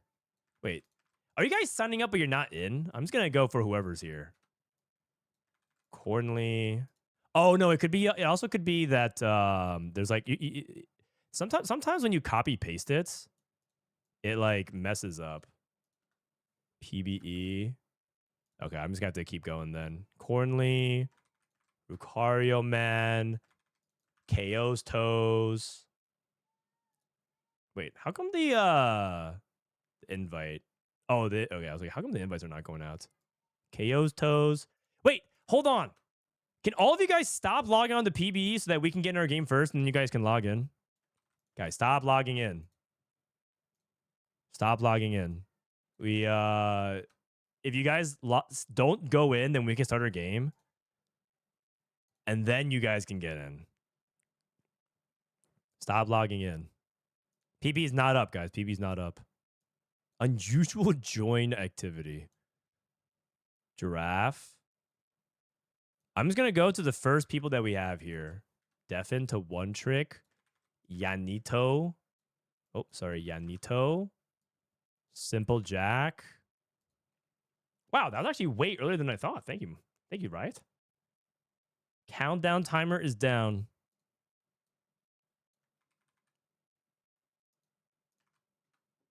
Karula.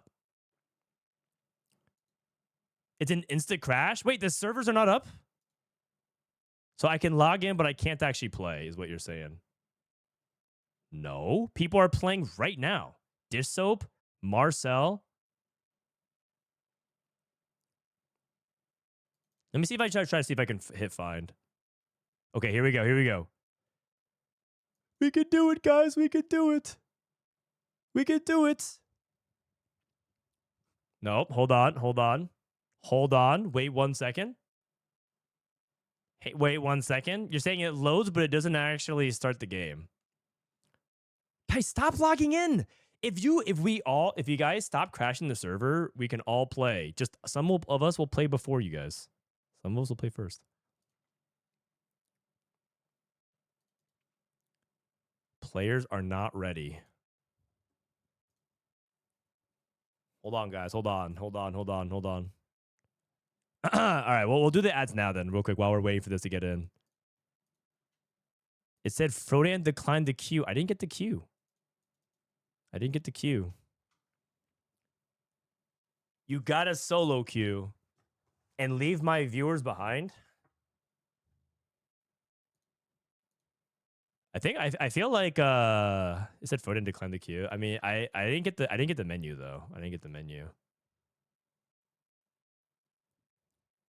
Why do they not make PB for the EU server? It's one global server because PB is not big enough to justify more than one server. But everyone's logging off or logging on at the same time. Should I just try to solo queue first? It says unable to join queue. I guess I have to leave. Okay. I guess I have to leave. Welcome to PBE. Can you invite me back? Well, actually, I think I got it right here. Okay, Giraffe, try to... Oh, wait. We're one short. We're one short. Invites. I think we were at Good Guy Gigo. What was his invite here? Oh, no, I think I went further down. All games crash? It says that they're in, though. I don't know if that's true. Some of them are in. I think you guys are lying. I think you guys are lying. We're trying to get in. Are other people streaming and it's also black screened as well? It's crashing for them too. Wait, Eniko's online. Riot's online. Riot's online. I make Frodan the leader again. Okay, we'll see. We'll see if that changes anything, but you must wait for the party owner. This will turn his stream off. Oh. Okay, so it's not working. The game won't load. I have black screen. Is everyone on black screen? Everyone's on black screen. We FF for no reason. Well, maybe if I log back in, we won't be dead. Maybe if we log back in, we won't be dead. It's bugged. Yeah, it's bugged. I think it's because there's too many people that are logging on. Can you guys? Okay, the thing is, this is just a battle of attrition. Who gives up? Who gives up first? And all I'm gonna say is I'm not gonna give up. So I'm just, you know what we should do? We should just tell everyone, oh, they said they'll start it up in like a couple hours, and then if you DM everybody, they'll all log off, and then we can play.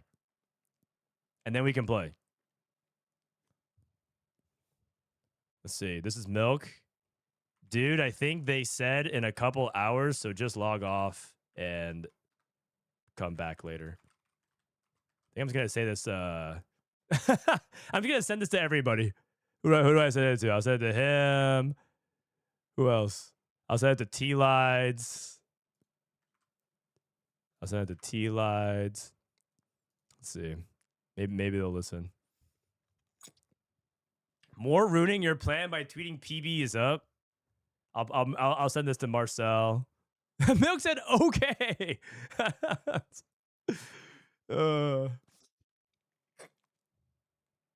I can close screen, but I'm stuck on reconnect. Okay, sounds like this. It sounds like the actual server's not up. I got baited by chat. Oh man, everyone started their stream and logged on at the same time.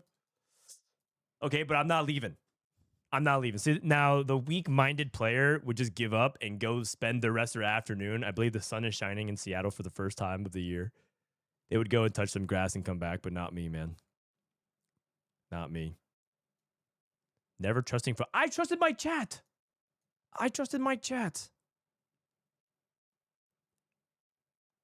TFT Space Gods is now available on PBE. Good luck and have fun. Mort! Why did he do this, man? Weird. Maybe we should all just replied weird. Let's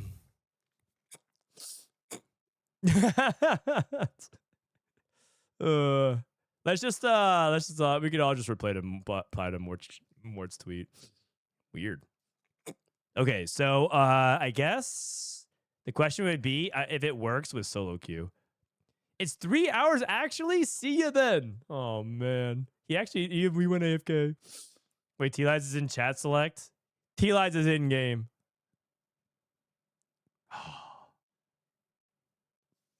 More tweeted before Robin that PB's up. That's the problem. That's true, actually. That's true.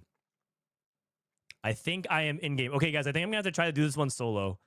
I think the key. Wait, maybe we start a double up game. Is that the tech? Players are not ready. Oh, maybe I have to relog. If I relog, will I be able to get back in? Oh, God. If I can't get back in, that might be it as well. All right.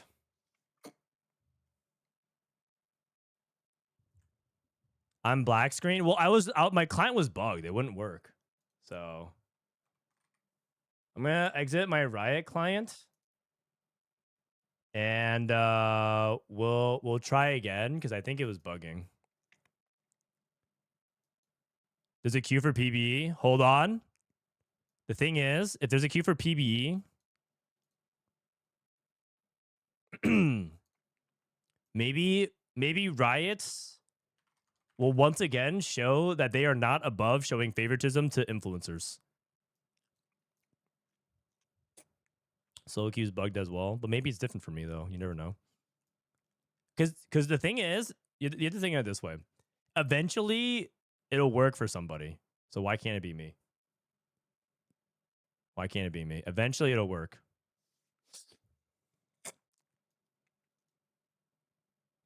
Why can't it be me? I'm in game. Mackles, are you lying? Okay, I'm back in. All right. And I immediately queue it up. Let's queue it up. How come there's no sound? No game sound.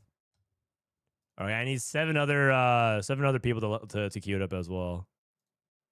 Oh, okay. Match found. See, the thing is, eventually Riot will get it fixed. Players decline ready check. Yeah. Why isn't the sound working? Is it like muted? Let me see. Open volume mixer. Oh yeah. All right. Match accepted.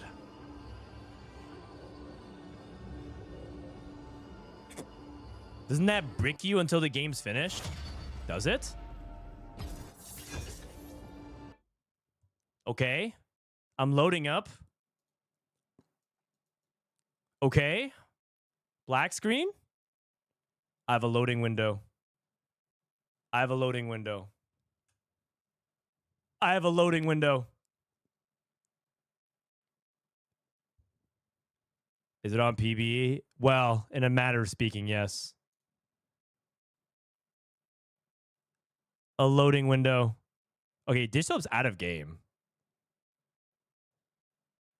Same thing for the past 5 minutes. Unable to connect to the server. Oh no. Oh no. So now what do we do? Do I just wait? Do I have to like close anything in particular? What if I just close this random legal? Why there's like 10 instances of League of Legends running in the background? Nice troll mort. Oh man. Okay, well, I lost that game that we were playing before. Maybe let's watch another YouTube video. Does Mortdog have any other YouTube content around set 17? We are live. I'm in game. Really? Okay, cool. Happy for you. You might be the exception. Oh wait. Oh, I'm back out. Oh, I'm back out. Wait, can I spectate somebody? No, I don't think anyone's in, right? Can you make comps in the team builder? I guess I could. New. Oh, I can make comps in the team builder. So it definitely is loading part of it. That's interesting. Okay. The thing is, I'm not really like making comps. There's people that like make comps, but what's the mini black? I think that's the unit for the Dark Star.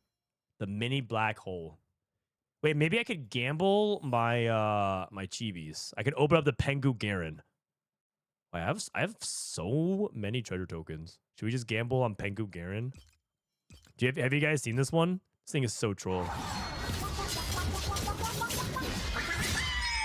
It's Pengu in a Garen suit smiting with a spatula. Should we just try to gamble for it? We can gamble for it. Let's see how many rolls it takes. He's wielding an IE, yeah. Precision. Okay, I got a bunch of nothing. Here we go. What are the odds of even getting it? I think it's like 0.02% or something like that.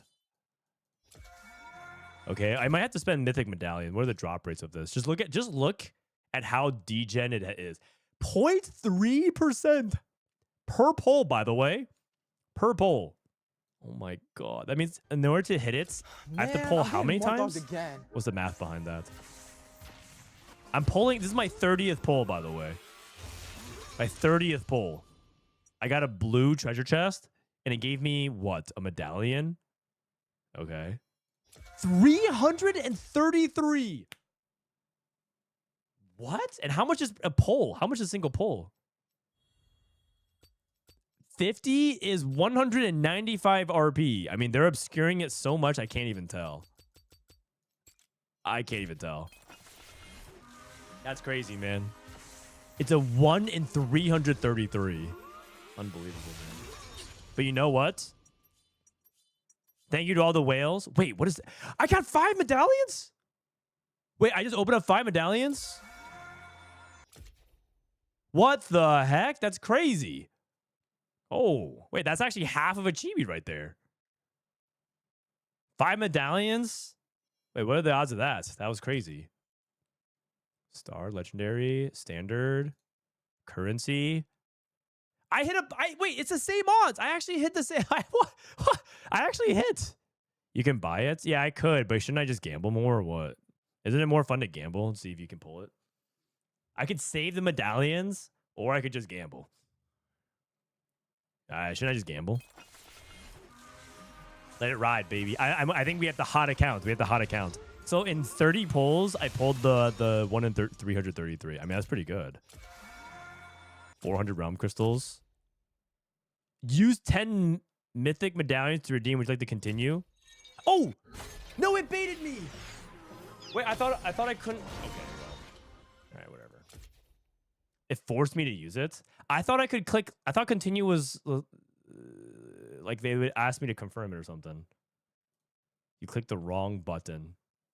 Okay, I guess I'll just use it, I guess. All right, should we try again? That was like a fun minute or two. Let me see. Garen. Get the arena. What's the arena? Treasure Realms. Peak Earth. Oh yeah, this one's pretty fun too. Okay, let's pull. So this one, is this also 0.3% chance as well? What are the odds of this? Why'd you redeem it? It was a misclick. My bad. I got 1,000 crystal shards or whatever it's called. Oh, I got 2 mythic medallions. Oh, that's from the guaranteed. Let's go gambling. I mean, yeah, eventually we'll hit it, right?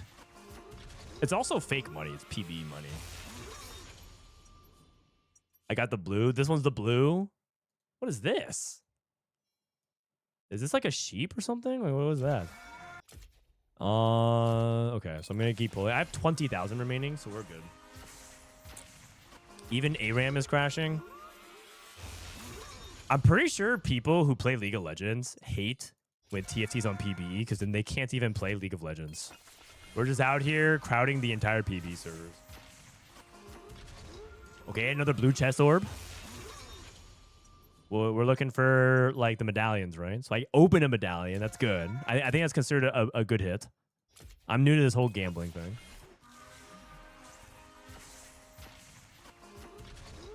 Do people actually play League and PBE? I think they do. Yeah, I think they do. Nothing. All trash. I mean, if this was my real money, I would be tilted because I feel like I got nothing. I just swiped and I got nothing. But I think the Giga Whales don't care because they can afford it. Another one. What is this guy? They won't even let me click on it and see what I opened. How do I add money to PBE? You get free RP just for playing on PBE. So I have all this RP from like when I played on PBE.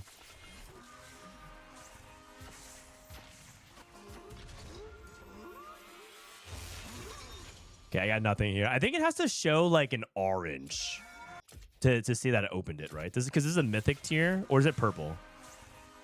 Green is like the lowest, I think. Oh, man. I'm so unlucky. I hit that one thing. I'm never going to hit anything ever again. I had that one thing I'm never going to hit ever again. This is a Gamba stream. This is the main content of TFT. Let's be real. You got set 16, set 17, right? All that is just a front. So that way we can get to the real game. The real game is gambling with our treasure tokens. Blue? Maybe he'll give me 5 medallions again. 5 medallions? 1 medallion.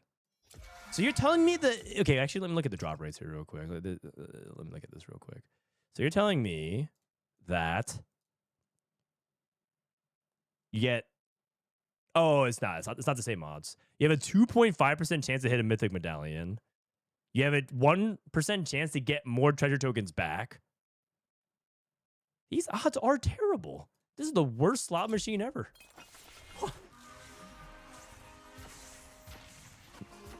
Is this kick?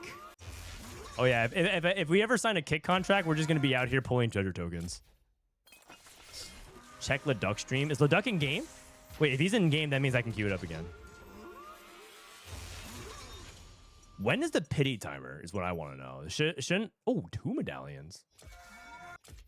Okay, well now I feel like I want to just see how many pulls it takes to get it. There's a pity timer? I thought there was. There's no pity timer? There's no pity timer, so you just have to keep pulling until you get it. Well, that was actually a good batch. I got 150 treasure tokens, so that refunded me 2 pulls or 3 pulls. You already got... Well, I mean, I have the medal, but I thought... I mean, isn't it more exciting to open it naturally rather than just buy it off the mythic? Oh, the medallions are the pity. Oh my god. That is actually too crazy. Why do I enter here? Are you considering kick? I'm not. I know. I'm just saying that if TFT was on kick, this would be the premium content, right? We go from clicking on all the silver destiny augments to this. Okay, well now surely. Okay, eventually we'll hit. Eventually we'll hit. I'm in too deep now. I spent too much on this. I've spent too much on this.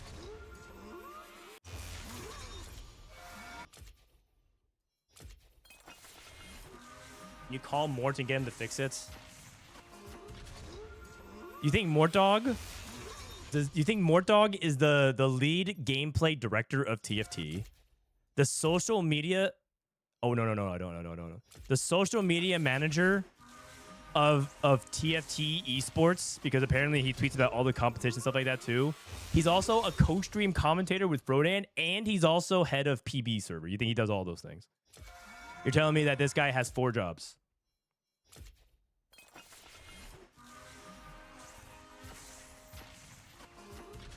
I'm just never gonna pull this thing. And I'm opening up these useless chibis. I mean, I'm sure these all are these useless little legends. I'm sure they're cool to some people, but they always hype me up like, oh, you got this blue one, but I don't even want this blue one.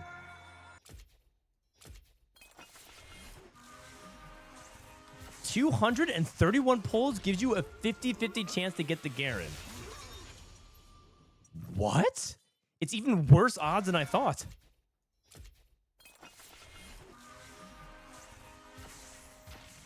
Okay, I got blue. Hi, Milo. I'm doing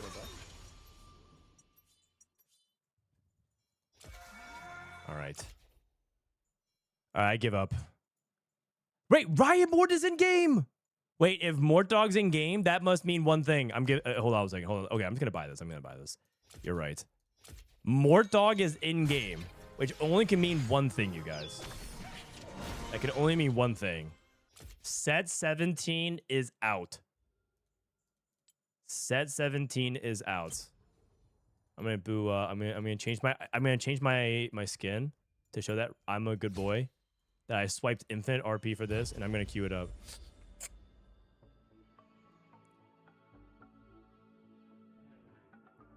I am for sure not in game. Oh. So you're saying I shouldn't hit accept, and you're telling me if I hit accept, it's not gonna, it's definitely going to black screen, and I'm not gonna load up in the game. You're telling me that if I click accept, it's going to black screen, and I won't go in game. You're saying it's not gonna load set 17 right now.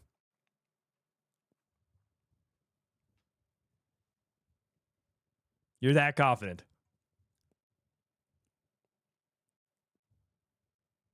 Okay, looks like he's actually true. I don't know. I was setting up for some epic an epic clip. Oh man. So then what do we do then? Is there anything else? We can watch the patch rundown for 16.8. I actually haven't watched this one. It's 15 minutes. Is there any other good set 17 content? Mort, fix the game. He can't do anything, guys. Can you stop adding him? Let Mortdog just enjoy set 17. Now, Inigo, on the other hand. What do we say to Inigo?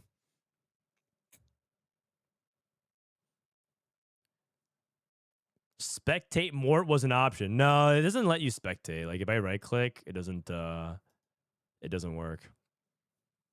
Watch the newest Sub-Zero Arc video. Sub-Zero Arc TFT. Sub-Zero Arc. This guy recently went full-time TFT. This new silver augment is an insta-take. Okay? Is it the Expedition 33 one? I'll watch. What's up, guys? Sub-Zero here, back for another VOD review today. He's VOD reviewing from the playtest for set 17. It's like fast forwarding through it. Is going live tomorrow on PBE. I had originally heard that it was going to go live on. Is it the Expedition 33 one? But it turns out they did the thing that they usually do with PBE, where they say it's going to go live Wednesday. Oh, wait, he went. He went to go live on Tuesday, and so that's what they're saying. He went top this time, left. They are aiming for it to be live tomorrow. VOD reviewing a playtest. Live so I can play so many games. It's like too fast. It's like because the thing is the set is so new. Playing a fast forwarded video is like hard to keep track of stuff.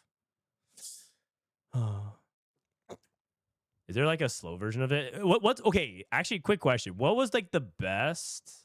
Or what? Actually, let's look at what Dpei says here. Maybe Dpei can help us. Coach Dpei. The carousels are gone in TFT set 17. What is he going to say? Carousel rounds are gone in TFT set 17. No more rushing out to grab your component. No more losing your mind when someone takes the item you need. For the first time in TFT history, the carousel just doesn't exist anymore. And what it's replaced by is way more interesting. Oh my God. TFT set 17 is called Space Gods. And the whole set mechanic is built around these Space Gods. I love the Instead of art carousel on this rounds, set.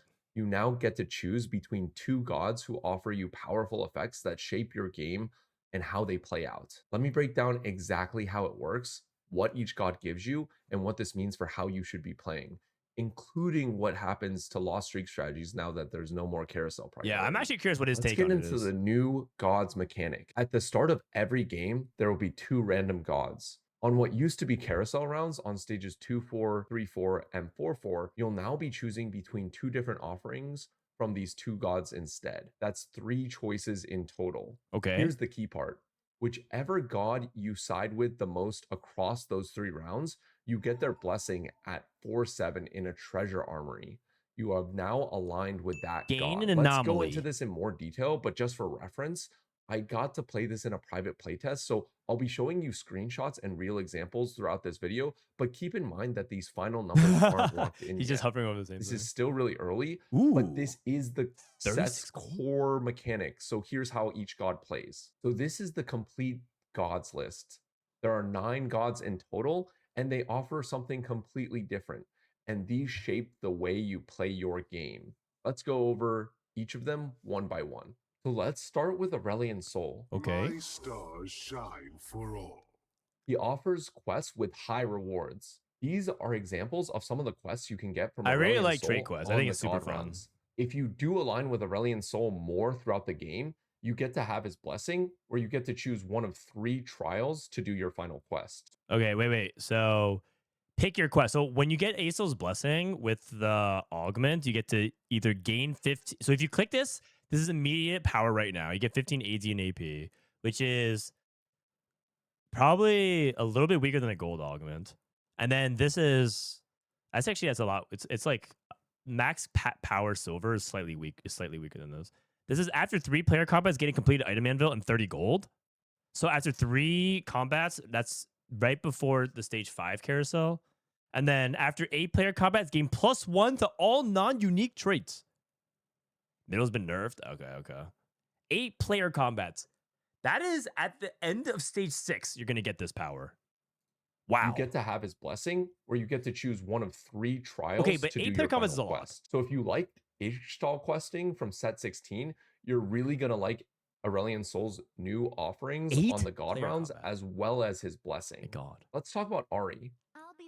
Yeah, let's talk about She Ari. distributes more econ, so if you like going fast 8 or fast 9, she gives you a lot of good offerings on these new God rounds. And if you align with her... Oh, this is what I was talking about. This, by the way, sorry to keep pausing, but if at least 5 players choose this, gain additional 2 gold. So you can. There's going to be a lot of people yapping and typing in chat to tell you what they should be picking.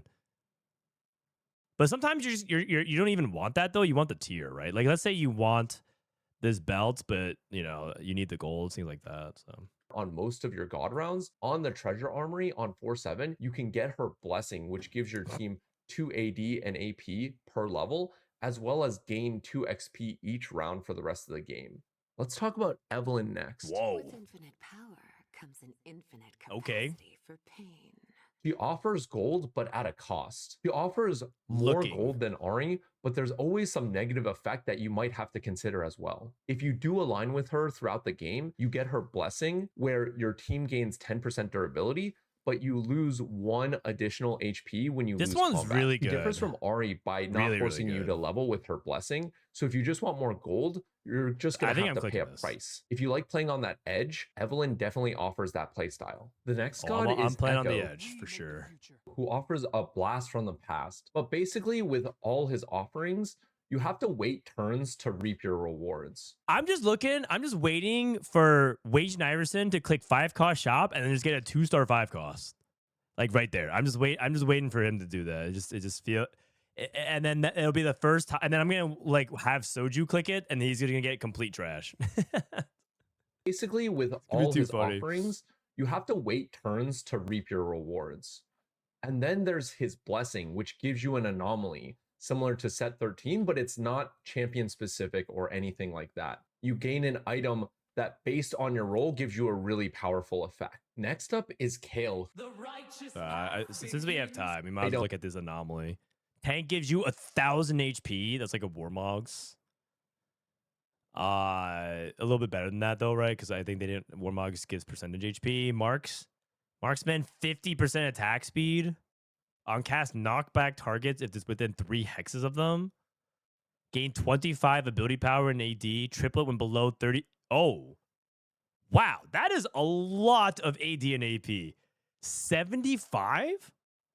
Does size do anything? It affects like certain targeting and things like that. But not that huge. But 75 AD and AP is kind of a lot. That's more than like the high vertical traits, right? You're looking at like Rogue. When you have 5 Rogue, it's like 60 AD and AP. That's a lot. Caster, for every 70 mana spent, throw a 2-hex fireball that deals 6% max HP, true damage, and burns for 5 seconds. Okay, let me think about this. That's like the one that did for Heimerdinger, right? Every 70 mana spent, throw a 2-hex fireball that deals 6% max HP. I mean, that sounds... That's hard for me to understand how good that is. But I guess that's like good for the channelers. Specialist gains 6 stars that orbit the champion. Each star deals 80 magic damage, and the orbit expands to hit the champion's current target. This was an anomaly as well. I mean, these are all anomalies. I forgot. Wasn't this anomaly broken at one point or like super OP? I forgot which one that was. That was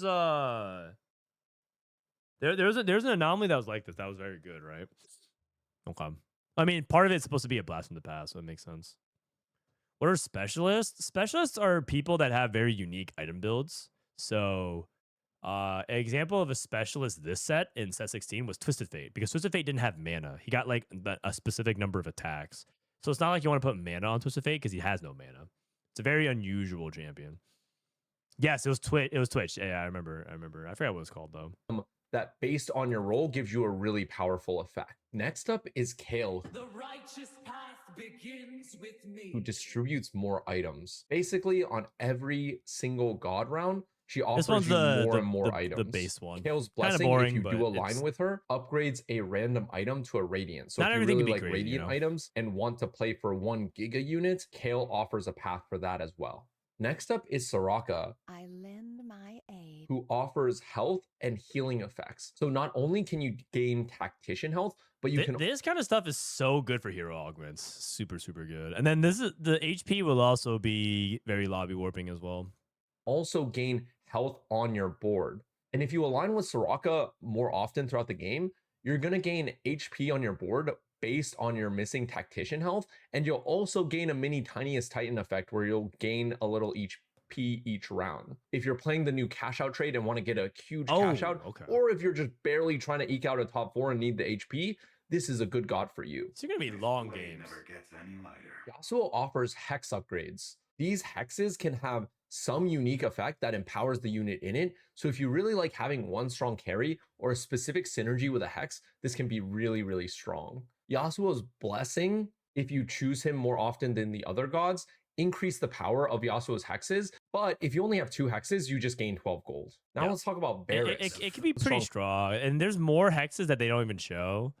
But it's really good for like the backline ones. If you really are playing the back, it's really good with like Stargazer synergy as well. I'm pretty sure you can put it on the Stargazer hex if I remember correctly, and so you can combo them. But the thing is, once you paint that hex, there's no take backsies. You just have to stay on that hex. And so, as you guys know, with like axioms in current set, that makes you positionally more vulnerable to specific things. I don't think you can go 2 in the same hex, though. I don't think you can stack it. Like, I don't think you can put the wind hex in the top left and then the ice hex in the top left. I don't think that's possible. I did make a mistake when I think in one of my games I made like a really, really bad mistake where I tried to play around Stargazers and I committed to the hex before I saw my constellation, and so my hex was outside the Stargazer hex. So I played the entire game with I think I picked a hero augment. I played the entire game with my thing off the Stargazer hex. It was so bad. But thankfully that didn't make my tuber. It's buried somewhere in the VOD. You couldn't see it. But just so you know, check if you're playing on a Stargazer unit, check your Stargazer constellation before you paint your hex. Just as a PSA. Gold. Now let's talk about Varus. It was Jax. No, man. Who offers champions and duplicators. Varus is all about starring up your board. And in fact, if you star up the board, your blessing is based off of that, and your team gains 10 HP for each total star level in your army, and you get to increase your 5-cost odds by 4%. This is not only good for reroll, but also fast 9 if you want a tempo and just hit your units fast and then go straight to 9. Last but not least is Thresh. I'm clicking Thresh. Who offers random chaos. He gives you random boons that other gods can offer. It just sounds fun. But with that randomness, you get a bit of gold. So if you feel like you can play around the randomness, I'm clicking Thresh. Thresh gives you a lot of upside. The downside is that you don't get to choose. And then if you align with Thresh more often, you get a dice to roll, and you can get gold based off of that. So if you like randomness and you like playing around what you get and you just want a bit more gold, Thresh is a great option for that. So now that we've gone over what gods do, depending on which gods show up, you'll want to consider it deeply into your game plan. And that's what makes this mechanic so interesting.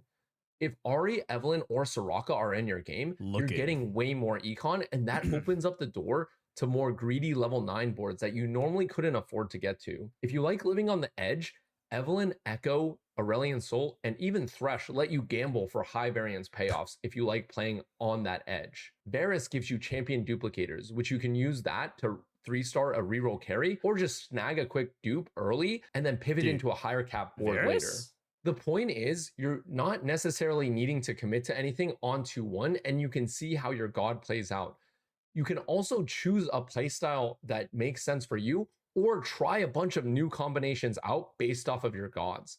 And I think this is going to be a really fun set because there's just going to be a lot of different strategies going on that are totally based on your lobby and based on the gods in your lobby as well. And this is small little thing is if you like hover over a certain thing, the god's art will also change. I know this doesn't really matter for gameplay purposes, but it's like a flavor thing. But like if you hover over one option, the other god will look sad, which is funny. I think you can see your lobby and based like on the gods, right? You see the Thresh in your lobby as well. It's a little, and this is kind of the flexible TFT that I love, and why I'm genuinely excited about this mechanic.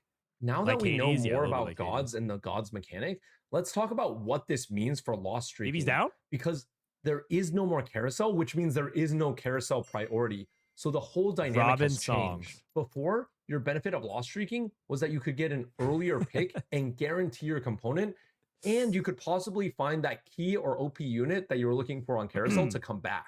Now that just doesn't happen anymore in set 17. Instead, they added this comeback mechanic.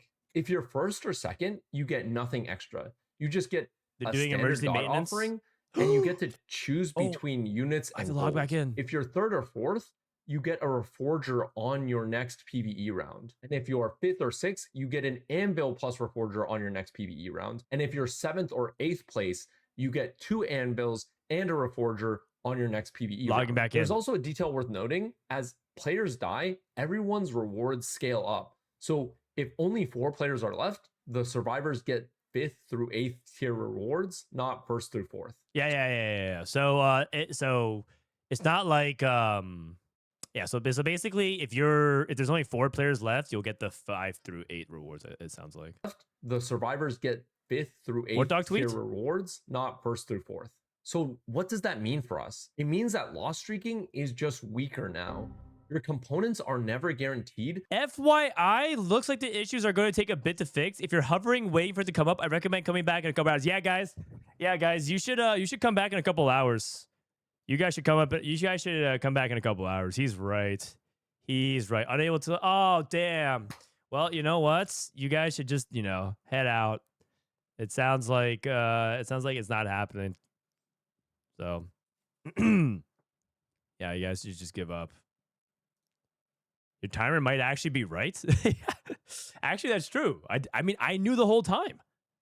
So you can't reliably set up that loss streak line into a bounce back like you normally used to. The Reforger is really useful if you're running an emblem heavy comp and turning a spat into a pan or vice versa, and that's real value, but it's definitely more uncommon of a situation. I did ask the dev team about this directly, and they were pretty clear that set 17 is balanced more similarly to set 16, where strong unit quality matters a lot more than vertical trait power. There's still one more topic we need to go over, which is late game carousels and how they've changed as well. So the late game carousel replacement is actually really flexible with this new set. Instead of running out to grab a unit, you are presented with a choice. And here you can see it's 3 random completed items on the left, gold in the middle, and a completed item on the right. The random items are highlighted in red because they're random, but the gold and anvil options give you a reliable fallback if nothing in the random pool fits your board. This is a really interesting change, because in late game carousels, a lot of times you're like looking for a specific item, but if you don't really see any items you want, you can also get a completed item anvil. So you should be able to pick up something. And the gold option is interesting too, because sometimes you don't even want the items. That's very different take than what you usually get for late game carousels.